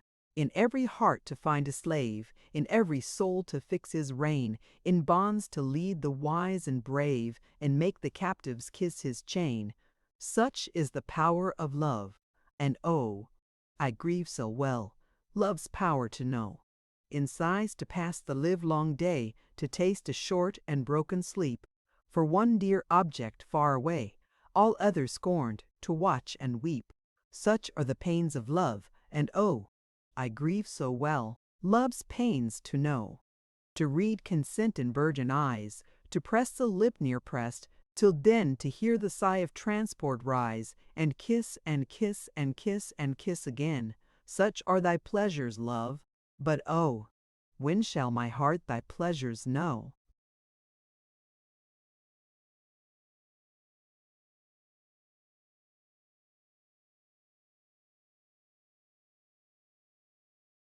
Chorus. Now hush, my lyre, my voice be still. Sleep, gentle maid, may fond desire with amorous thoughts thy visions fill, though still my voice and hushed my lyre. The music ceased, the performers dispersed, and silence prevailed through the street.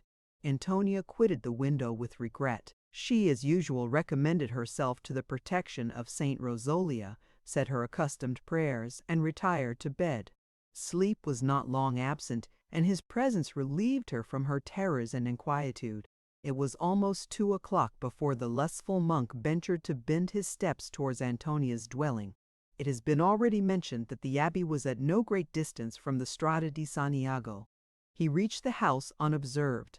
Here he stopped and hesitated for a moment. He reflected on the enormity of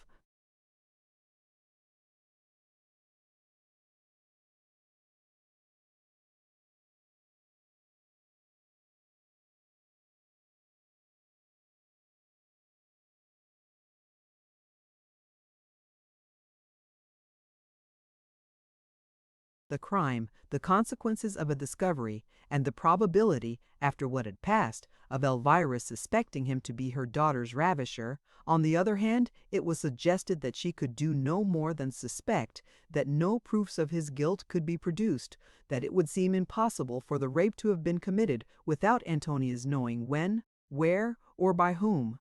And finally, he believed that his fame was too firmly established to be shaken by the unsupported accusations of 2 unknown women. This latter argument was perfectly false. He knew not how uncertain is the air of popular applause, and that a moment suffices to make him today the detestation of the world, who yesterday was its idol. The result of the monk's deliberations was that he should proceed in his enterprise. He ascended the steps leading to the house. No sooner did he touch the door with the silver myrtle than it flew open and presented him with a free passage. He entered, and the door closed after him of its own accord.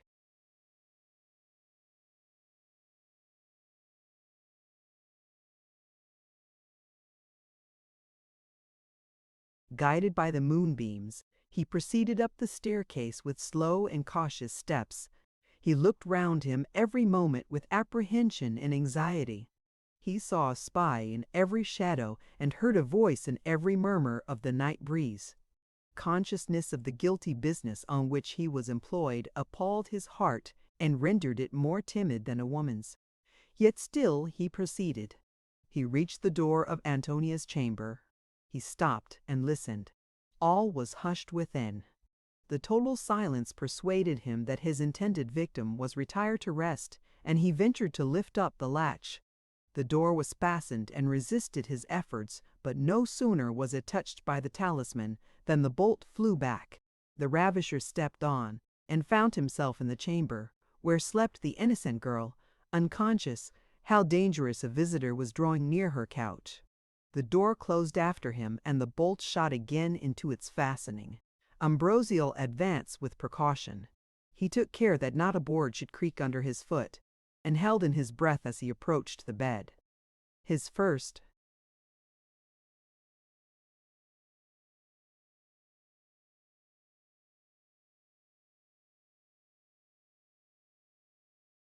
attention was to perform the magic ceremony, as Matilda had charged him.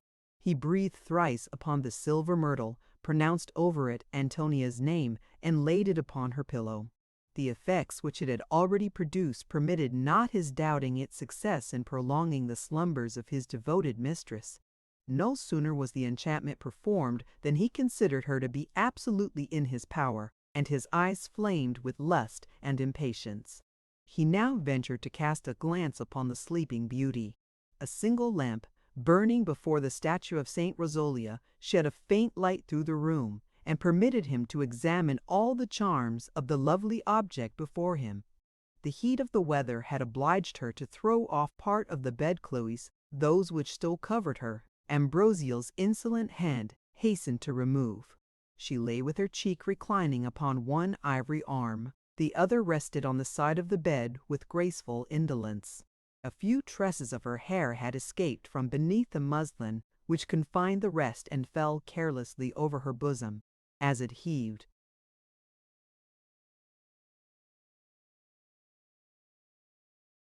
With slow and regular suspiration, the warm air had spread her cheek with higher color than usual. A smile inexpressibly sweet played round her ripe and coral lips, from which every now and then escaped a gentle sigh or an half-pronounced sentence. An air of enchanting innocence and candor pervaded her whole form, and there was a sort of modesty in her very nakedness which added fresh stings to the desires of the lustful monk. He remained for some moments devouring those charms with his eyes, which soon were to be subjected to his ill-regulated passions. Her mouth half opened seemed to solicit a kiss. He bent over her, he joined his lips to hers, and drew in the fragrance of her breath with rapture. This momentary pleasure increased his longing for still greater. His desires were raised to that frantic height by which brutes are agitated. He resolved not to delay for one instant longer the accomplishment of his wishes, and hastily proceeded to tear off those garments which impeded the gratification of his lust.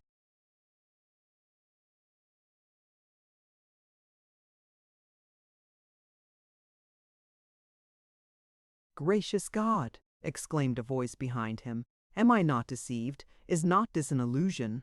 Terror, confusion, and disappointment accompanied these words as they struck Ambrosio's hearing. He started and turned towards it. Elvira stood at the door of the chamber and regarded the monk with looks of surprise and detestation. A frightful dream had represented to her Antonia on the verge of a precipice. She saw her trembling on the brink. Every moment seemed to threaten her fall, and she heard her exclaim with shrieks, "Save me, mother! Save me! Yet a moment, and it will be too late." Elvira woke in terror. The vision had made too strong an impression upon her mind to permit her resting till assured of her daughter's safety. She hastily started from her bed, threw on a loose nightgown, and passing through the closet in which slept the waiting woman, she reached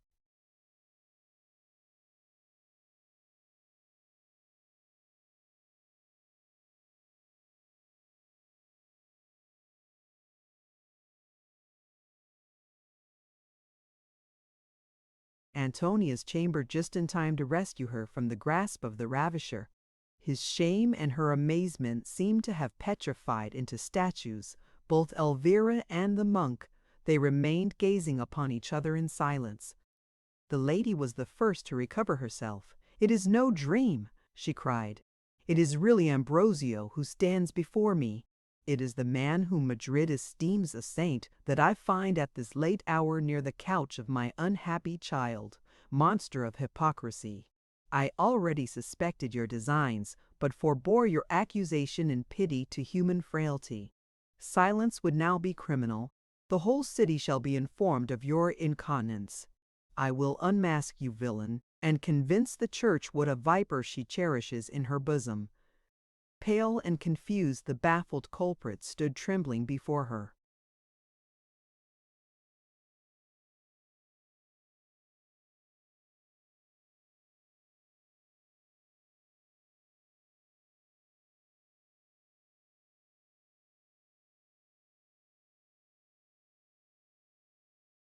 He would fain have extenuated his offense, but could find no apology for his conduct. He could produce nothing but broken sentences and excuses which contradicted each other.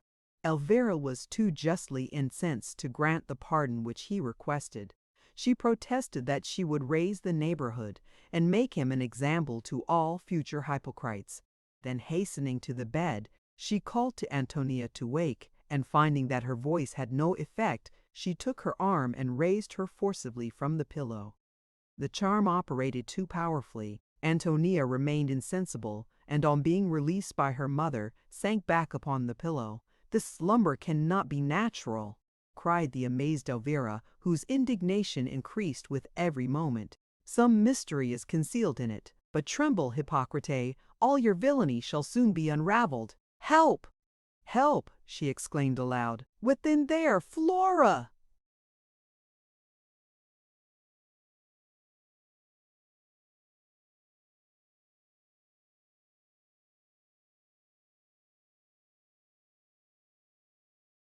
"Hear me for one moment, lady," cried the monk, restored to himself by the urgency of the danger.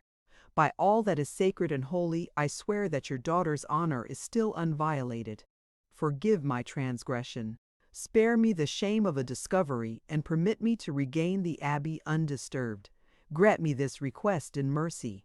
I promise not only that Antonia shall be secure from me in future, but that the rest of my life shall prove." Elvira interrupted him abruptly. "Antonia secure from you? I will secure her. You shall betray no longer the confidence of parents. Your iniquity shall be unveiled to the public eye. All Madrid shall shudder at your perfidy, your hypocrisy and incontinence. What ho there! Flora, Flora, I say!" While she spoke thus, the remembrance of Agnes struck upon his mind.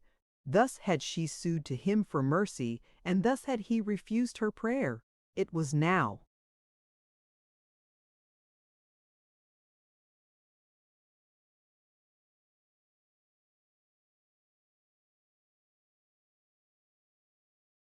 His turn to suffer, and he could not but acknowledge that his punishment was just.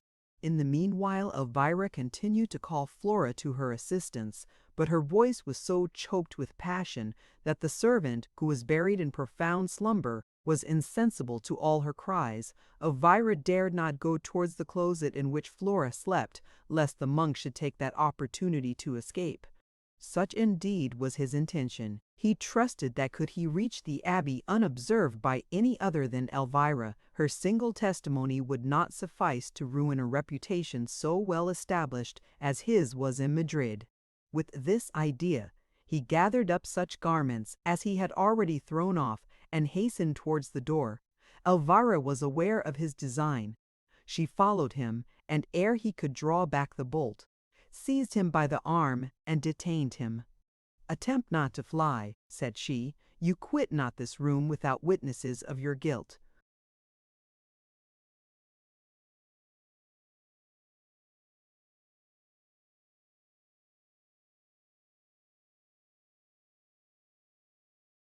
Ambrosio struggled in vain to disengage himself. Elvira quitted not her hold, but redoubled her cries for succor. The friar's danger grew more urgent. He expected every moment to hear people assembling at her voice, and worked up to madness by the approach of ruin, he adopted a resolution equally desperate and savage. Turning round suddenly with one hand, he grasped Elvira's throat so as to prevent her continuing her clamor, and with the other, dashing her violently upon the ground, he dragged her towards the bed. Confused by this unexpected attack, she scarcely had power to strive at forcing herself from his grasp, while the monk, snatching the pillow from beneath her daughter's head, covering with it Elvira's face, and pressing his knee upon her stomach with all his strength, endeavored to put an end to her existence. He succeeded but too well. Her natural strength, increased by the excess of anguish, long did the sufferer struggle to disengage herself, but in vain. The monk continued to kneel upon her breast, witness without mercy the convulsive trembling of her limbs beneath.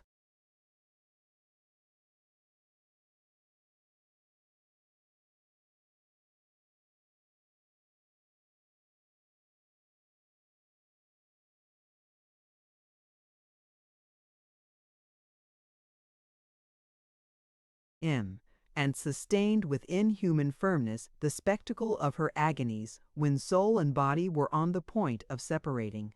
Those agonies at length were over. She ceased to struggle for life. The monk took off the pillow and gazed upon her. Her face was covered with a frightful blackness. Her limbs moved no more. The blood was chilled in her veins. Her heart had forgotten to beat, and her hands were stiff and frozen. Ambrosio beheld before him that once noble and majestic form, now become a coarse, cold, senseless, and disgusting. This horrible act was no sooner perpetrated than the friar beheld the enormity of his crime. A cold dew flowed over his limbs. His eyes closed. He staggered to a chair and sank into it almost as lifeless as the unfortunate who lay extended at his feet. From this state he was roused by the necessity of flight and the danger of being found in Antonia's apartment. He had no desire to profit by the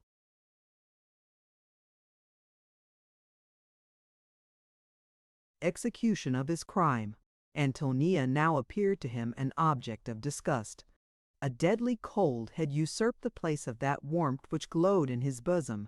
No ideas offered themselves to his mind but those of death and guilt, of present shame and future punishment. Agitated by remorse and fear, he prepared for flight, yet his terrors did not so completely master his recollection as to prevent his taking the precautions necessary for his safety. He replaced the pillow upon the bed, gathered up his garments, and with the fatal talisman in his hand, bent his unsteady steps towards the door. Bewildered by fear, he fancied that his flight was opposed by legions of phantoms. Wherever he turned, the disfigured corse seemed to lie in his passage, and it was long before he succeeded in reaching the door. The enchanted myrtle produced its former effect. The door opened, and he hastened down the staircase. He entered the abbey unobserved, and having shut himself into his cell, he abandoned his soul to the tortures of unavailing remorse and terrors of impending detection.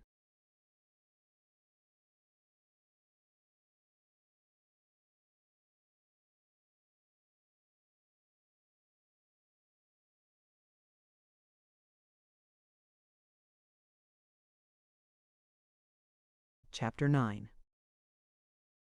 B. Hale Ambrosio shuddered at himself when he reflected on his rapid advances in iniquity. The enormous crime which he had just committed filled him with real horror. The murdered Elvira was continually before his eyes, and his guilt was already punished by the agonies of his conscience. Time, however, considerably weakened these impressions. One day passed away, another followed it, and still not the least suspicion was thrown upon him. Impunity reconciled him to his guilt. He began to resume his spirits, and as his fears of detection died away, he paid less attention to the reproaches of remorse. Matilda exerted herself to quiet his alarms. At the first intelligence of Elvira's death, she seemed greatly affected and joined the monk in deploring the unhappy catastrophe of his adventure, but when she found his agitation to be somewhat calmed, and himself better disposed to listen to her arguments, she proceeded to mention his offense in milder terms, and convince him that he was not so highly culpable as he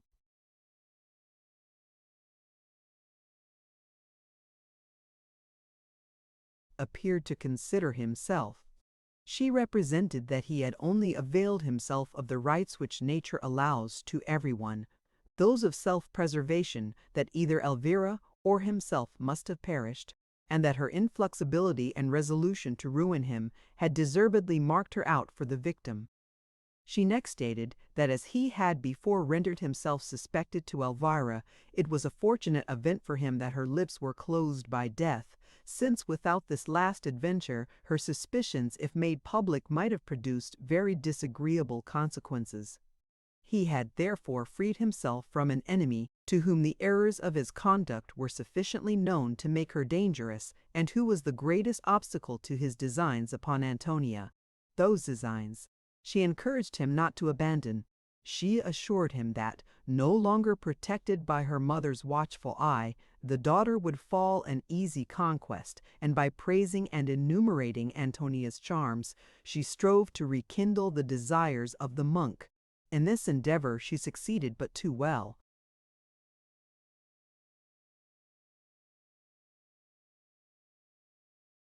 As if the crimes into which his passion had seduced him had only increased its violence, he longed more eagerly than ever to enjoy Antonia. The same success in concealing his present guilt, he trusted, would attend his future. He was deaf to the murmurs of conscience, and resolved to satisfy his desires at any price. He waited only for an opportunity of repeating his former enterprise. But to procure that opportunity by the same means was now impracticable.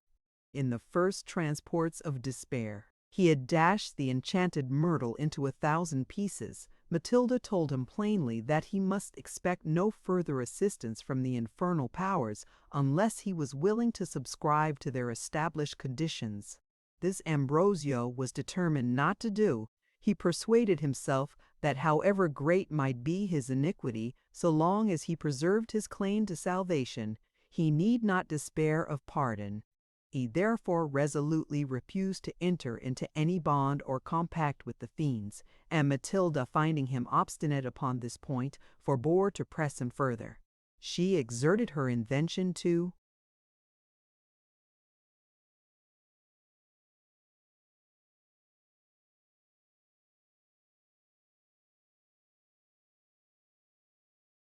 discover some means of putting Antonia into the abbot's power, nor was it long before that means presented itself. While her ruin was thus meditating, the unhappy girl herself suffered severely from the loss of her mother. Every morning on waking, it was her first care to hasten to Elvira's chamber. On that which followed Ambrosio's fatal visit, she woke later than was her usual custom. Of this she was convinced by the abbey chimes. She started from her bed, threw on a few loose garments hastily, and was speeding to inquire how her mother had passed the night, when her foot struck against something which lay in her passage. She looked down. What was her horror at recognizing Elvira's livid corse! She uttered a loud shriek and threw herself upon the floor. She clasped the inanimate form to her bosom, felt that it was dead cold, and with a movement of disgust, of which she was not the mistress, let it fall again from her arms. The cry had alarmed Flora, who hastened to her assistance. The sight which she beheld penetrated her with horror, but her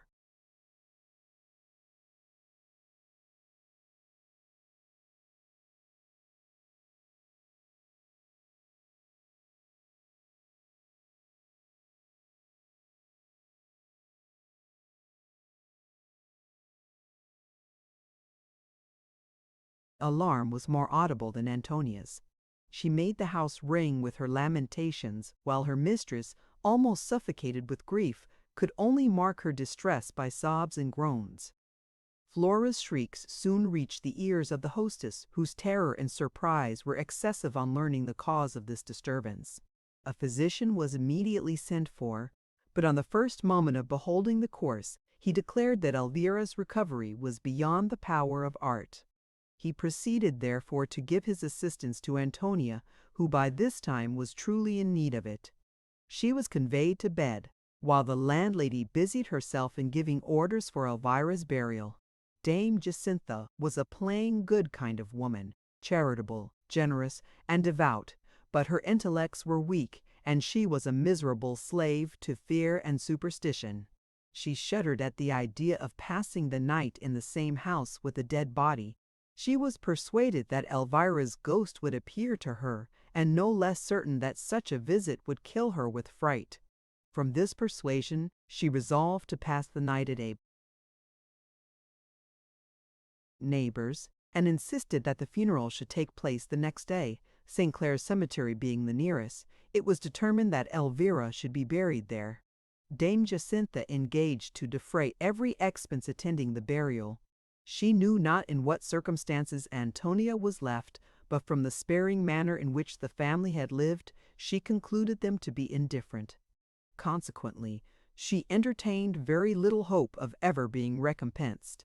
But this consideration prevented her not from taking care that the interment was performed with decency, and from showing the unfortunate Antonia all possible respect. Nobody dies of mere grief. Of this Antonia was an instance. Aided by her youth and healthy constitution, she shook off the malady which her mother's death had occasioned. But it was not so easy to remove the disease of her mind. Her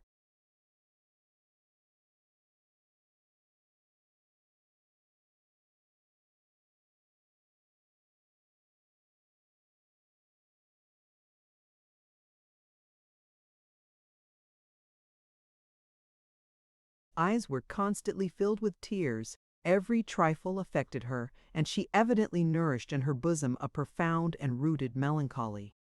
The slightest mention of Elvira, the most trivial circumstance recalling that beloved parent to her memory, was sufficient to throw her into serious agitation. How much would her grief have been increased had she known the agonies which terminated her mother's existence? But of this no one entertained the least suspicion. Elvira was subject to strong convulsions. It was supposed that, aware of their approach, she had dragged herself to her daughter's chamber in hopes of assistance, that a sudden access of her fits had seized her, too violent to be resisted by her already enfeebled state of health, and that she had expired ere she had time to reach the medicine which generally relieved her, and which stood upon a shelf in Antonia's room. This idea was firmly credited by the few people who interested themselves about Elvira. Her death was esteemed a natural event, and soon forgotten by all save by her, who had but too much reason to deplore her.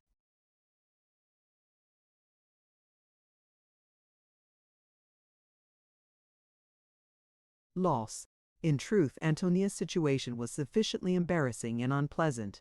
She was alone in the midst of a dissipated and expensive city. She was ill provided with money, and worse with friends. Her aunt Leonela was still at Cordova, and she knew not her direction. Of the Marquis de las Sistemas she heard no news. As to Lorenzo, she had long given up the idea of possessing any interest in his bosom. She knew not to whom she could address herself in her present dilemma. She wished to consult Ambrosio, but she remembered her mother's injunctions to shun him as much as possible, and the last conversation which Elvira had held with her upon the subject had given her sufficient lights respecting his designs to put her upon her guard against him in future. Still, all her mother's warnings could not make her change her good opinion of the friar. She continued to feel that his friendship and society were requisite to her happiness. She looked upon his failings with a partial eye, and could not persuade herself that he really had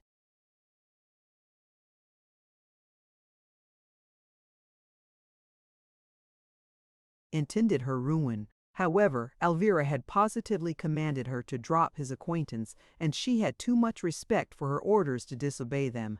At length, she resolved to address herself for advice and protection to the Marquis de las Cisternas, as being her nearest relation. She wrote to him, briefly stating her desolate situation. She besought him to compassionate his brother's child, to continue to her Elvira's pension, and to authorize her retiring to his old castle in Murcia, which till now had been her retreat. Having sealed her letter, she gave it to the trusty Flora, who immediately set out to execute her commission. But Antonia was born under an unlucky star. Had she made her application to the Marquis but 1 day sooner, received as his niece, and placed at the head of his family, she would have escaped all the misfortunes with which she was now threatened. Raymond had always intended to execute this plan, but first his hopes of making the proposal to Elvira to the lips of Agnes, and afterwards his disappointment at losing his intended bride, as well as the severe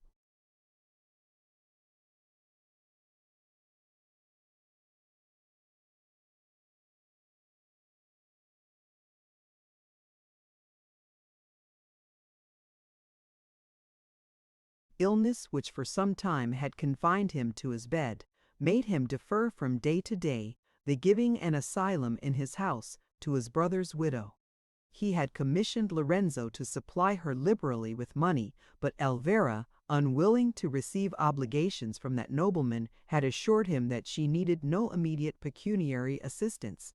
Consequently, the Marquis did not imagine that a trifling delay on his part could create any embarrassment, and the distress and agitation of his mind might well excuse his negligence.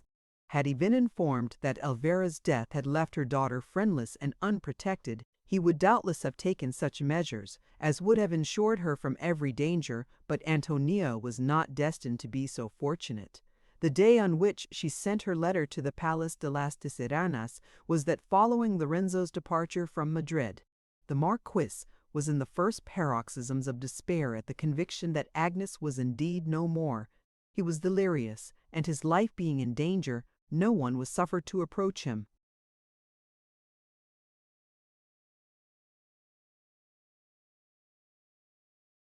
Flora was informed that he was incapable of attending to letters, and that probably a few hours would decide his fate. With this unsatisfactory answer, she was obliged to return to her mistress, who now found herself plunged into greater difficulties than ever. Flora and Dame Jacintha exerted themselves to console her. The latter begged her to make herself easy, for that as long as she chose to stay with her, she would treat her like her own child. Antonia, finding that the good woman had taken a real affection for her, was somewhat comforted by thinking that she had at least one friend in the world. A letter was now brought to her, directed to Elvira. She recognized Leonella's writing, and opening it with joy, found a detailed account of her aunt's adventures at Cordova. She informed her sister that she had recovered her legacy, had lost her heart, and had received in exchange that of the most amiable of apothecaries, past, present, and to come. She added that she should be at Madrid on the Tuesday night, and meant to have the pleasure of presenting her caro sposo in form. Though her nuptials were far from pleasing Antonia, Leonella's speedy return gave her niece much delight. She rejoiced in thinking that she should once more be under a relation's care.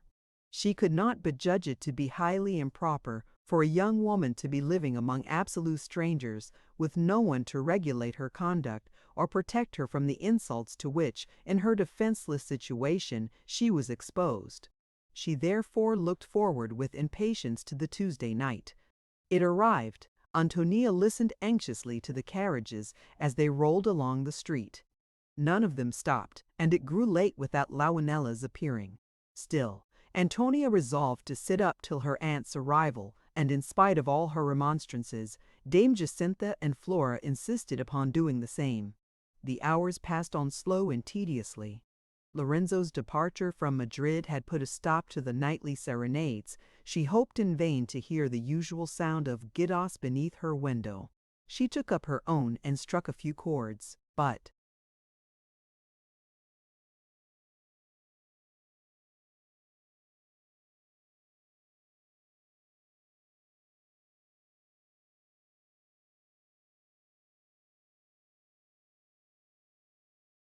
music that evening had lost its charms for her, and she soon replaced the instrument in its case. She seated herself at her embroidery frame, but nothing went right. The silks were missing, the threads snapped every moment, and the needles were so expert at falling that they seemed to be animated. At length a flake of wax fell from the taper, which stood near her upon a favorite wreath of violets. This completely discomposed her. She threw down her needle and quitted the frame. It was decreed that for that night nothing should have the power of amusing her. She was the prey of ennui and employed herself in making fruitless wishes for the arrival of her aunt. As she walked with a listless air up and down the chamber, the door caught her eye conducting to that which had been her mother's. She remembered that Elvira's little library was arranged there, and thought that she might possibly find in it some book to amuse her till Leonela should arrive. Accordingly, she took her taper from the table, passed through the little closet, and entered the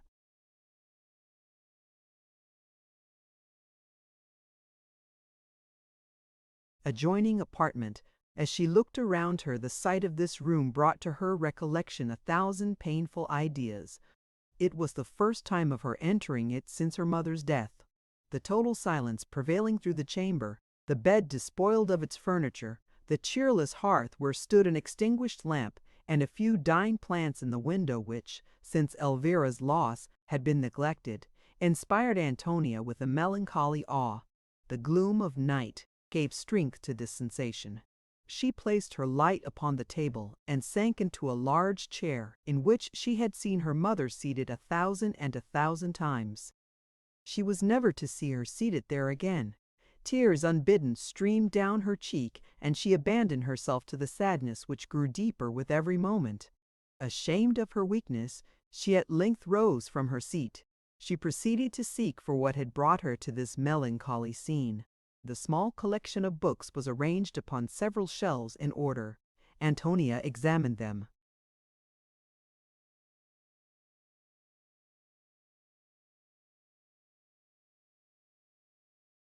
Without finding anything likely to interest her, till she put her hand upon a volume of old Spanish ballads.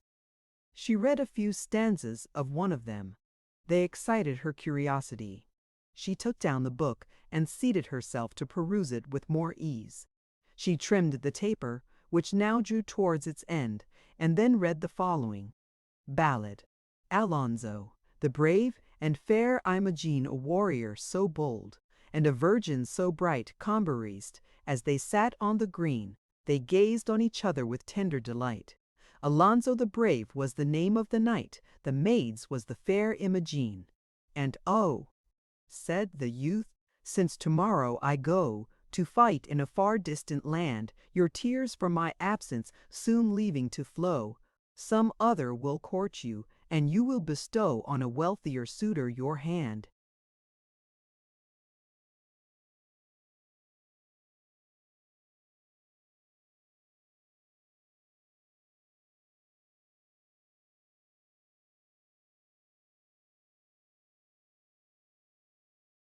Oh, hush these suspicions, fair Imogen said, offensive to love and to me, for if ye be living, or if ye be dead, I swear by the Virgin that none in your stead shall husband of Imogen be.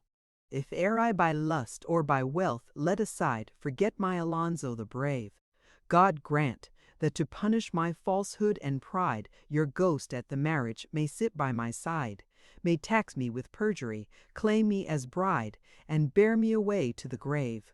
To Palestine hastened the hero so bold. His love, she lamented him sore, but scarce had a 12-month elapsed, when behold, a baron all covered with jewels and gold arrived at fair Imogen's door. His treasure, his presence, his spacious domain, soon made her untrue to her vows. He dazzled her eyes, he bewildered her brain, he caught her affection so light and so vain, and carried her home as his spouse.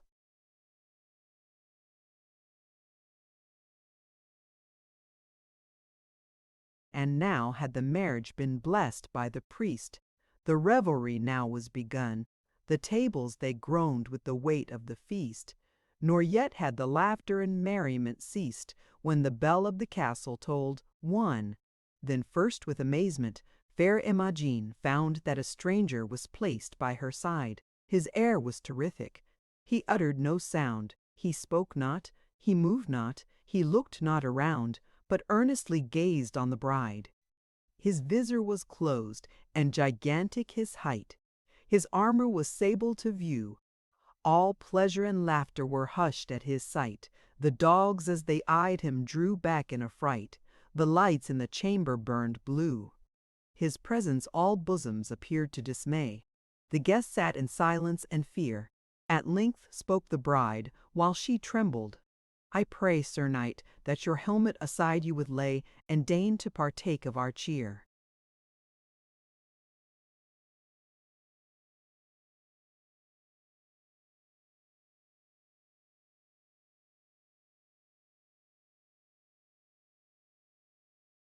The lady is silent, the stranger complies. His visor lies slowly unclosed. O God! What a sight met fair Imogene's eyes! What words can express her dismay and surprise when a skeleton's head was exposed? All present then uttered a terrified shout. All turned with disgust from the scene.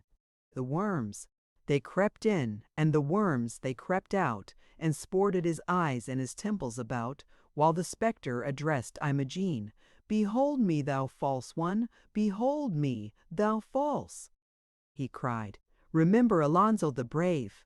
God grants that to punish thy falsehood and pride, my ghost at thy marriage should sit by thy side, should tax thee with perjury, claim thee as bride, and bear thee away to the grave." Thus saying, his arms round the lady he wound, while loudly she shrieked in dismay, then sank with his prey through the wide yawning ground, nor ever again was fair Imogen found, or the spectre who bore her away.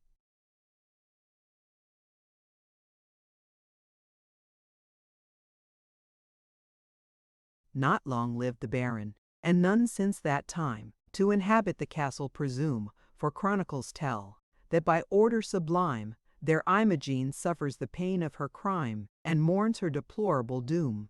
At midnight 4 times in each year does her sprite, when mortals in slumber are bound, arrayed in her bridal apparel of white, appear in the hall with the skeleton knight, and shriek as he whirls her around. While they drink out of skulls newly torn from the grave, dancing round them the spectres are seen. Their liquor is blood, and this horrible stave they howl, "To the health of Alonso the brave, and his consort, the false Imogen." The perusal of this story was ill calculated to dispel Antonia's melancholy. She had naturally a strong inclination to the marvelous, and her nurse, who believed firmly in apparitions, had related to her when an infant so many horrible adventures of this kind that all Elvira's attempts had failed to eradicate there.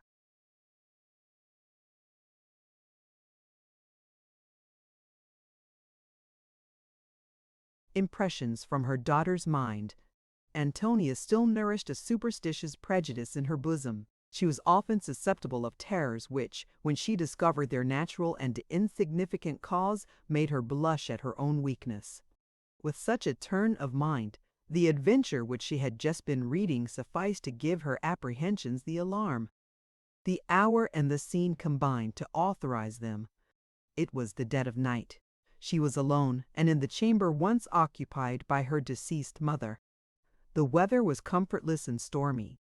The wind howled around the house, the doors rattled in their frames, and the heavy rain pattered against the windows. No other sound was heard. The taper, now burnt down to the socket, sometimes flaring upward, shot a gleam of light through the room, then sinking again, seemed upon the point of expiring. Antonia's heart throbbed with agitation. Her eyes wandered fearfully over the objects around her, as the trembling flame illuminated them at intervals. She attempted to rise from her seat, but her limbs trembled so violently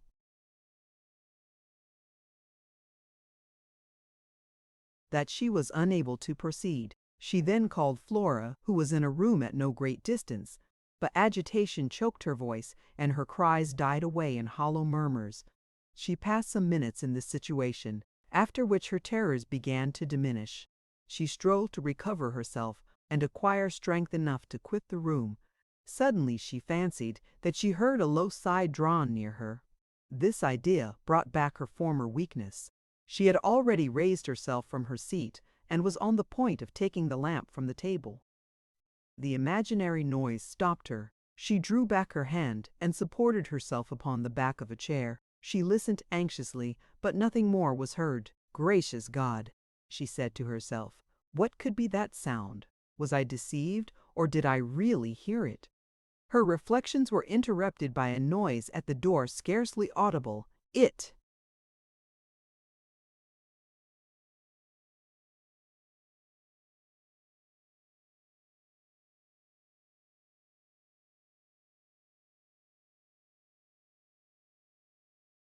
seemed as if somebody was whispering.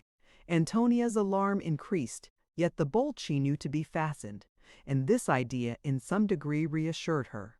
Presently, the latch was lifted up softly, and the door moved with caution backwards and forwards. Excessive terror now supplied Antonia with that strength of which she had till then been deprived. She started from her place and made towards the closet door, whence she might soon have reached the chamber where she expected to find Flora and Dame Jacintha. Scarcely had she reached the middle of the room when the latch was lifted up a second time. An involuntary movement obliged her to turn her head. Slowly and gradually the door turned upon its hinges, and standing upon the threshold, she beheld a tall, thin figure wrapped in a white shroud which covered it from head to foot. This vision arrested her feet. She remained as if petrified in the middle of the apartment. The stranger with measured and solemn steps drew near the table. The dying taper darted a blue and melancholy flame as the figure advanced towards it. Over the table was fixed a small clock. The hand of it was upon the stroke of 3. The figure stopped opposite to the clock. It raised its right arm and pointed to the hour, at the same time looking earnestly upon Antonia, who waited for the conclusion of this scene, motionless and silent. The figure remained in this posture for some moments. The clock struck. When the sound had ceased, the stranger advanced yet a few steps nearer Antonia. "Yet 3 days," said a voice faint, hollow, and sepulchral. "Yet 3 days, and we meet again." Antonia shuddered at the words. "We meet again?" She pronounced at length with difficulty. "Where shall we meet? Whom shall I meet? Whom shall I meet?" The figure pointed to the ground with one hand, and with the other raised the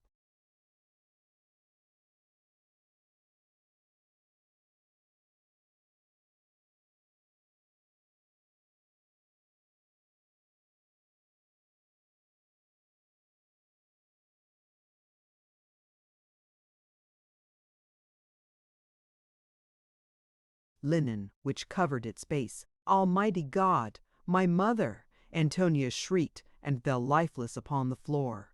Dame Jacintha, who was at work in a neighboring chamber, was alarmed by the cry. Flora was just gone downstairs to fetch fresh oil for the lamp by which they had been sitting. Jacintha therefore hastened alone to Antonia's assistance, and great was her amazement to find her extended upon the floor. She raised her in her arms, conveyed her to her apartment, and placed her upon the bed still senseless. She then proceeded to bathe her temples, chafe her hands, and use all possible means of bringing her to herself. With some difficulty she succeeded. Antonia opened her eyes and looked round her wildly. "Where is she?" she cried in a trembling voice. "Is she gone? Am I safe? Speak."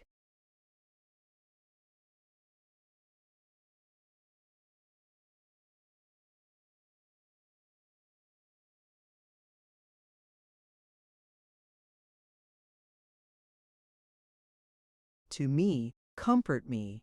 Oh, speak to me for God's sake." "Safe from whom, my child?" replied the astonished Jacintha. "What alarms you? Of whom are you afraid? In 3 days." "She told me that we should meet in 3 days. I heard her say it. I saw her, Jacintha, I saw her. But this moment—" She threw herself upon Jacintha's bosom. "You saw her? Saw whom?" "My mother's ghost, Christ Jesus," cried Jacintha, and starting from the bed, let fall Antonia upon the pillow, and fled in consternation out of the room. As she hastened downstairs, she met Flora ascending them.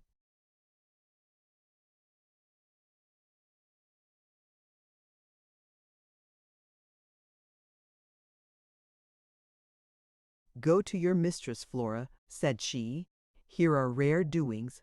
Oh, I am the most unfortunate woman alive. My house is filled with ghosts and dead bodies. and the Lord knows what besides. Yet I am sure nobody likes such company less than I do. But go your way to Donna Antonia, Flora, and let me go mine." Thus saying, she continued her course to the street door, which she opened, and without allowing herself time to throw on her veil, she made the best of her way to the Capuchin abbey. In the meanwhile, Flora hastened to her lady's chamber, equally surprised and alarmed at Jacintha's consternation. She found Antonia lying upon the bed insensible. She used the same means for her recovery that Jacintha had already employed, but finding that her mistress only recovered from one fit to fall into another, she sent in all haste for a physician. While expecting his arrival, she undressed Antonia and conveyed her to bed. Heedless of the storm, terrified almost out of her senses, Jacintha ran through the streets, and stopped not till she reached the gate of the abbey. She rang loudly at the bell, and as soon as the porter appeared, she desired permission to speak to the superior. Ambrosio was then conferring with Matilda upon the means of procuring access to Antonia.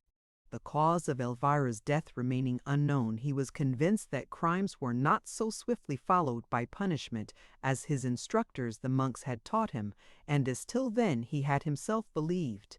This persuasion made him resolve upon Antonia's ruin, for the enjoyment of whose person dangers and difficulties only seemed to have increased his passion. The monk had already made one attempt to gain admission to her presence, but Flora had refused him in such a manner as to convince him that all future endeavors must be vain. Elvira had confided her suspicions to that trusty servant. She had desired her never to leave Ambrosio alone with her daughter, and if possible, to prevent their meeting altogether. Flora promised to obey her, and had executed her orders to the very letter. Ambrosio's visit had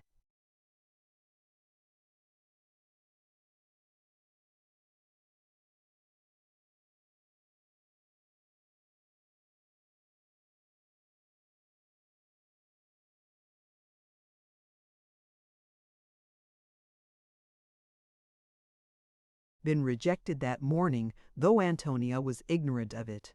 He saw that to obtain a sight of his mistress by open means was out of the question, and both himself and Matilda had consumed the night in endeavoring to invent some plan whose event might be more successful. Such was their employment, when a lay brother entered the abbot's cell and informed him that a woman calling herself Jacintha Zuniga requested audience for a few minutes. Ambrosio was by no means disposed to grant the petition of his visitor. He refused it positively, and bade the lay brother tell the stranger to return the next day. Matilda interrupted him. "See this woman," said she in a low voice. "I have my reasons." The abbot obeyed her, and signified that he would go to the parlor immediately. With this answer the lay brother withdrew. As soon as they were alone, Ambrosio inquired why Matilda wished him to see this Jacintha.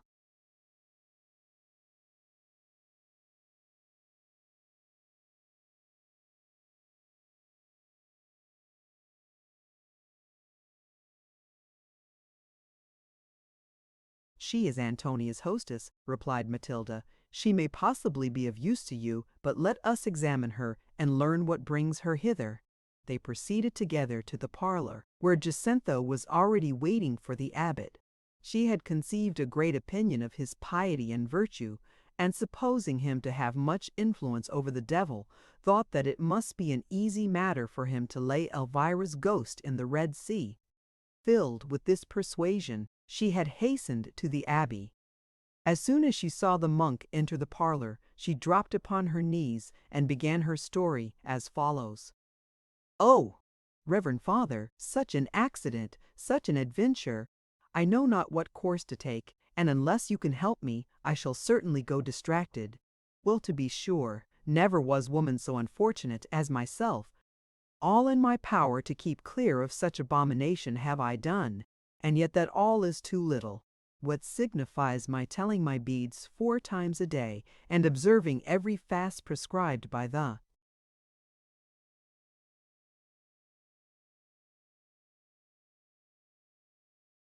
calendar, What signifies my having made 3 pilgrimages to St. James of Compostela and purchased as many pardons from the Pope as would buy off Cain's punishment?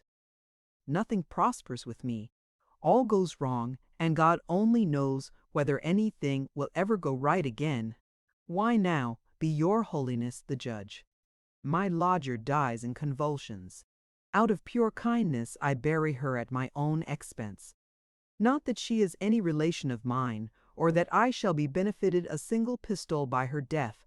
I got nothing by it, and therefore you know, Reverend Father, that her living or dying was just the same to me. But that is nothing to the purpose. To return to what I was saying, I took care of her funeral, had everything performed decently and properly, and put myself to expense enough, God knows. And how do you think the lady repays me for my kindness? Why, truly, by refusing to sleep quietly in her comfortable coffin, as a peaceable, well-disposed spirit ought to do, and coming to plague me, who never wished to set eyes on her again. Forsooth, it well becomes her to go racketing about my house at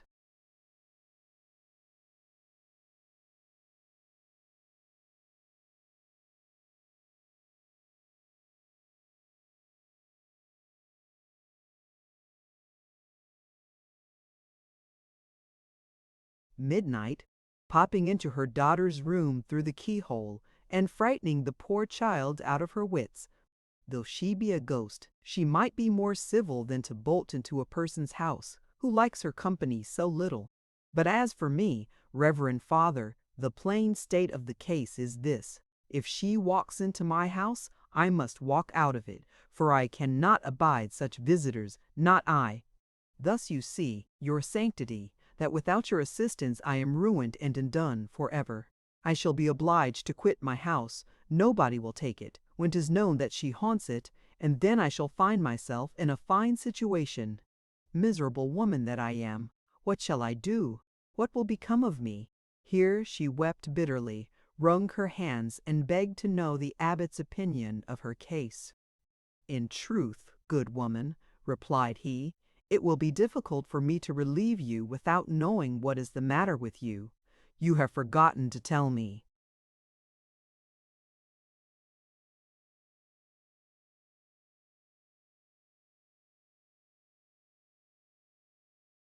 What has happened, and what it is you want. Let me die, cried Jacintha, but your sanctity is in the right. This, then, is the fact stated briefly. A large bit of the macris detective beds. We for I get is the two depus dark of the tumen. Rise of a twin fortune ter quiet. Bram dit. Whenever I ventured to speak to her, she had a look of her which always made me feel a little queerish. God forgive, but of the 40 till which ever peer with the cat felt for she so for her over her from my patch so they hate for my head but whatever we fit her.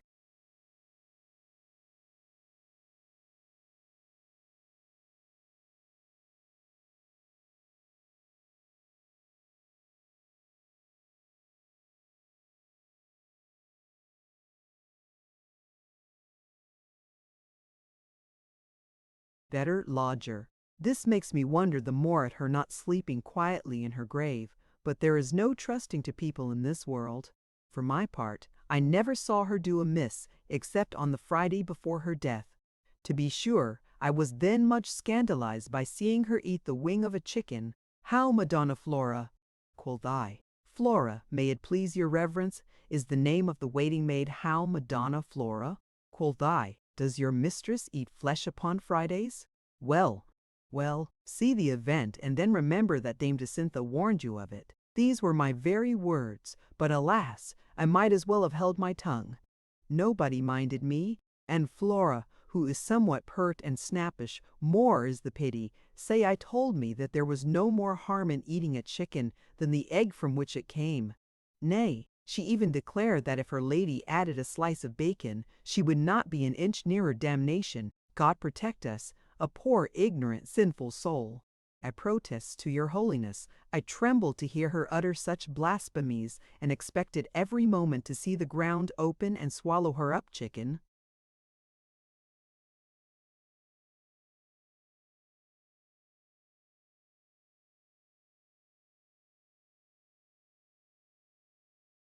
And all, For you must know, worshipful father, that while she talked thus, she held the plate in her hand, on which lay the identical roast fowl. And a fine bird it was, that I must say for it. Done to a turn, for I superintended the cooking of it myself. It was a little Galician of my own raising, may it please your holiness, and the flesh was as white as an eggshell, as indeed Donna Elvira told me herself.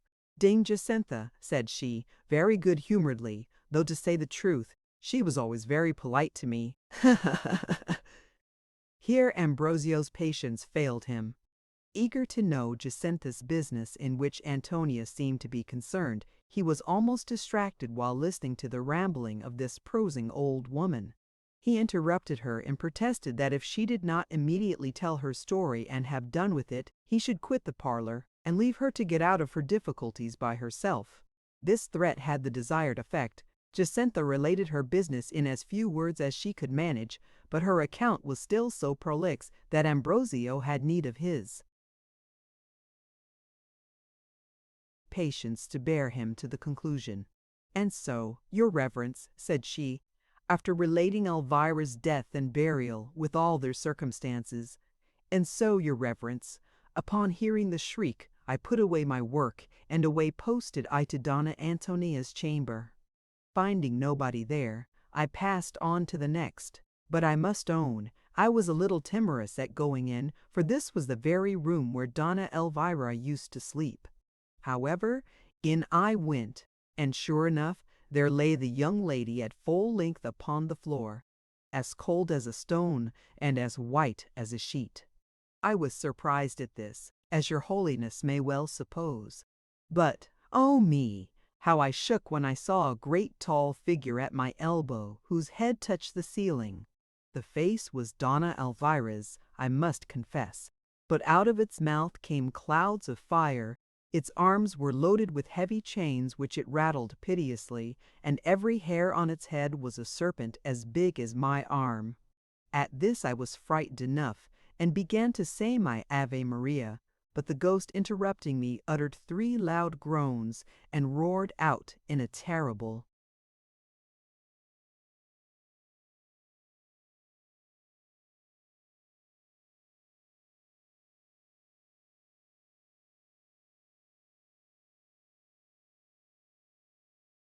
voice, "Oh, that chicken's wing, my poor soul suffers for it."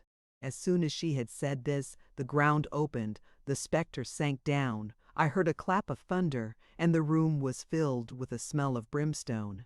When I recovered from my fright, and had brought Donna Antonia to herself, who told me that she had cried out upon seeing her mother's ghost, and well might she cry, poor soul. Had I been in her place, I should have cried 10 times louder. It directly came into my head that if anyone had power to quiet this spectre, it must be your reverence.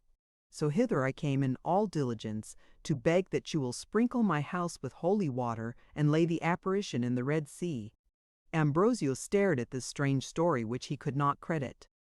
"Did Donna Antonia also see the ghost?" said he. "As plain as I see you, reverend father."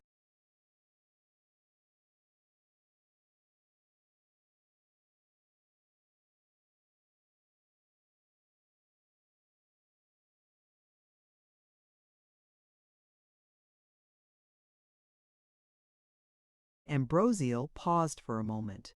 Here was an opportunity offered him of gaining access to Antonia, but he hesitated to employ it. The reputation which he enjoyed in Madrid was still dear to him, and since he had lost the reality of virtue, it appeared as if its semblance was become more valuable. He was conscious that publicly to break through the rule never to quit the abbey precincts would derogate much from his supposed austerity. In visiting Elvira, he had always taken care to keep his features concealed from the domestics. Except by the lady, her daughter, and the faithful Flora, he was known in the family by no other name than that of Father Jerome. Should he comply with Jacintha's request, and accompany her to her house, he knew that the violation of his rule could not be kept a secret. However, his eagerness to see Antonia obtain the victory, he even hoped that the singularity of this adventure would justify him in the eyes of Madrid. But but whatever might be the consequences, he resolved to profit by the opportunity which chance had presented to him. An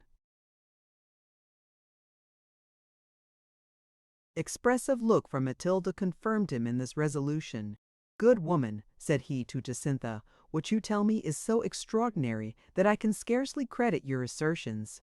However, I will comply with your request. Tomorrow, after matins, you may expect me at your house. I will then examine into what I can do for you, and if it is in my power, will free you from this unwelcome visitor. Now then go home, and peace be with you." "Home!" exclaimed Jacintha. "I go home? Not I, by my troth. Except under your protection, I set no foot of mine within the threshold. God help me, the ghost may meet me upon the stairs, and whisk me away with her to the devil. Oh, that I had accepted young Melchior Basco's offer, then I should have had somebody to protect me. But now I am a lone woman, and meet with nothing but crosses and misfortunes. Thank heaven, it is not yet too late to repent. There is Simon Gonzales will have me any day of the week, and if I live till daybreak, I will marry."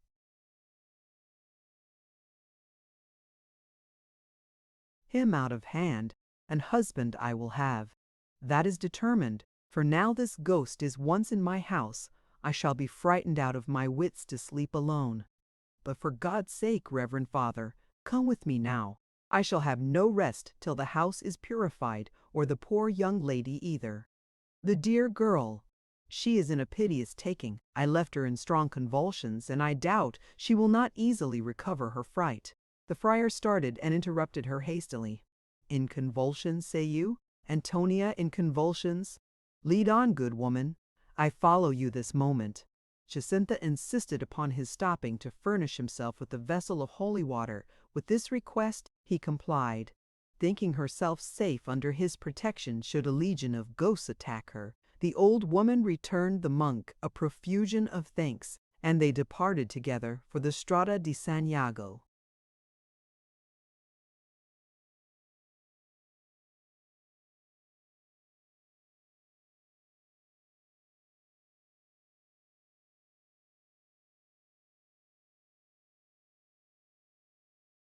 So strong an impression had the spectre made upon Antonia, that for the first 2 or 3 hours the physician declared her life to be in danger. The fits at length becoming less frequent induced him to alter his opinion. He said that to keep her quiet was all that was necessary, and he ordered a medicine to be prepared which would tranquilize her nerves and procure her that repose which at present she much wanted. The sight of Ambrosio, who now appeared with Jacintha at her bedside, contributed essentially to compose her ruffled spirits.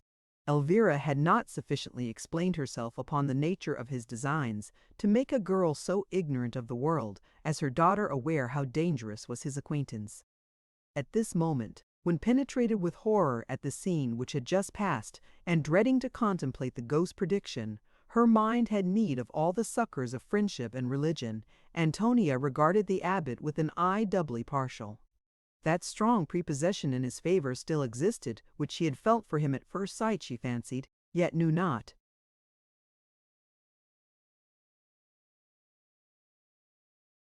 Wherefore, that his presence was a safeguard to her from every danger, insult, or misfortune. She thanked him gratefully for his visit, and related to him the adventure which had alarmed her so seriously. The abbot strove to reassure her, and convince her that the whole had been a deception of her overheated fancy. The solitude in which she had passed the evening, the gloom of night, the book which she had been reading, and the room in which she sat, were all calculated to place before her such a vision. He treated the idea of ghosts with ridicule, and produced strong arguments to prove the fallacy of such a system. His conversation tranquilized and comforted her, but did not convince her. She could not believe that the spectre had been a mere creature of her imagination. Every circumstance was impressed upon her mind too forcibly to permit her flattering herself with such an idea. She persisted in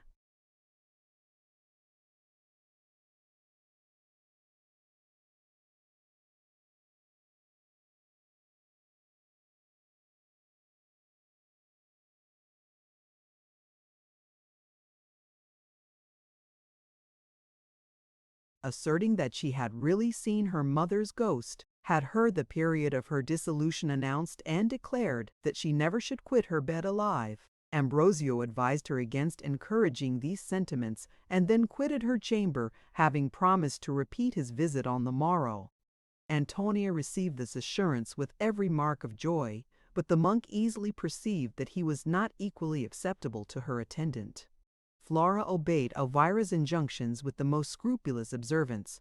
She examined every circumstance with an anxious eye likely in the least to prejudice her young mistress, to whom she had been attached for many years.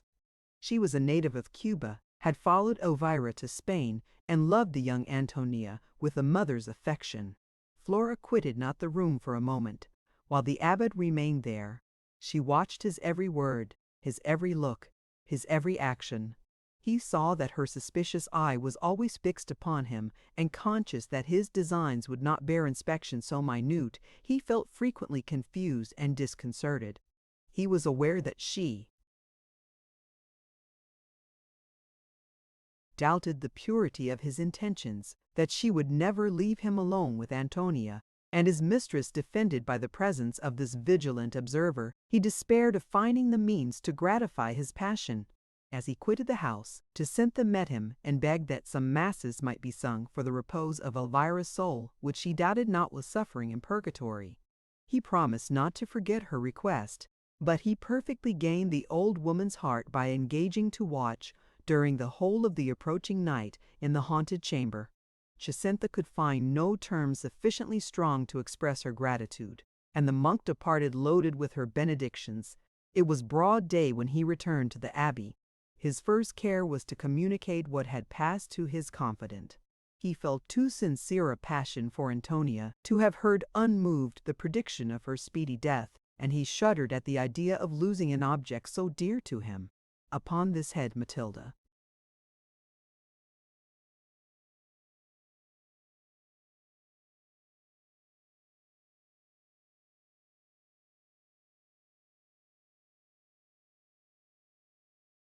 reassured him. She confirmed the arguments which himself had already used. She declared Antonia to have been deceived by the wandering of her brain, by the spleen which oppressed her at the moment, and by the natural turn of her mind to superstition and the marvelous. As to Jacinta's account, the absurdity refuted itself. The abbot hesitated not to believe that she had fabricated the whole story, either confused by terror or hoping to make him comply more readily with her request. Having overruled the monk's apprehensions, Matilda continued thus: "The prediction and the ghost are equally false. But it must be your care, Ambrosio, to verify the first. Antonia within 3 days must indeed be dead to the world, but she must live for you. Her present illness, and this fancy which she has taken into her head, will color a plan which I have long meditated, but which was impracticable without your procuring access to Antonia. She shall be yours, not for a single night, but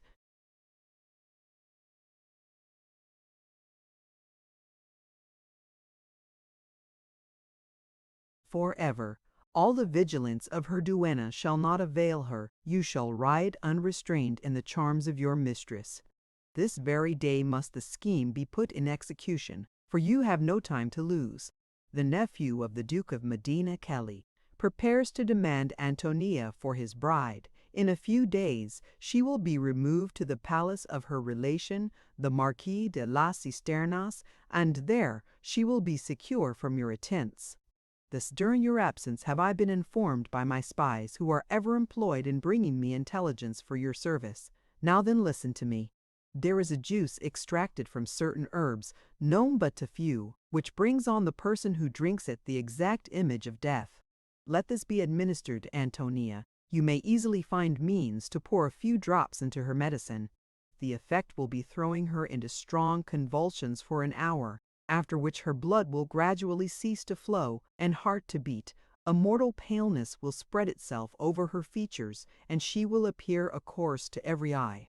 She has no friends about her, you may charge.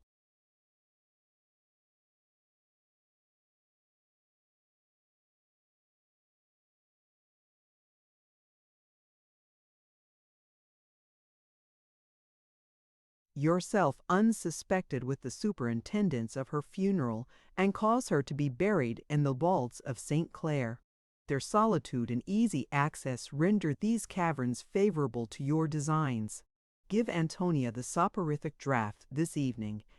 48 hours after she has drank it, life will revive to her bosom.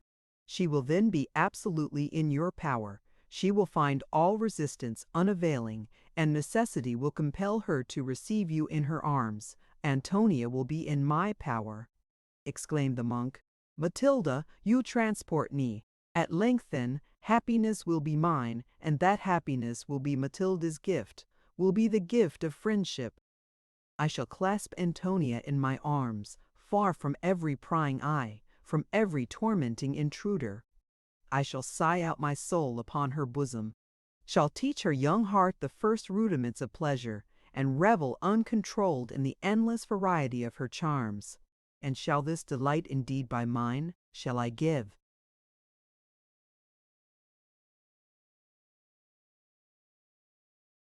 the reins to my desires and gratify every wild tumultuous wish? Oh, Matilda, how can I express to you my gratitude? By profiting by my counsels.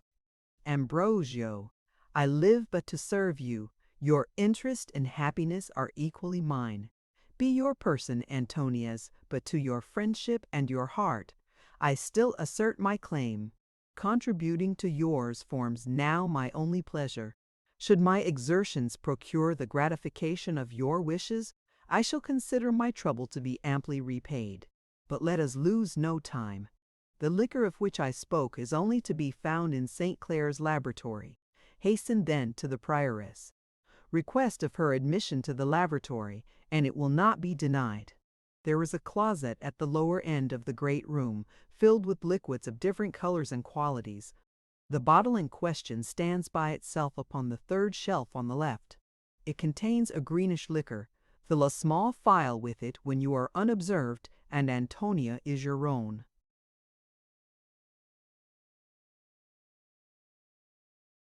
The monk hesitated not to adopt this infamous plan. His desires, but too violent before, had acquired fresh vigor from the sight of Antonia. As he sat by her bedside, accident had discovered to him some of those charms which till then had been concealed from him. He found them even more perfect than his ardent imagination had pictured them. Sometimes her white and polished arm was displayed in arranging the pillow. Sometimes a sudden movement discovered part of her swelling bosom, but wherever the new-found charm presented itself, there rested the friar's gloating eyes. Scarcely could he master himself sufficiently to conceal his desires from Antonia and her vigilant duenna. Inflamed by the remembrance of these beauties, he entered into Matilda's scheme without hesitation. No sooner were matins over than he bent his course towards the convent of St. Clare. His arrival threw the whole sisterhood into the utmost amazement. The prioress was sensible of the honor done her convent by his paying it his.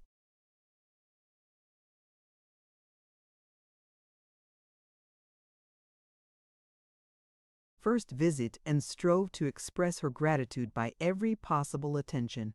He was paraded through the garden, shown all the relics of saints and martyrs, and treated with as much respect and distinction as had he been the Pope himself. On his part, Ambrosio received the Domina's civilities very graciously, and strove to remove her surprise at his having broken through his resolution.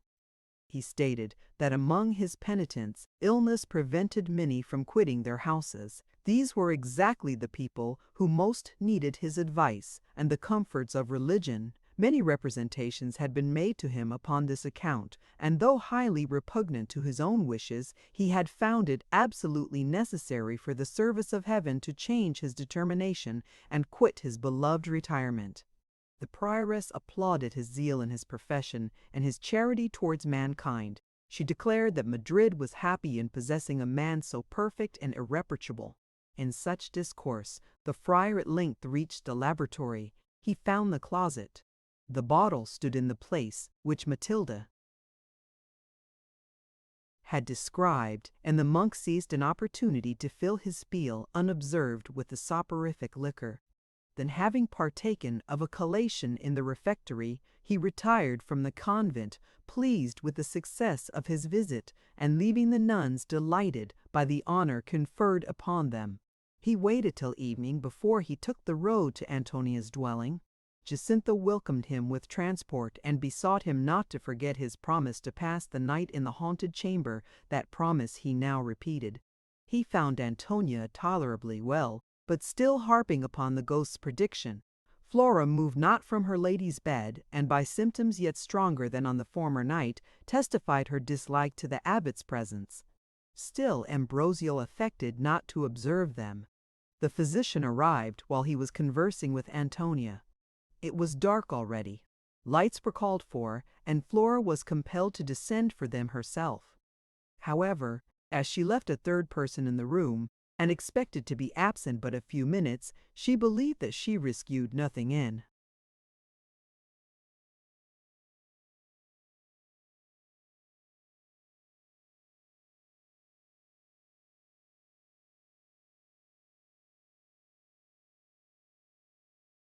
Quitting her post. No sooner had she left the room than Ambrosio moved towards the table on which stood Antonia's medicine. It was placed in a recess of the window. The physician, seated in an armed chair and employed in questioning his patient, paid no attention to the proceedings of the monk. Ambrosio seized the opportunity. He drew out the fatal phial and let a few drops fall into the medicine. He then hastily left the table and returned to the seat which he had quitted. When Flora made her appearance with lights, everything seemed to be exactly as she had left it. The physician declared that Antonia might quit her chamber the next day with perfect safety. He recommended her following the same prescription which, on the night before, had procured her a refreshing sleep. Flora replied that the draught stood ready upon the table. He advised the patient to take it without delay, and then retired. Flora poured the medicine into a cup and presented it to her. "Mistress." At that moment Ambrosio's courage failed him. Might not Matilda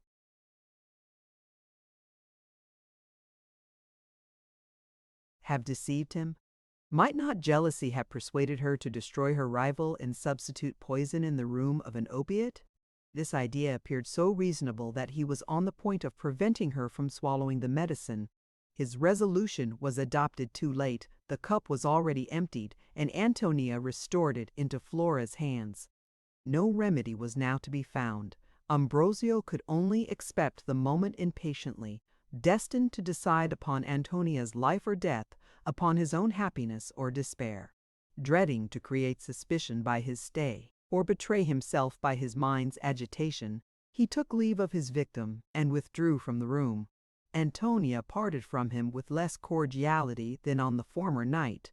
Flora had represented to her mistress that to admit his visits was to disobey her mother's orders. She described to her his emotion on entering the room and the fire which sparkled in his eyes while he gazed upon her.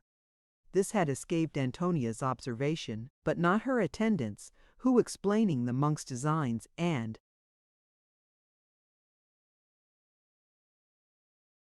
their probable consequences in terms much clearer than Elvira's, though not quite so delicate, had succeeded in alarming her young lady and persuading her to treat him more distantly than she had done hitherto.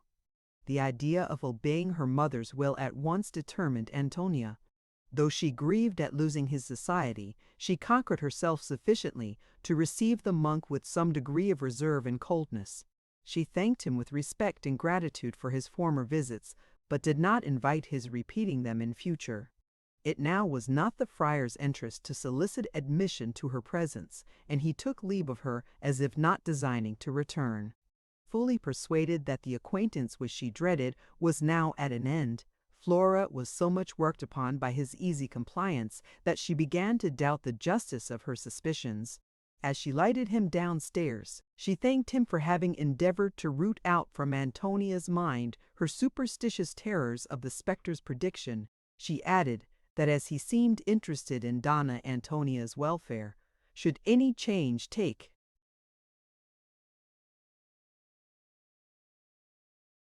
place in her situation, she would be careful to let him know it. The monk in replying took pains to raise his voice, hoping that Jacinta would hear it. In this he succeeded. As he reached the foot of the stairs with his conductress, the landlady failed not to make her appearance. "Why, surely you are not going away, Reverend Father?" cried she. "Did you not promise to pass the night in the haunted chamber? Christ Jesus! I shall be left alone with the ghost, and a fine pickle I shall be in by morning. Do all I could, say all I could. That obstinate old brute, Simon Gonzales, refused to marry me today. And before tomorrow comes, I suppose, I shall be torn to pieces by the ghosts, and goblins, and devils, and what not. For God's sake, your holiness, do not leave me in such a woeful condition. On my bended knees I beseech you to keep your promise. Watch this night in the haunted chamber. Lay the apparition in the Red Sea, and Jacinta remembers you in her prayers to the last day of her existence."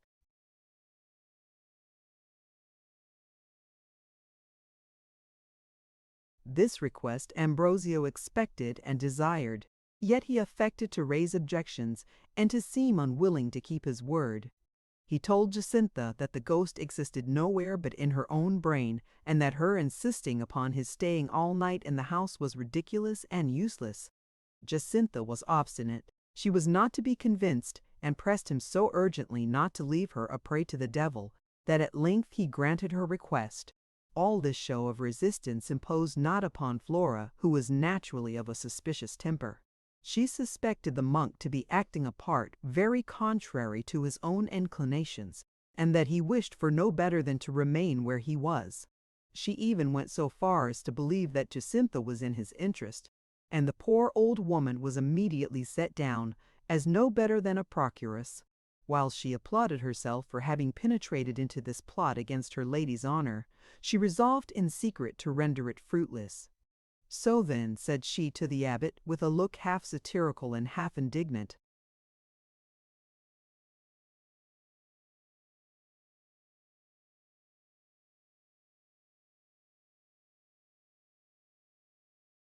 "so then you mean to stay here tonight?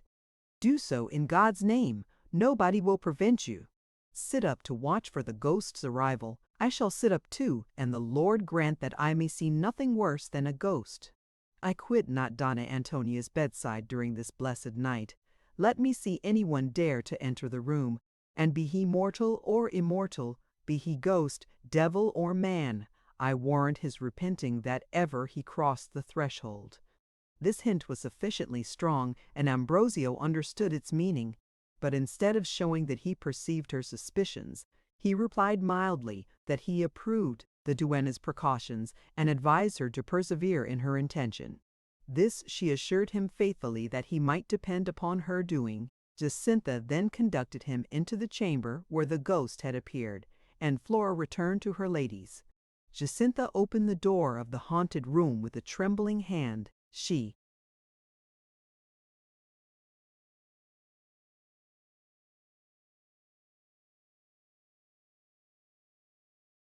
ventured to peep in, but the wealth of India would not have tempted her to cross the threshold. She gave the taper to the monk, wished him well through the adventure, and hastened to be gone. Ambrosio entered. He bolted the door, placed the light upon the table, and seated himself in the chair which on the former night had sustained Antonia. In spite of Matilda's assurances that the spectre was a mere creation of fancy, his mind was impressed with a certain mysterious horror. He in vain endeavored to shake it off. The silence of the night, the story of the apparition, the chamber wainscoted with dark oak panels, the recollection which it brought with it of the murdered Elvira, and his incertitude respecting the nature of the drops given by him to Antonia, made him feel uneasy at his present situation. But he thought much less of the spectre than of the poison. Should he have destroyed the only object which rendered life dear to him? Should the ghost's prediction prove true? Should Antonia in 3 days be no more, and he the wretched cause of her death? The supposition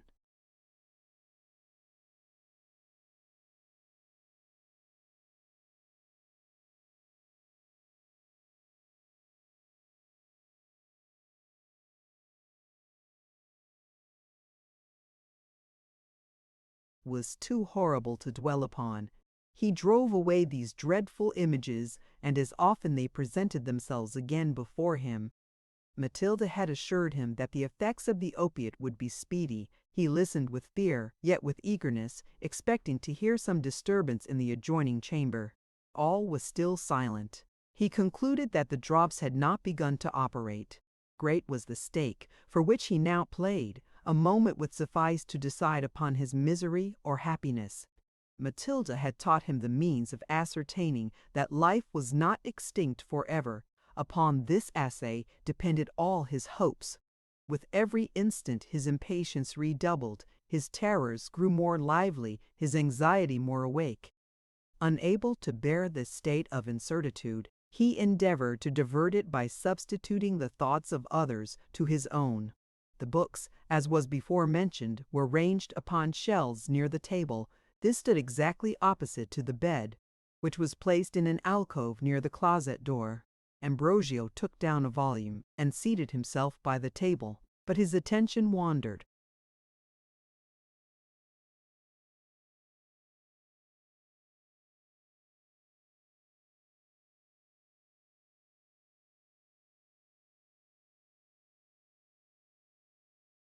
From the pages before him, Antonia's image and that of the murdered Elvira persisted to force themselves before his imagination.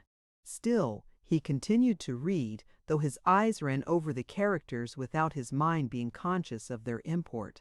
Such was his occupation. When he fancied that he heard a footstep, he turned his head, but nobody was to be seen.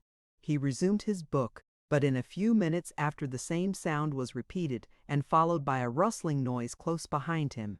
He now started from his seat and, looking round him, perceived the closet door standing half unclosed. On his first entering the room, he had tried to open it but found it bolted on the inside. "How is this?" said he to himself. "How comes this door unfastened?" He advanced towards it, he pushed it open and looked into the closet. No one was there. While he stood irresolute, he thought that he distinguished a groaning in the adjacent chamber. It was Antonia's, and he supposed that the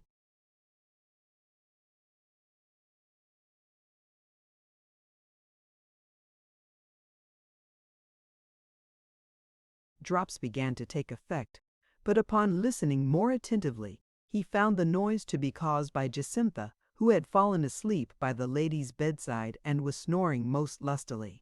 Ambrosio drew back and returned to the other room, musing upon the sudden opening of the closet door, for which he strove in vain to account. He paced the chamber up and down in silence. At length he stopped, and the bed attracted his attention. The curtain of the recess was but half drawn. He sighed involuntarily. "That bed," said he in a low voice, "that bed was Elvira's. There has she passed many a quiet night. For she was good and innocent. How sound must have been her sleep! And yet now she sleeps sounder. Does she indeed sleep? Oh, God grant that she may! What if she rose from her grave at this sad and silent hour? What if she broke the bonds of the tomb and glided angrily before my blasted eyes?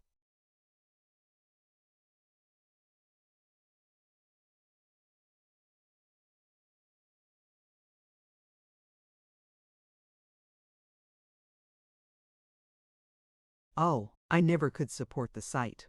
Again to see her form distorted by dying agonies, her blood-swollen veins, her livid countenance, her eyes bursting from their sockets with pain. To hear her speak of future punishment, menace me with heaven's vengeance, tax me with the crimes I have committed, with those I am going to commit. Great God! What is that?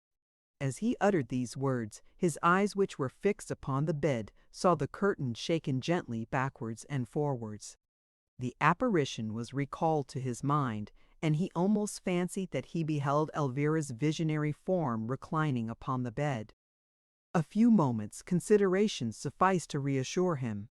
"It was only the wind," said he, recovering himself. Again he paced the chamber, but an involuntary movement of awe and inquietude constantly led his eye towards the alcove. He drew near it with irresolution. He paused before he ascended the few steps which led to it. He put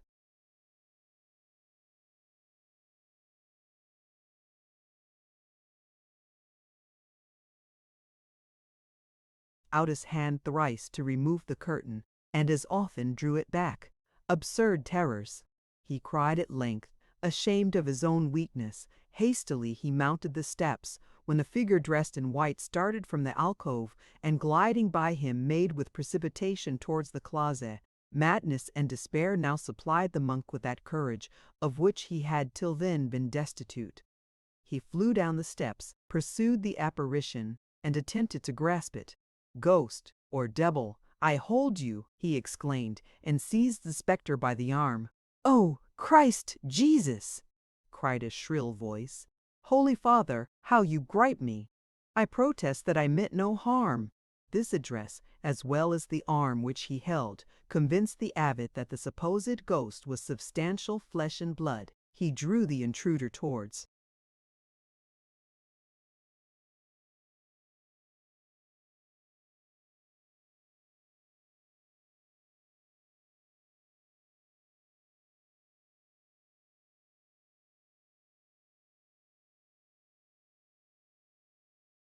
the table, and holding up the light, discovered the features of Madonna Flora.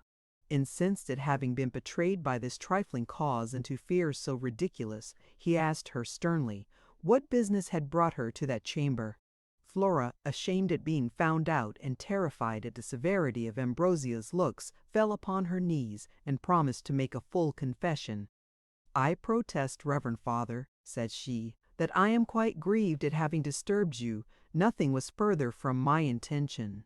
I meant to get out of the room as quietly as I got in, and had you been ignorant that I watched you, it would have been the same thing as if I had not watched you at all.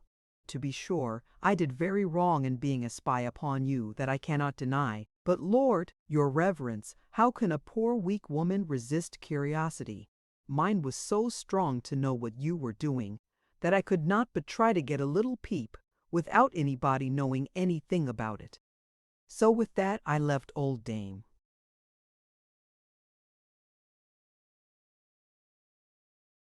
Jacinta sitting by my lady's bed, and I ventured to steal into the closet. Being unwilling to interrupt you, I contented myself at first with putting my eye to the keyhole, but as I could see nothing by this means, I undrew the bolt, and while your back was turned to the alcove, I whipped me in softly and silently.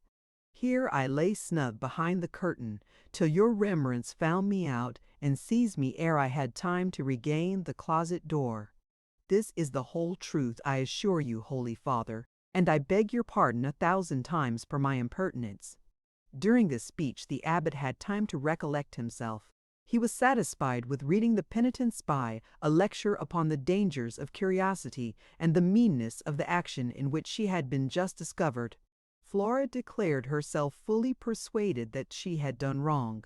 She promised never to be guilty of the same fault again, and was retiring very humble and contrite to Antonia's chamber, when the closet door was suddenly thrown open, and in rushed Jacinta, pale and out of breath.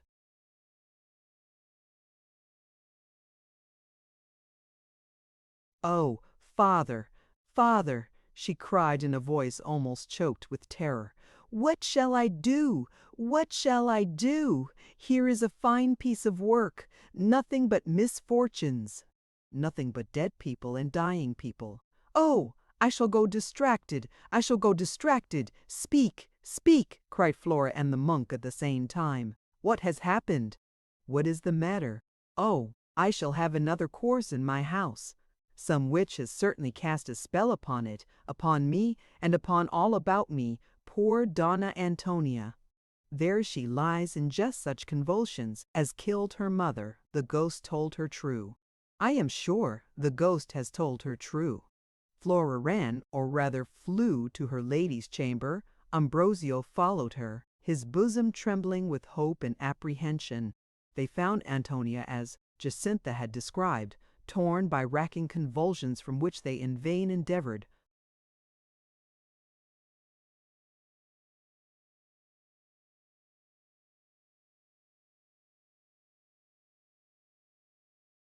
to relieve her.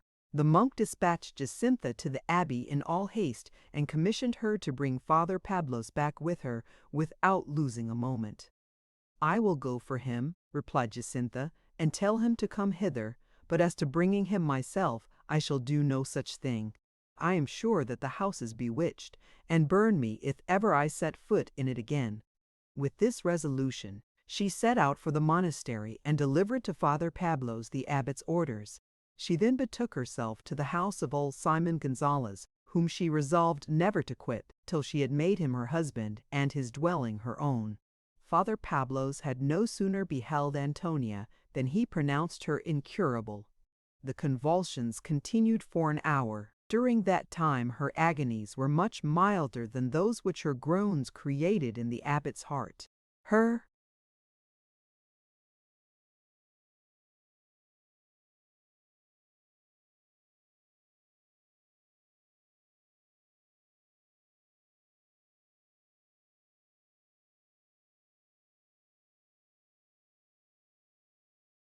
every pang seemed a dagger in his bosom, and he cursed himself 1,000 times for having adopted so barbarous a project. The hour being expired, by degrees the fits became less frequent, and Antonia less agitated. She felt that her dissolution was approaching, and that nothing could save her. "Worthy Ambrosio," she said in a feeble voice, while she pressed his hand to her lips, "I am now at liberty to express how grateful is my heart for your attention and kindness. I am upon the bed of death. Yet an hour, and I shall be no more. I may therefore acknowledge without restraint that to relinquish your society was very painful to me, but such was the will of a parent, and I dared not disobey. I die without repugnance. There are few who will lament my leaving them. There are few whom I lament to leave. Among those few, I lament for none more than for yourself. But we shall meet again, Ambrosio. We shall one day meet in heaven. There shall our friendship be renewed, and my mother shall view it with pleasure." She paused. The abbot shuddered when she mentioned Elvira. Antonia imputed his emotion to pity and concern for her. "You are grieved for me, father," she continued. "Ah!" Sigh, "not for my loss.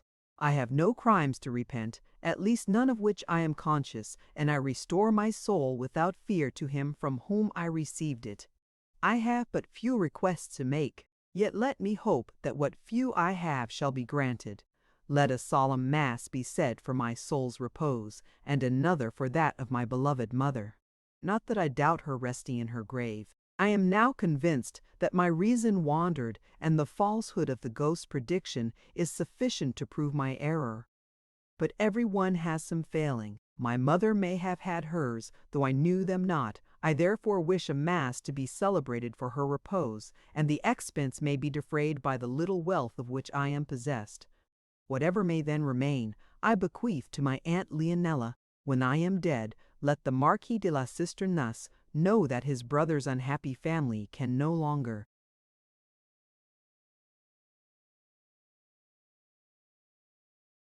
importune him, but disappointment makes me unjust. They tell me that he is ill, and perhaps had it been in his power, he wished to have protected me. Tell him then, father, only that I am dead, and that if he had any faults to me, I forgave him from my heart. This done, I have nothing more to ask for than your prayers. Promise to remember my requests, and I shall resign my life without a pang or sorrow." Ambrosio engaged to comply with her desires, and proceeded to give her absolution. Every moment announced the approach of Antonia's fate. Her sight failed. Her heart beat sluggishly. Her fingers stiffened and grew cold, and at 2 in the morning she expired without a groan. As soon as the breath had forsaken her body, Father Pablos retired, sincerely affected at the melancholy scene. On her part, Flora gave way to the most unbridled sorrow. Far different concerns employed Ambrosio. He sought for the pulse whose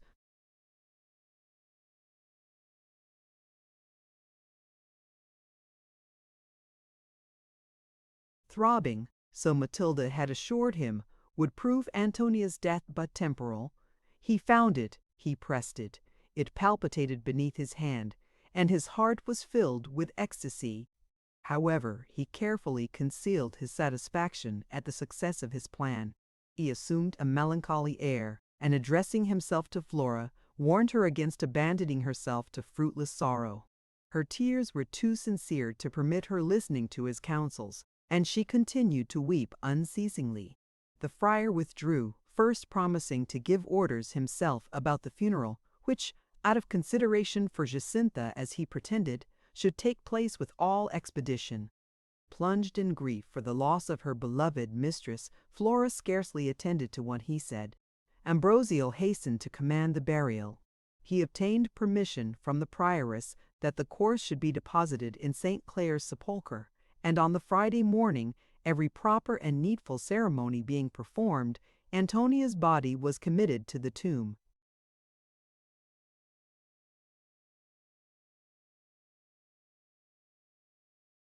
On the same day Leonela arrived at Madrid, intending to present her young husband to Elvira. Various circumstances had obliged her to defer her journey from Tuesday to Friday, and she had no opportunity of making this alteration in her plans known to her sister.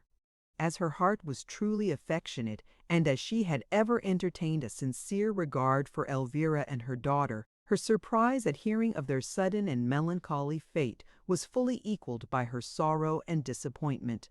Ambrosio sent to inform her of Antonia's bequest. At her solicitation he promised, as soon as Elvira's trifling debts were discharged, to transmit to her the remainder. This being settled, no other business detained Leonela in Madrid, and she returned to Cordova with all diligence. Chapter 10. His whole attention bent upon bringing to justice the assassins of his sister, Lorenzo little thought how severely his interest was suffering in another quarter. As was before mentioned, he returned not to Madrid till the evening of that day on which Antonia was buried. Signifying to the Grand Inquisitor the order of the Cardinal Duke, a ceremony not to be neglected, when a member of the Church was to be arrested publicly communicating his design to his uncle and Don Ramirez, and assembling a troop of attendants sufficiently to prevent opposition, furnished him with full occupation during the few hours preceding midnight. Consequently, he had no opportunity to inquire about his mistress, and was perfectly ignorant both of her death and her mother's. The Marquis was by no means out of danger, his delirium was gone, but had left him so much exhausted that the physicians declined pronouncing upon the consequences likely to ensue. As for Raymond himself, he wished for nothing more earnestly than to join Agnes in the grave. Existence was hateful to him. He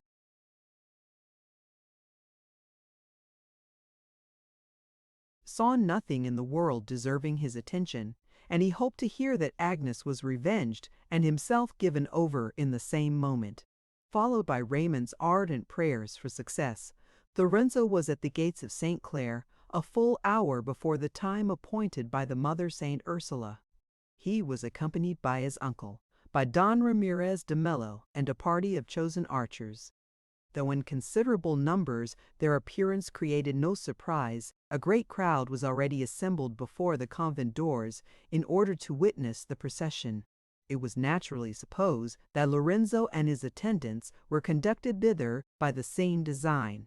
The Duke of Medina being recognized, the people drew back and made way for his party to advance. Lorenzo placed himself opposite to the great gate through which the pilgrims were to pass. Convinced that the prioress could not escape him, he waited patiently for her appearance, which she was expected to make exactly at midnight.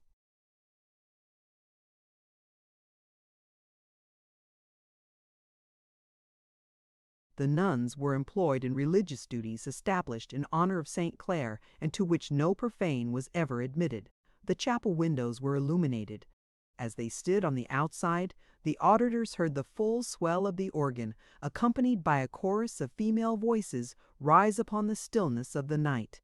This died away, and was succeeded by a single strain of harmony.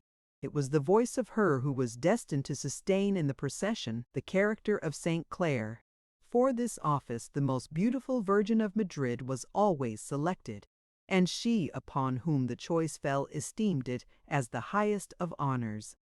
While listening to the music, whose melody distance only seemed to render sweeter, the audience was wrapped up in profound attention. Universal silence prevailed through the crowd, and every heart was filled with reverence for religion. Every heart but Lorenzo's. Conscious that among those who chanted the praises of their God so sweetly, there were some who cloaked with devotion the foulest sins, their hymns inspired him with detestation at their hypocrisy. He had long observed with disapprobation and contempt the superstition which governed Madrid's inhabitants. His good sense had pointed out to him the artifices of the monks and the gross absurdity of their miracles, wonders, and supposititious reliques. He blushed to see his countrymen the dupes of deceptions so ridiculous, and only wished for an opportunity to free them from their monkish fetters. That opportunity, so long desired in vain, was at length presented to him. He resolved not to let it slip, but to set before the people in glaring colors how enormous were the abuses, but too frequently practiced in monasteries, and how unjustly public esteem was bestowed indiscriminately upon all who wore a religious habit. He longed for the moment destined to unmask the hypocrites and convince his countrymen that a sanctified exterior does not always hide a virtuous heart. The service lasted till midnight was announced by the convent bell. That sound being heard, the music ceased, the voices died away softly, and soon after,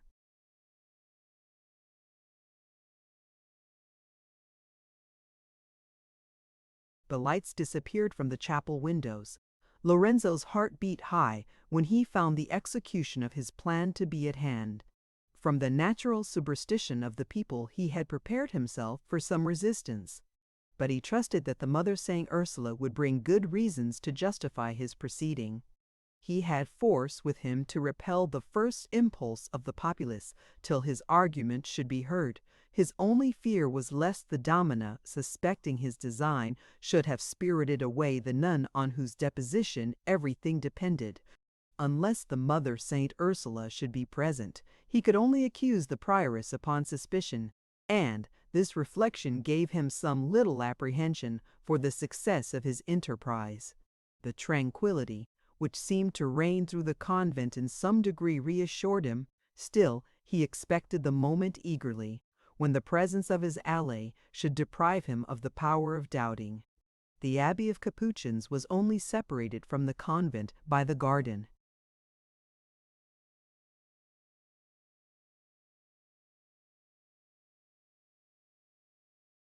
and cemetery. The monks had been invited to assist at the pilgrimage. They now arrived, marching 2 by 2 with lighted torches in their hands, and chanting hymns in honor of St. Clare. Father Pablo's was at their head, the abbot having excused himself from attending. The people made way for the holy train, and the friars placed themselves in ranks on either side of the great gates. A few minutes sufficed to arrange the order of the procession.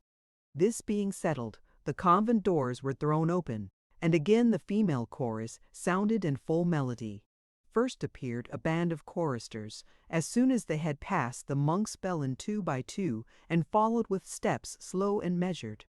Next came the novices. They bore no tapers, as did the professed, but moved on with eyes bent downwards, and seemed to be occupied by telling their beads. To them succeeded a young and lovely girl who represented Saint Lucia. She held a golden basin in which were 2 eyes. Her own were covered by a velvet bandage, and she was conducted by another nun, habited as an angel. She was followed by Saint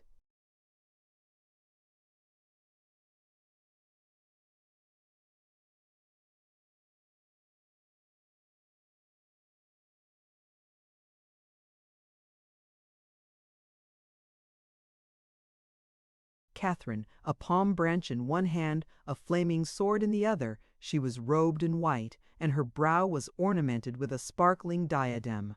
After her appeared Saint Genevieve, surrounded by a number of imps, who, putting themselves into grotesque attitudes, drawing her by the robe, and sporting round her with antic gestures, endeavored to distract her attention from the book, on which her eyes were constantly fixed.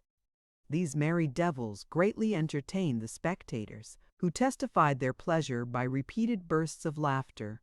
The prioress had been careful to select a nun whose disposition was naturally solemn and saturnine.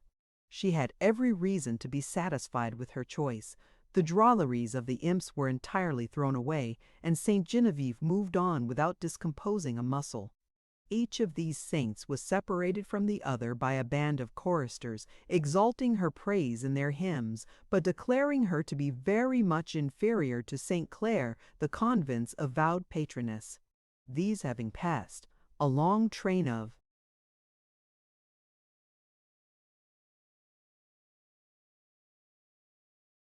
nuns appeared, bearing like the choristers each a burning taper. Next came the relics of Saint Clare, enclosed in vases equally precious for their materials and workmanship, but they attracted not Lorenzo's attention. The nun who bore the heart occupied him entirely. According to Theodore's description, he doubted not her being the Mother Saint Ursula. She seemed to look round with anxiety. As he stood foremost in the rank by which the procession passed, her eye caught Lorenzo's. A flush of joy overspread her till then pallid cheek. She turned to her companion eagerly.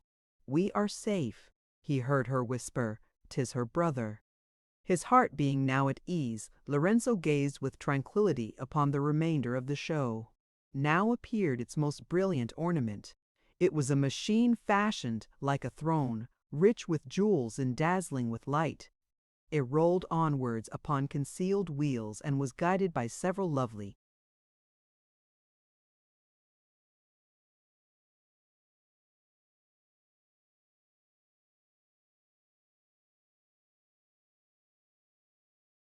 children, dressed as seraphs. The summit was covered with silver clouds, upon which reclined the most beautiful form that eyes ever witnessed.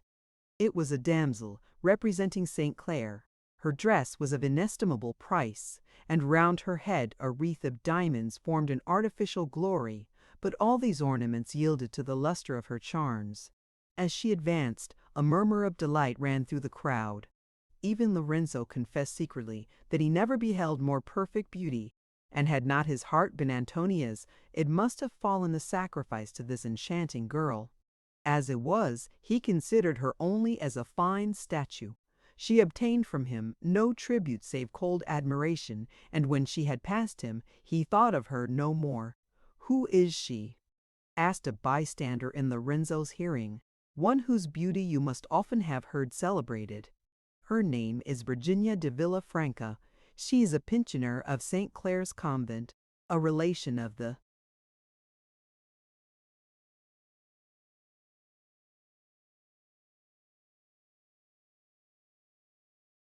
prioress, and has been selected with justice as the ornament of the procession." The throne moved onwards.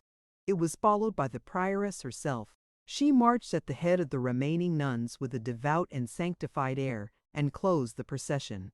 She moved on slowly. Her eyes were raised to heaven. Her countenance, calm and tranquil, seemed abstracted from all sublunary things, and no feature betrayed her secret pride at displaying the pomp and opulence of her convent. She passed along, accompanied by the prayers and benedictions of the populace. But how great was the general confusion and surprise when Don Ramirez, starting forward, challenged her as his prisoner. For a moment amazement held the dominus silent and immovable, but no sooner did she recover herself than she exclaimed against sacrilege and impiety, and called the people to rescue a daughter of the church. They were eagerly preparing to obey her, when Don Ramirez, protected by the archers from their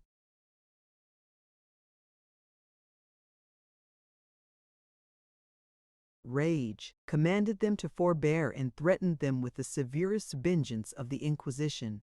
At that dreaded word every arm fell, every sword shrunk back into its scabbard. The prioress herself turned pale and trembled.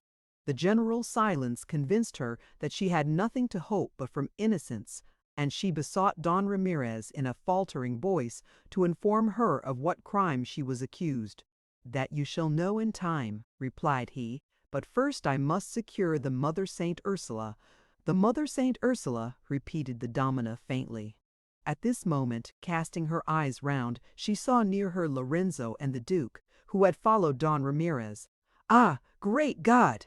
she cried, clasping her hands together with a frantic air. "I am betrayed."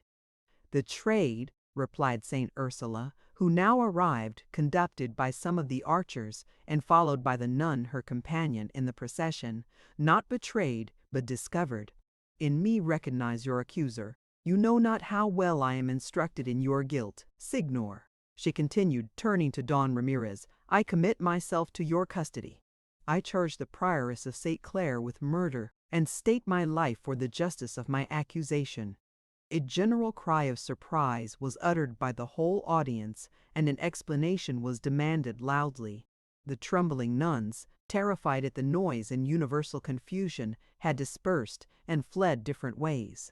Some regained the convent, others sought refuge in the dwellings of their relations, and many, only sensible of their present danger and anxious to escape from the tumult, ran through the streets and wandered, they knew not whither. The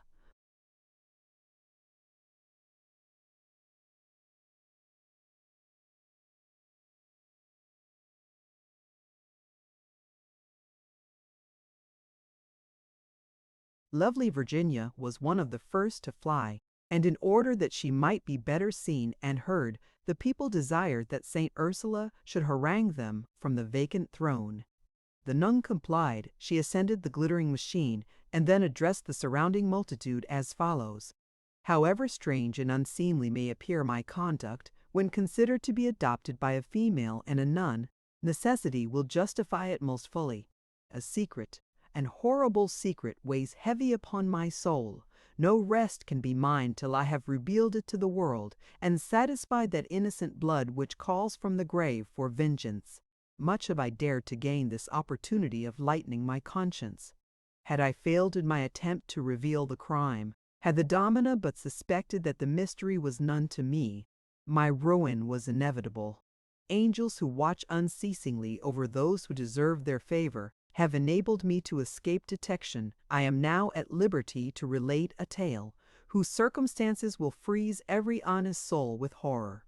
Mine is the task to rend the veil from hypocrisy and show misguided parents to what dangers the woman is exposed, who falls under the sway of a monastic tyrant. Among the votaries of St. Clare, none was more lovely, none more gentle, than Agnes de Medina. I knew her well.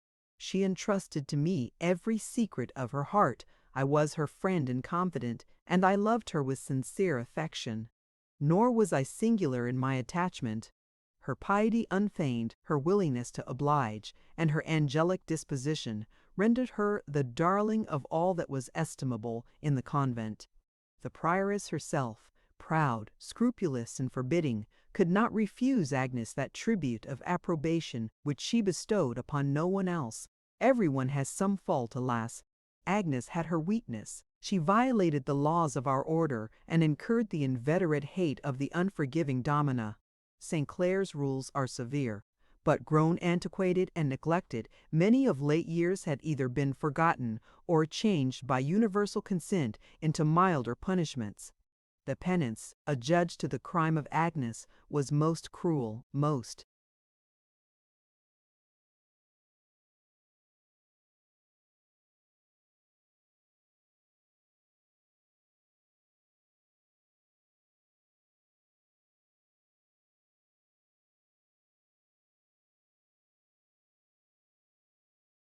inhuman.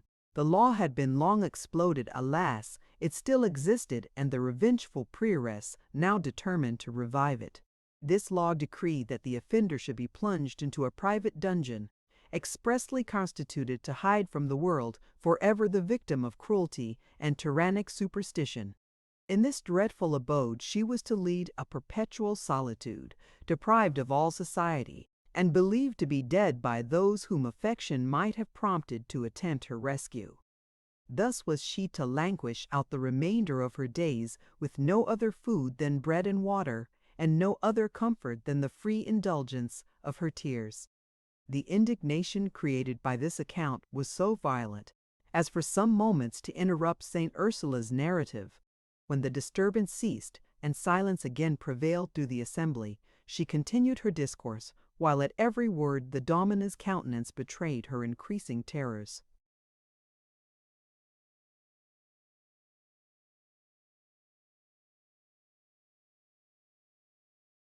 A council of the 12 elder nuns was called. I was of the number. The prioress, in exaggerated colors, described the offense of Agnes and scrupled not to propose the revival of this almost forgotten law.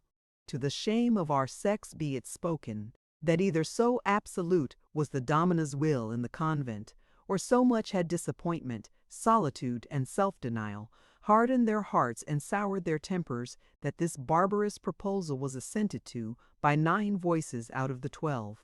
I was not one of the 9. Frequent opportunities had convinced me of the virtues of Agnes, and I loved and pitied her most sincerely. The mothers Bertha and Cornelia joined my party. We made the strongest opposition possible, and the superior found herself compelled to change her intention.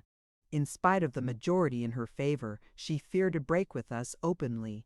She knew that, supported by the Medina family, our forces would be too strong for her to cope with, and she also knew that after being once imprisoned and supposed dead, should Agnes be discovered, her ruin would be inevitable.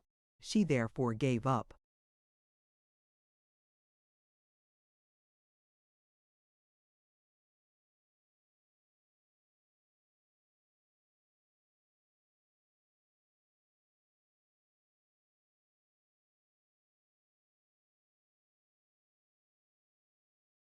Her design, though with much reluctance, she demanded some days to reflect upon a mode of punishment which might be agreeable to the whole community, and she promised that as soon as her resolution was fixed, the same council should be again summoned.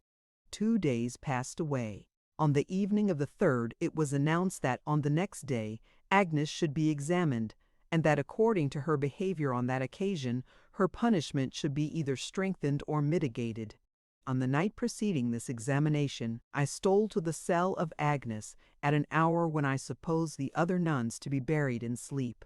I comforted her to the best of my power. I bade her take courage, told her to rely upon the support of her friends, and taught her certain signs by which I might instruct her to answer the domina's questions by an assent or negative. Conscious that her enemy would strive to confuse, embarrass, and daunt her, I feared her being ensnared into some confession prejudicial to her interests, being anxious to keep my visit.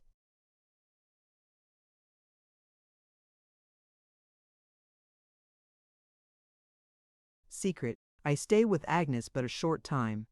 I bade her not let her spirits be cast down. I mingled my tears with those which streamed down her cheek, embraced her fondly, and was on the point of retiring when I heard the sound of steps approaching the cell. I started back. A curtain which veiled a large crucifix offered me a retreat, and I hastened to place myself behind it. The door opened. The prioress entered, followed by 4 other nuns. They advanced towards the bed of Agnes. The superior reproached her with her errors in the bitterest terms. She told her that she was a disgrace to the convent, that she was resolved to deliver the world and herself from such a monster, and commanded her to drink the contents of a goblet now presented to her by one of the nuns. Aware of the fatal properties of the liquor, and trembling to find herself upon the brink of eternity, the unhappy girl strove to excite the domina's pity by the most affecting prayers. She soothed for life in terms which might have melted the heart of a fiend. She promised to submit patiently to any punishment, to shame, imprisonment, and torture, might she but be permitted to live. Oh, might she but live another month, or week, or day. Her merciless enemy listened to her complaints unmoved. She told her that at first she meant to have spared her life, and that if she had altered her intention, she had to thank the opposition of her friends. She continued to insist upon her swallowing the poison. She bade her recommend herself to the Almighty's mercy, not to hers, and assured her that in an hour she would be numbered with the dead. Perceiving that it was vain to implore this unfeeling woman, she attempted to spring from her bed and call for assistance. She hoped, if she could not escape the fate announced to her, at least to have witnesses of the violence committed. The prioress guessed her design. She seized her forcibly by the arm and pushed her back upon her pillow, at the same time drawing a dagger and placing it at the breast of the unfortunate Agnes. She protested that if she uttered a single cry or hesitated a single moment to drink the poison, she would pierce her heart that instant. Already half dead with fear, she could make no further resistance. The nun approached with the fatal goblet. The domina obliged her to take it and swallow the contents. She drank, and the horror deed was accomplished. The nuns then seated themselves round the bed. They answered her groans with reproaches. They interrupted with sarcasms the prayers in which she recommended her parting soul to mercy. They threatened her with heaven's vengeance and eternal perdition. They bade her despair of pardon and strode with yet sharper thorns death's painful pillow. Such were the sufferings of this young unfortunate, till released by fate from the malice of her tormentors. She expired in horror of the past, in fears for the future, and her agonies were such as must have amply gratified the hate and vengeance of her enemies. As soon as her victim ceased to breathe, the domina retired and was followed by her accomplices. It was now that I ventured from my concealment. I dared not to assist my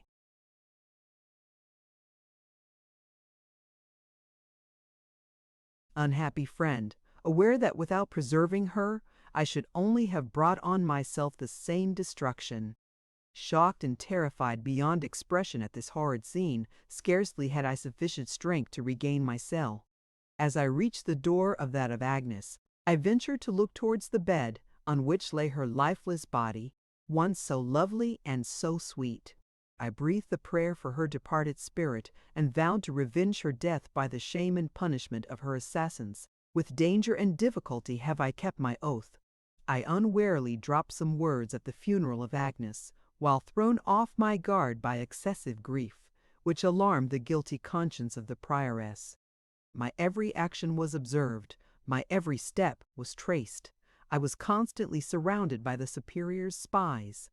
It was long before I could find the means of conveying to the unhappy girl's relations an intimation of my secret. It was given out that Agnes had expired suddenly. This account was credited not only by her friends in Madrid, but even by those within the convent. The poison had left no marks.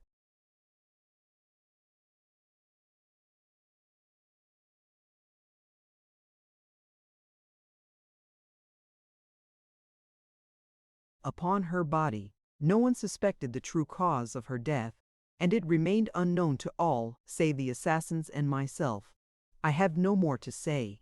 For what I have already said, I will answer with my life. I repeat that the prioress is a murderess, that she has driven from the world, perhaps from heaven, an unfortunate whose offense was light and venial, that she has abused the power entrusted to her hands, and has been a tyrant, a barbarian, and an hypocrite. I also accuse the 4 nuns, Violante, Camilla, Alex, and Mariana, as being her accomplices, and equally criminal. Here St. Ursula ended her narrative. It created horror and surprise throughout, but when she related the inhuman murder of Agnes, the indignation of the mob was so audibly testified that it was scarcely possible to hear the conclusion.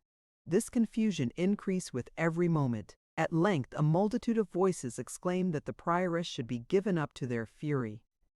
To this dawn,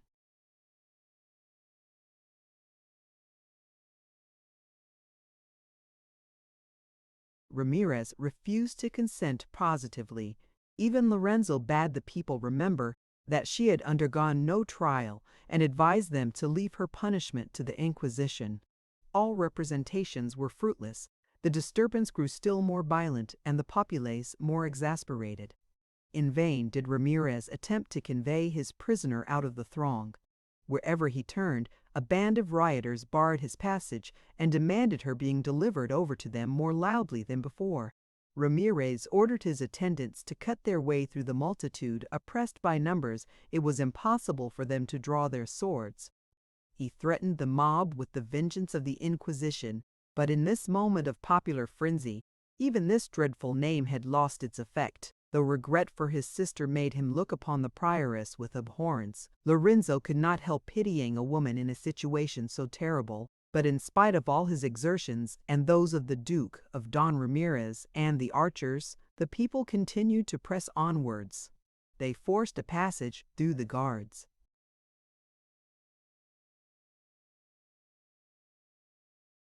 who protected their destined victim, dragged her from her shelter, and proceeded to take upon her a most summary and cruel vengeance. Wild with terror, and scarcely knowing what she said, the wretched woman shrieked for a moment's mercy.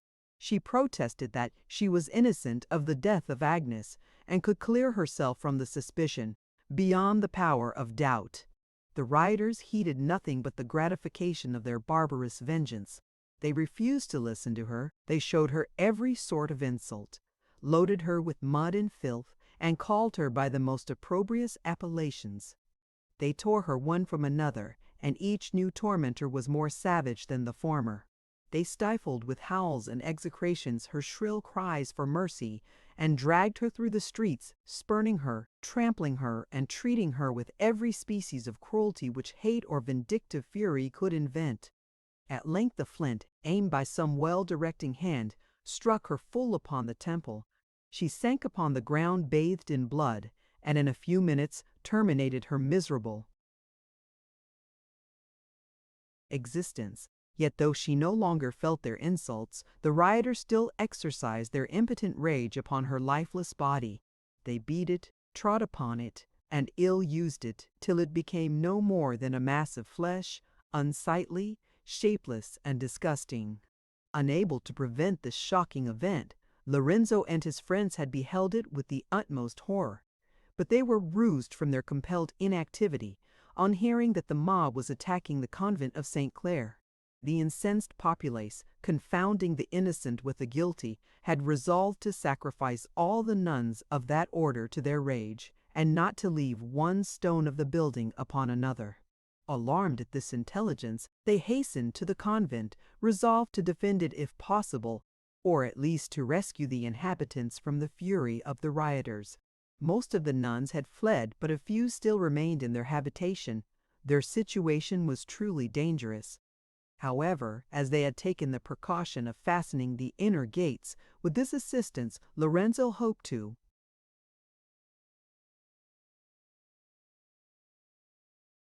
repel the mob till Don Ramirez should return to him with a more sufficient force. Having been conducted by the former disturbance to the distance of some streets from the convent, he did not immediately reach it. When he arrived, the throng surrounding it was so excessive as to prevent his approaching the gates. In the interim, the populace besieged the building with persevering rage. They battered the walls, threw lighted torches in at the windows, and swore that by break of day not a nun of St. Clare's order should be left alive. Lorenzo had just succeeded in piercing his way through the crowd when one of the gates was forced open. The rioters poured into the interior part of the building, where they exercised their vengeance upon everything which found itself in their passage. They broke the furniture into pieces, tore down the pictures, destroyed the relics, and in their hatred of her, servant forgot all respect to the saint. Some employed themselves in searching out the nuns, others in pulling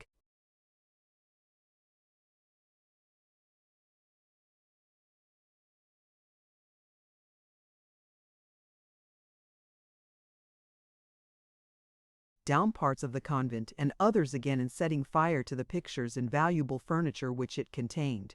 These latter produced the most decisive desolation. Indeed, the consequences of their action were more sudden than themselves had expected or wished. The flames rising from the burning piles caught part of the building, which being old and dry, the conflagration spread with rapidity from room to room. The walls were soon shaken by the devouring element, the columns gave way, The roofs came tumbling down upon the rioters and crushed many of them beneath their weight. Nothing was to be heard but shrieks and groans. The convent was wrapped in flames, and the whole presented a scene of devastation and horror. Lorenzo was shocked at having been the cause, however innocent, of this frightful disturbance. He endeavored to repair his fault by protecting the helpless inhabitants of the convent. He entered it with the mob, and exerted himself to repress the prevailing fury till the sudden and alarming progress of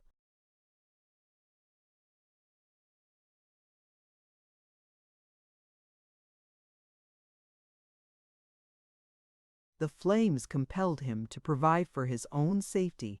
The people now hurried out, as eagerly as they had before thronged in, but their numbers clogging up the doorway, and the fire gaining upon them rapidly, many of them perished ere they had time to effect their escape. Lorenzo's good fortune directed him to a small door in a farther aisle of the chapel. The bolt was already undrawn. He opened the door, and found himself at the foot of St. Clare's sepulchre. Here he stopped to breathe. The Duke and some of his attendants had followed him, and thus were in security for the present. They now consulted what steps they should take to escape from this scene of disturbance. But their deliberations were considerably interrupted by the sight of volumes of fire rising from amidst the convent's massy walls, by the noise of some heavy arch tumbling down in ruins, or by the mingled shrieks of the nuns and rioters, either suffocating in the press, perishing in the flames, or crushed beneath the weight of the falling mansion.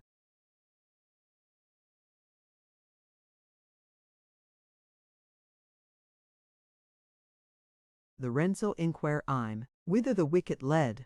He was answered, to the garden of the Capuchins, and it was resolved to explore an outlet upon that side. Accordingly, the Duke raised the latch and passed into the adjoining cemetery. The attendants followed without ceremony.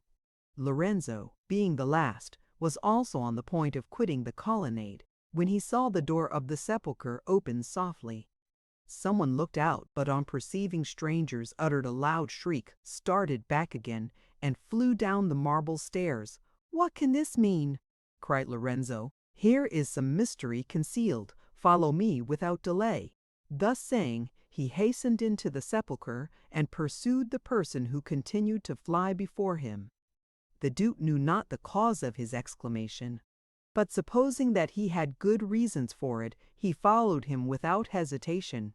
The others did the same, and the whole party soon arrived at the foot.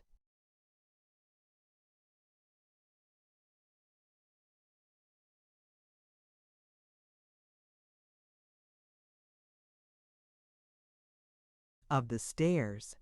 The upper door having been left open, the neighboring flames darted from above a sufficient light to enable Lorenzo's catching a glance of the fugitive running through the long passages and distant vaults, but when a sudden turn deprived him of this assistance, total darkness succeeded, and he could only trace the object of his inquiry by the faint echo of retiring feet. The pursuers were now compelled to proceed with caution. As well as they could judge, the fugitive also seemed to slacken pace, for they heard the steps follow each other at longer intervals. They at length were bewildered by the labyrinth of passages, and dispersed in various directions.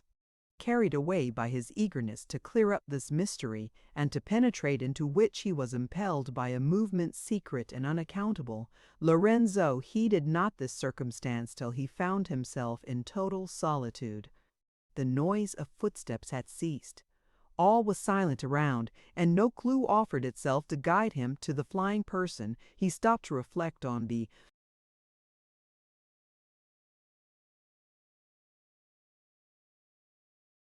means most likely to aid his pursuit.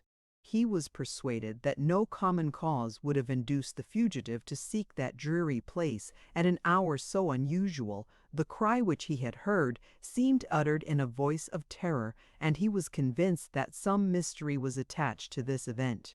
After some minutes passed in hesitation, he continued to proceed, feeling his way along the walls of the passage.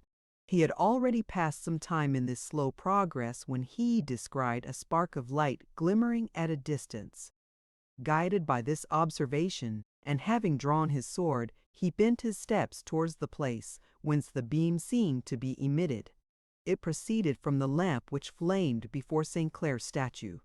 Before it stood several females, their white garments streaming in the blast as it howled along the vaulted dungeons. Curious to know what had brought them together in this melancholy spot, Lorenzo drew near with precaution. The strangers seemed earnestly engaged in conversation. They heard not Lorenzo's steps, and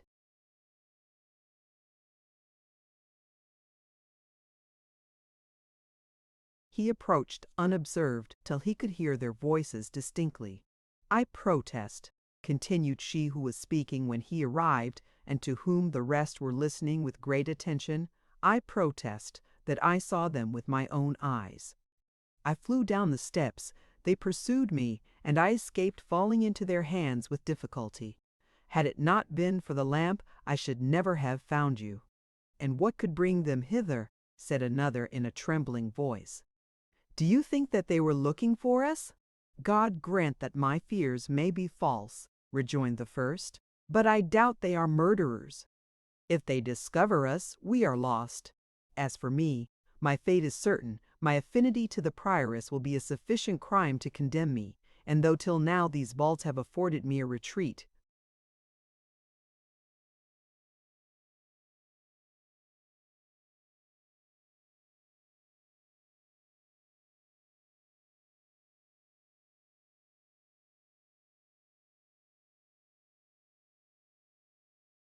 here looking up, her eye fell upon Lorenzo, who had continued to approach softly. "The murderers!" she cried. She started away from the statue's pedestal, on which she had been seated, and attempted to escape by flight. Her companions at the same moment uttered a terrified scream, while Lorenzo arrested the fugitive by the arm. Frightened and desperate, she sank upon her knees before him. "Spare me!" she exclaimed. "For Christ's sake, spare me! I am innocent, indeed I am." While she spoke, her voice was almost choked with fear. The beams of the lamp darting full upon her face, which was unveiled, Lorenzo recognized the beautiful Virginia de Villafranca. He hastened to raise her from the ground, and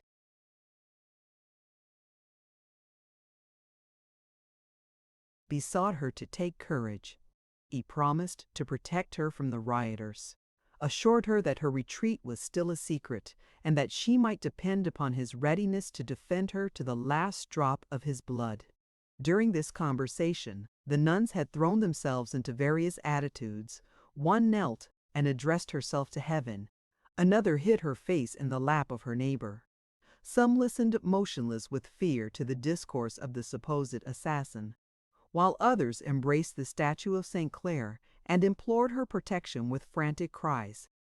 On perceiving their mistake, they crowded round Lorenzo and heaped benedictions on him by dozens. He found that, on hearing the threats of the mob, and terrified by the cruelties which from the convent towers they had seen inflicted on the superior, many of the pensioners and nuns had taken refuge in the sepulchre. Among the former was to be reckoned the lovely Virginia. Nearly related to the prioress, she had more reason than the rest to dread the rioters, and now besought Lorenzo earnestly not to abandon her to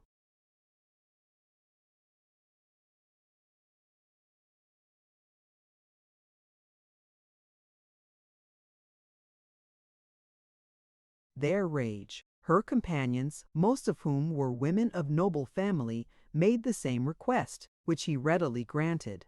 He promised not to quit them till he had seen each of them safe in the arms of her relations, but he advised their deferring to quit the sepulchre for some time longer, when the popular fury should be somewhat calmed and the arrival of military force have dispersed the multitude. "Would to God," cried Virginia, "that I were already safe in my mother's embraces. How say you, Signor? Will it be long ere we may leave this place? Every moment that I pass here, I pass in torture." "I hope not long," said he, "but till you can proceed with security, this sepulchre will prove an impenetrable asylum. Here you run no risk of a discovery, and I would advise your remaining quiet for the next 2 or 3 hours."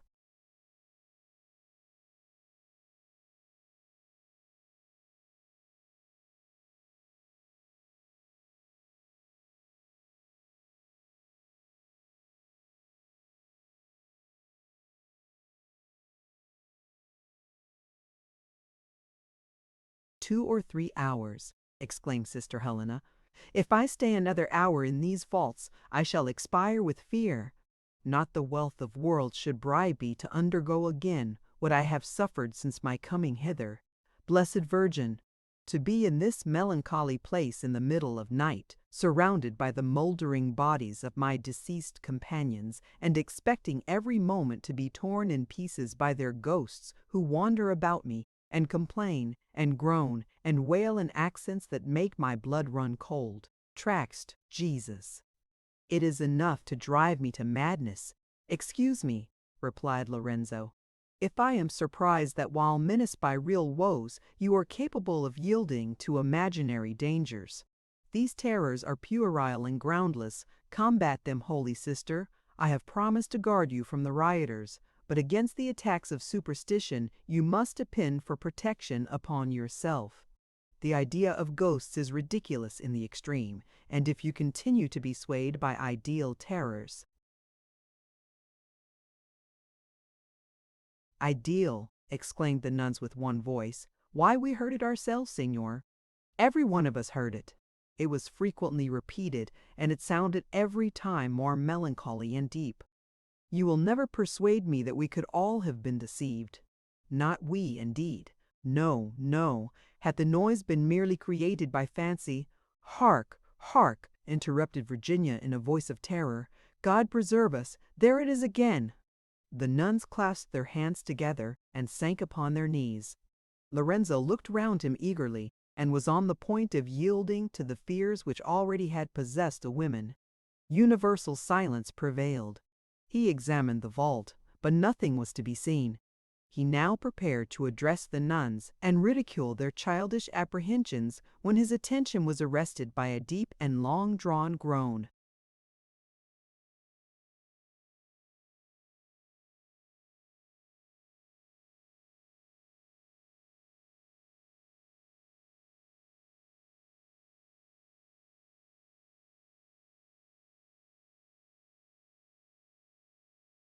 "What was that?" he cried, and started. "There, Signor," said Helena. "Now you must be convinced. You have heard the noise yourself. Now judge whether our terrors are imaginary. Since we have been here, that groaning has been repeated almost every 5 minutes. Doubtless it proceeds from some soul in pain who wishes to be prayed out of purgatory, but none of us here dares ask it the question.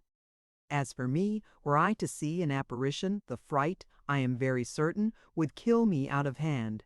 As she said this, a second groan was heard yet more distinctly. The nuns crossed themselves and hastened to repeat their prayers against evil spirits. Lorenzo listened attentively. He even thought that he could distinguish sounds as of one speaking in complaint, but distance rendered them inarticulate.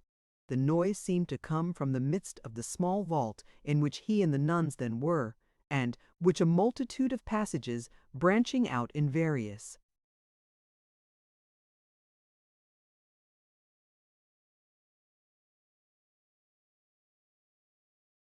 directions formed into a sort of star. Lorenzo's curiosity, which was ever awake, made him anxious to solve this mystery. He desired that silence might be kept. The nuns obeyed him. All was hushed till the general stillness was again disturbed by the groaning, which was repeated several times successively. He perceived it to be most audible when, upon following the sound, he was conducted close to the shrine of St. Clare. "The noise comes from hence," said he. "Whose is this statue?" Helena, to whom he addressed the question, paused for a moment. Suddenly she clapped her hands together. "Aye!" cried she, "it must be so. I had discovered the meaning of these groans." The nuns crowded round her and besought her eagerly to explain herself. She gravely replied that for time immemorial the statue had been famous for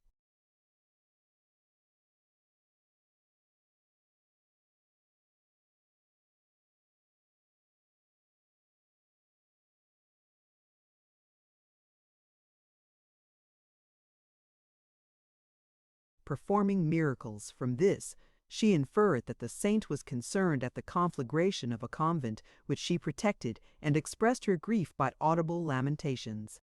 Not having equal faith in the miraculous saint, Lorenzo did not think this solution of the mystery quite so satisfactory as the nuns who subscribed to it without hesitation. In one point, 'tis true that he agreed with Helena. He suspected that the groans proceeded from the statue. The more he listened, the more was he confirmed in this idea. He drew nearer to the image, designing to inspect it more closely, but perceiving his intention, the nuns besought him for God's sake to desist, since if he touched the statue, his death was inevitable. "And in what consists the danger?" said he. "Mother of God, in what?" replied Helena, ever eager to relate a miraculous adventure. "If you had only heard the 100th part of those marvelous stories."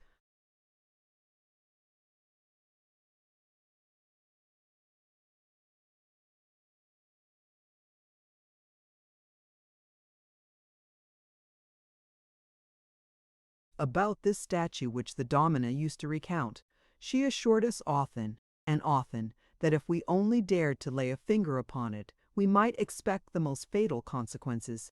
Among other things, she told us that a robber having entered these vaults by night, he observed yonder ruby, whose value is inestimable.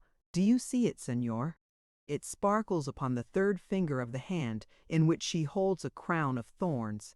This jewel naturally excited the villain's cupidity. He resolved to make himself master of it.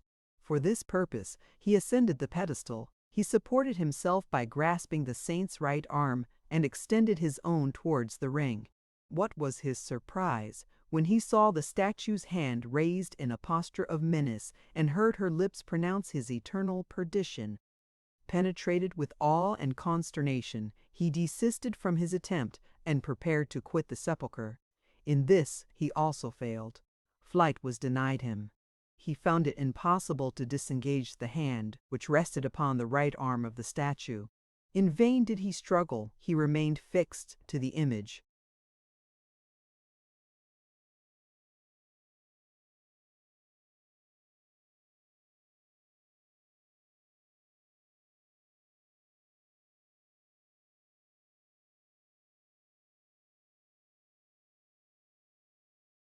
Till the insupportable and fiery anguish which darted itself through his veins compelled his shrieking for assistance. The sepulchre was now filled with spectators. The villain confessed his sacrilege, and was only released by the separation of his hand from his body. It has remained ever since fastened to the image. The robber turned hermit, and led ever after an exemplary life. But yet the saint's decree was performed, and tradition says that he continues to haunt this sepulchre and implores St. Clare's pardon with groans and lamentations. Now I think of it, those which we have just heard may very possibly have been uttered by the ghost of this sinner. But of this I will not be positive. All that I can say is, that since that time no one has ever dared to touch the statue. Then do not be foolhardy, good Signor. For the love of heaven, give up your design, nor expose yourself unnecessarily to certain destruction.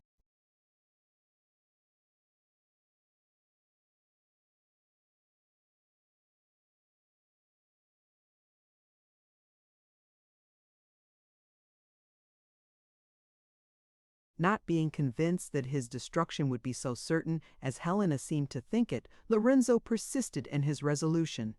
The nuns besought him to desist in piteous terms, and even pointed out the robber's hand, which in effect was still visible upon the arm of the statue. This proof, as they imagined, must convince him. It was very far from doing so, and they were greatly scandalized when he declared his suspicion that the dried and shriveled fingers had been placed there by order of the prioress. In spite of their prayers and threats, he approached the statue. He sprang over the iron rails which defended it, and the saint underwent a thorough examination. The image at first appeared to be of stone, but proved on further inspection to be formed of no more solid materials than colored wood. He shook it and attempted to move it, but it appeared to be of a piece with the base which it stood upon. He examined it over and over. Still no clue guided him to the solution of this mystery, for which the nuns were become equally solicitous when they saw that he touched the statue with impunity. He paused and listened. The groans were repeated at intervals, and he was convinced of being in the spot nearest to them. He mused upon this singular event and ran over the statue with inquiring eyes. Suddenly, they rested upon the shriveled hand. It struck him that so particular an injunction was not given without cause, not to touch the arm of the image. He again ascended the pedestal. He examined the object of his attention and discovered a small knob of iron concealed between the saint's shoulder and what was supposed to have been the hand of the robber. This observation delighted him. He applied his fingers to the knob and pressed it down forcibly. Immediately a rumbling noise was heard within the statue, as if a chain tightly stretched was flying back. Startled at the sound, the timid nuns started away, prepared to hasten from the vault at the first appearance of danger. All remaining quiet and still, they again gathered round Lorenzo, and beheld his proceedings with anxious curiosity. Finding that nothing followed this discovery, he descended. As he took his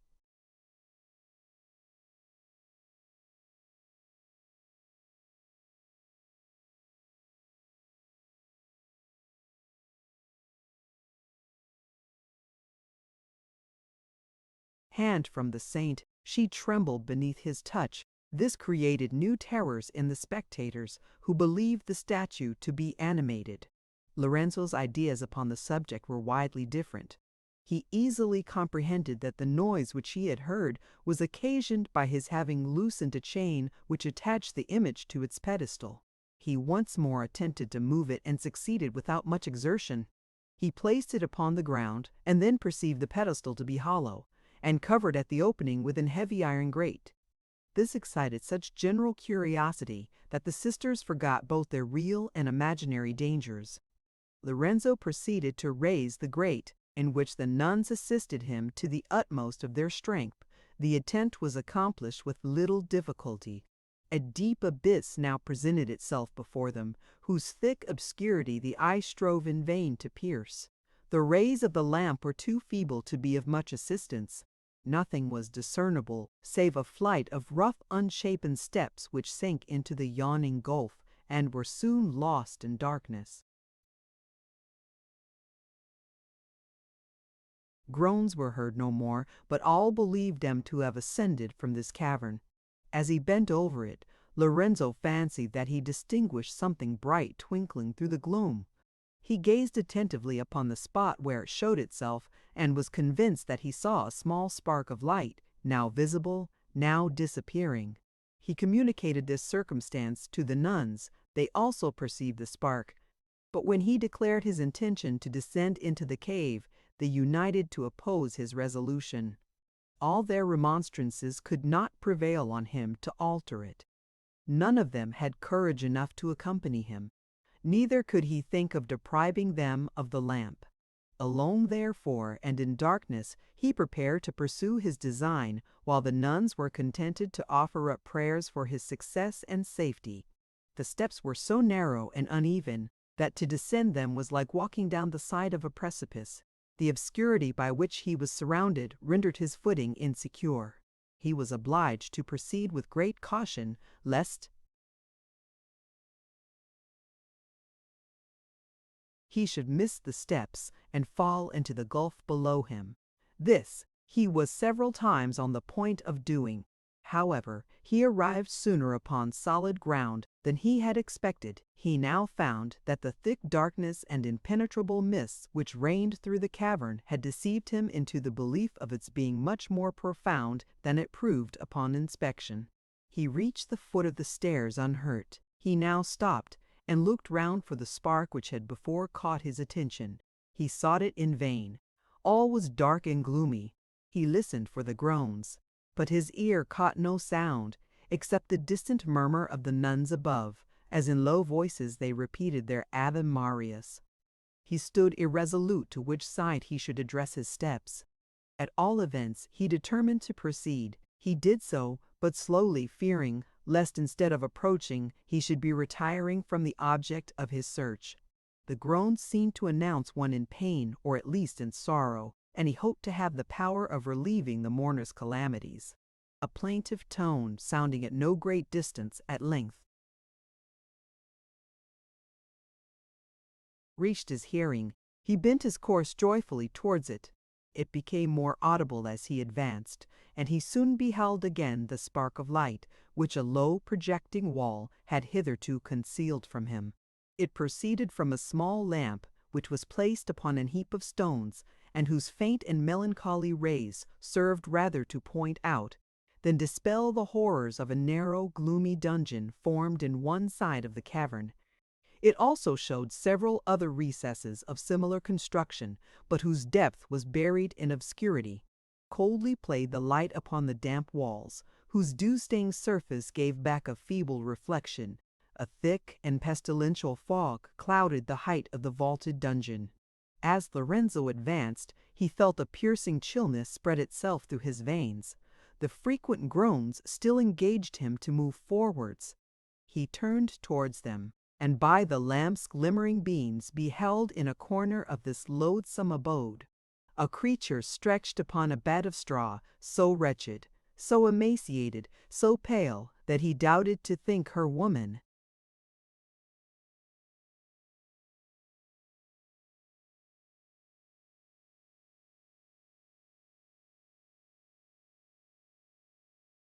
She was half naked, her long disheveled hair fell in disorder over her face and almost entirely concealed it.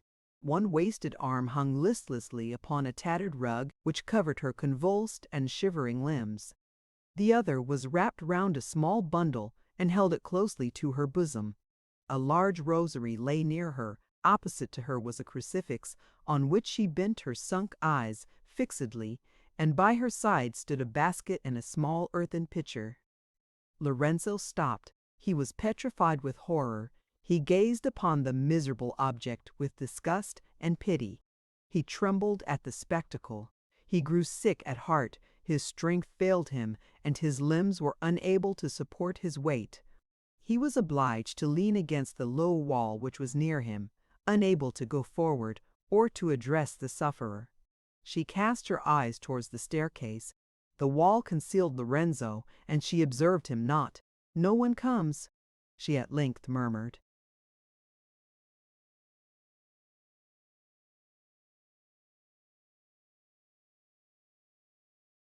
As she spoke, her voice was hollow and rattled in her throat. She sighed bitterly. "No one comes," she repeated. "No, they have forgotten me. They will come no more." She paused for a moment, then continued mournfully. 2 days, 2 long, long days, and yet no food, and yet no hope, no comfort. Foolish woman, how can I wish to lengthen a life so wretched? Yet such a death! Oh, God! To perish by such a death, to linger out such ages in torture. Till now, I knew not what it was to hunger. Hark! No, no one comes. They will come no more." She was silent. She shivered and drew the rug over her naked shoulders. "I am very cold. I am still unused to the damps of this dungeon."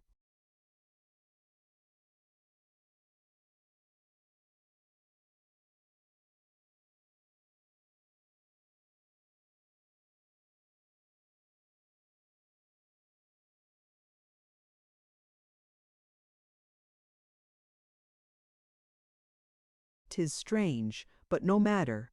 Colder shall I soon be, and yet not feel it.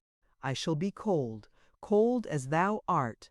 She looked at the bundle which lay upon her breast. She bent over it and kissed it, then drew back hastily and shuddered with disgust. It was once so sweet. It would have been so lovely, so like him. I have lost it forever. How a few days have changed it! I should not know it again myself, yet it is dear to me. God, how dear! I will forget what it is. I will only remember what it was, and love it as well, as when it was so sweet, so lovely, so like him. I thought that I had wept away all my tears, but here is one still lingering. She wiped her eyes with a tress of her hair. She put out her hand for the pitcher and reached it with difficulty. She cast into it a look of hopeless inquiry. She sighed and replaced it upon the ground.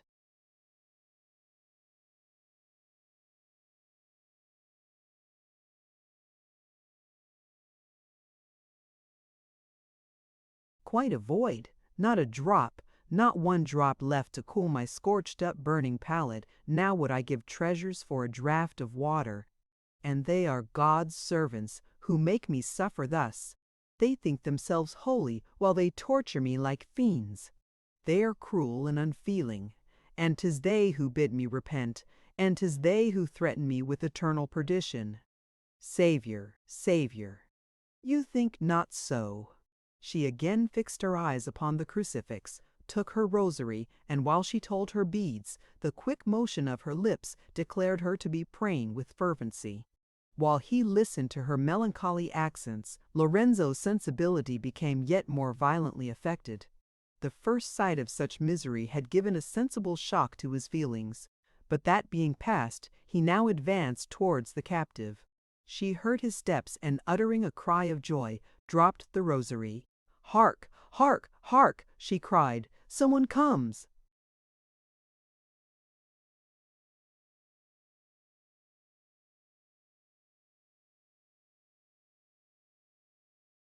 She strove to raise herself, but her strength was unequal to the attempt. She fell back, and as she sank again upon the bed of straw, Lorenzo heard the rattling of heavy chains.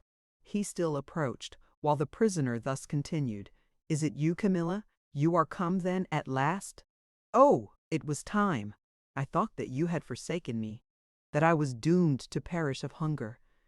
Give me to drink, Camilla, for pity's sake. I am faint with long fasting, and grown so weak that I cannot raise myself from the ground. Good Camilla, give me to drink, lest I expire before you." Fearing that surprise in her enfeebled state might be fatal, Lorenzo was at a loss how to address her. "It is not Camilla," said he at length, speaking in a slow and gentle voice. "Who is it then?" replied the sufferer. "Alix, perhaps, or Violante. My eyes are—"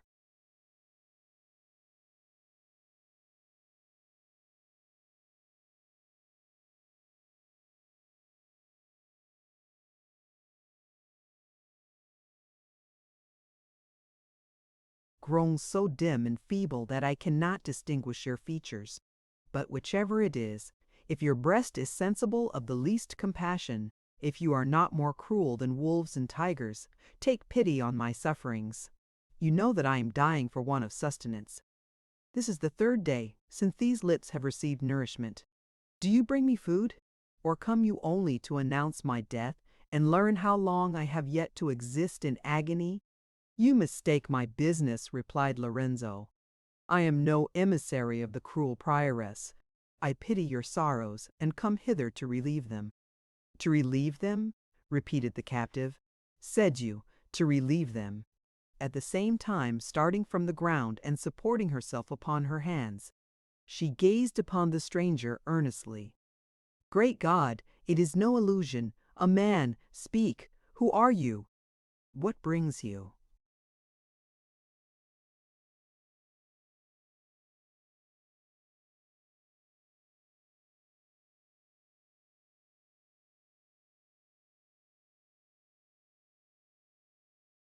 "Hither?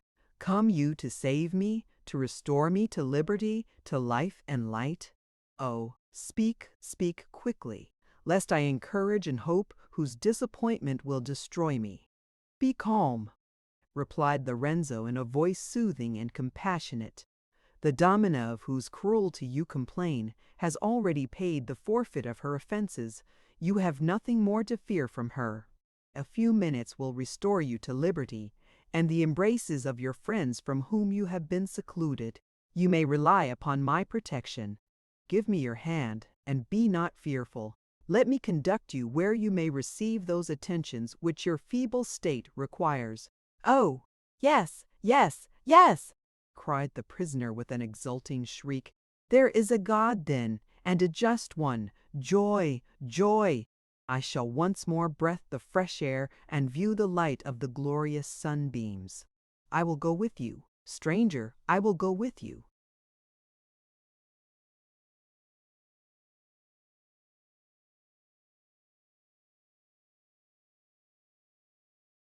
"Oh, heaven will bless you for pitying an unfortunate. But this too must go with me. she added, pointing to the small bundle which she still clasped to her bosom. "I cannot part with this. I will bear it away. It shall convince the world how dreadful are the abodes so falsely termed religious. Good stranger, lend me your hand to rise. I am faint with want, and sorrow, and sickness, and my forces have quite forsaken me. So, that is well." As Lorenzo stooped to raise her, the beams of the lamp struck full upon his face. "Almighty God!" she exclaimed. "Is it possible? That look, those features!" "Oh, yes, it is. It is." She extended her arms to throw them round him. But her enfeebled frame was unable to sustain the emotions which agitated her bosom. She fainted and again sank upon the bed of straw.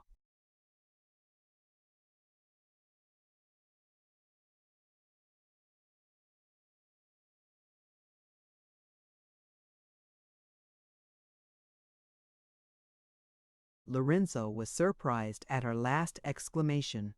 He thought that he had before heard such accents as her hollow voice had just formed, but where he could not remember. He saw that in her dangerous situation immediate physical aid was absolutely necessary, and he hastened to convey her from the dungeon. He was at first prevented from doing so by a strong chain fastened round the prisoner's body and fixing her to the neighboring wall. However, his natural strength being aided by anxiety to relieve the unfortunate, he soon forced out the stable to which one end of the chain was attached. Then, taking the captive in his arms, he bent his course towards the staircase. The rays of the lamp above, as well as the murmur of female voices, guided his steps. He gained the stairs and in a few minutes after arrived at the iron grate. The nuns during his absence had been terribly tormented by curiosity and apprehension. They were equally surprised and delighted on seeing him suddenly emerge from the cave. Every heart was filled with compassion for the miserable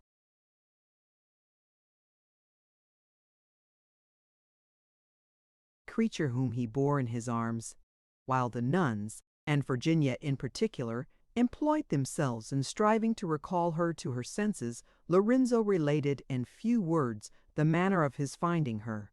He then observed to them that by this time the tumult must have been quelled, and that he could now conduct them to their friends without danger. All were eager to quit the sepulchre. Still, to prevent all possibility of ill usage, they besought Lorenzo to venture out first alone and examine whether the coast was clear. With this request he complied. Helena offered to conduct him to the staircase, and they were on the point of departing when a strong light flashed from several passages upon the adjacent walls. At the same time, steps were heard of people approaching hastily and whose number seemed to be considerable. The nuns were greatly alarmed at this circumstance. They supposed their retreat to be discovered and the rioters to be advancing in pursuit of them. Hastily quitting the prisoner, who remained insensible, they crowded round Lorenzo and claimed his promise to protect them. Virginia alone forgot her own danger by striving to relieve the sorrows of another. She supported the sufferer's head upon her knees, bathing her temples with rose water, chafing her cold hands, and sprinkling her face with tears which were drawn from her by compassion. The strangers approaching nearer, Lorenzo was enabled to dispel the fears of the suppliants. His name, pronounced by a number of voices among which he distinguished the Duke's, pealed along the vaults and convinced him that he was the object of their search. He communicated this intelligence to the nuns, who received it with rapture. A few moments after confirmed his idea. Don Ramirez, as well as the Duke, appeared, followed by attendants with torches. They had been seeking him through the vaults, in order to let him know that the mob was dispersed and the riot entirely over. Lorenzo recounted briefly his adventure in the cavern, and explained how much the unknown was in want of medical assistance. He besought the Duke to take charge of her as well as of the nuns and pensioners.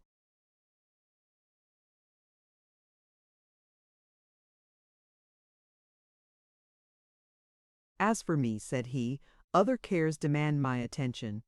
While you, with one half of the archers, convey these ladies to their respective homes, I wish the other half to be left with me. I will examine the cavern below and pervade the most secret recesses of the sepulchre.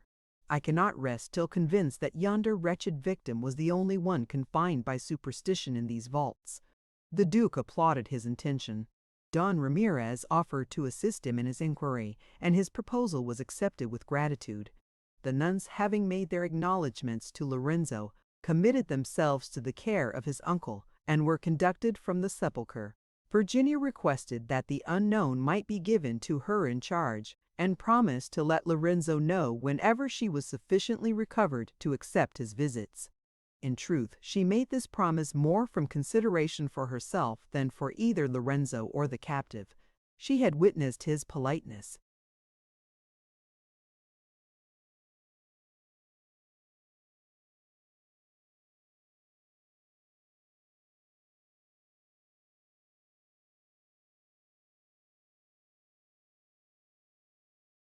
Gentleness and intrepidity with sensible emotion. She wished earnestly to preserve his acquaintance, and in addition to the sentiments of pity which the prisoner excited, she hoped that her attention to this unfortunate would raise her a degree in the esteem of Lorenzo. She had no occasion to trouble herself upon this head. The kindness already displayed by her and the tender concern which she had shown for the sufferer had gained her an exalted place in his good graces. While occupied in alleviating the captive's sorrows, the nature of her employment adorned her with new charms and rendered her beauty 1,000 times more interesting. Lorenzo viewed her with admiration and delight. He considered her as a ministering angel, descended to the aid of afflicted innocence. Nor could his heart have resisted her attractions had it not been steeled by the remembrance of Antonia. The Duke now conveyed the nuns in safety to the dwellings of their respective friends. The rescued prisoner was still insensible and gave no signs of life, except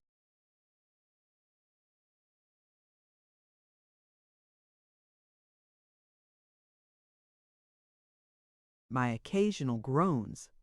She was borne upon a sort of litter.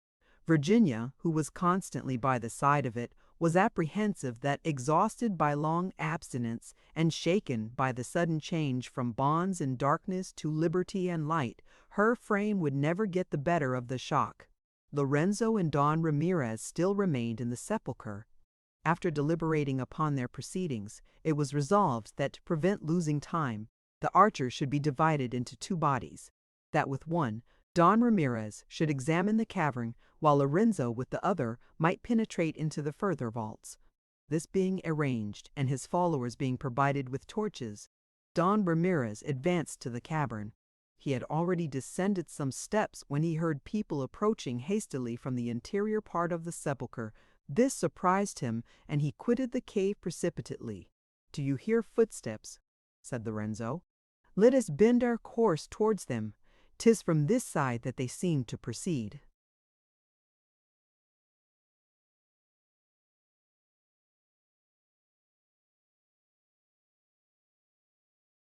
At that moment, a loud and piercing shriek induced him to quicken his steps.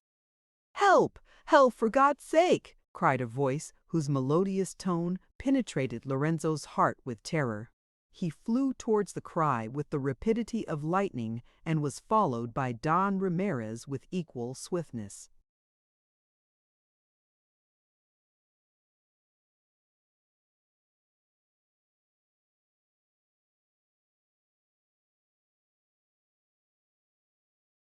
The end. Thank you for listening to this story. I hope you enjoyed the journey, the characters, and the world they carried with them. If you enjoyed this audiobook, please subscribe to the channel and leave a comment below. Your support helps keep these stories alive and allows more timeless books to be shared with listeners around the world. Until next time, thank you for listening.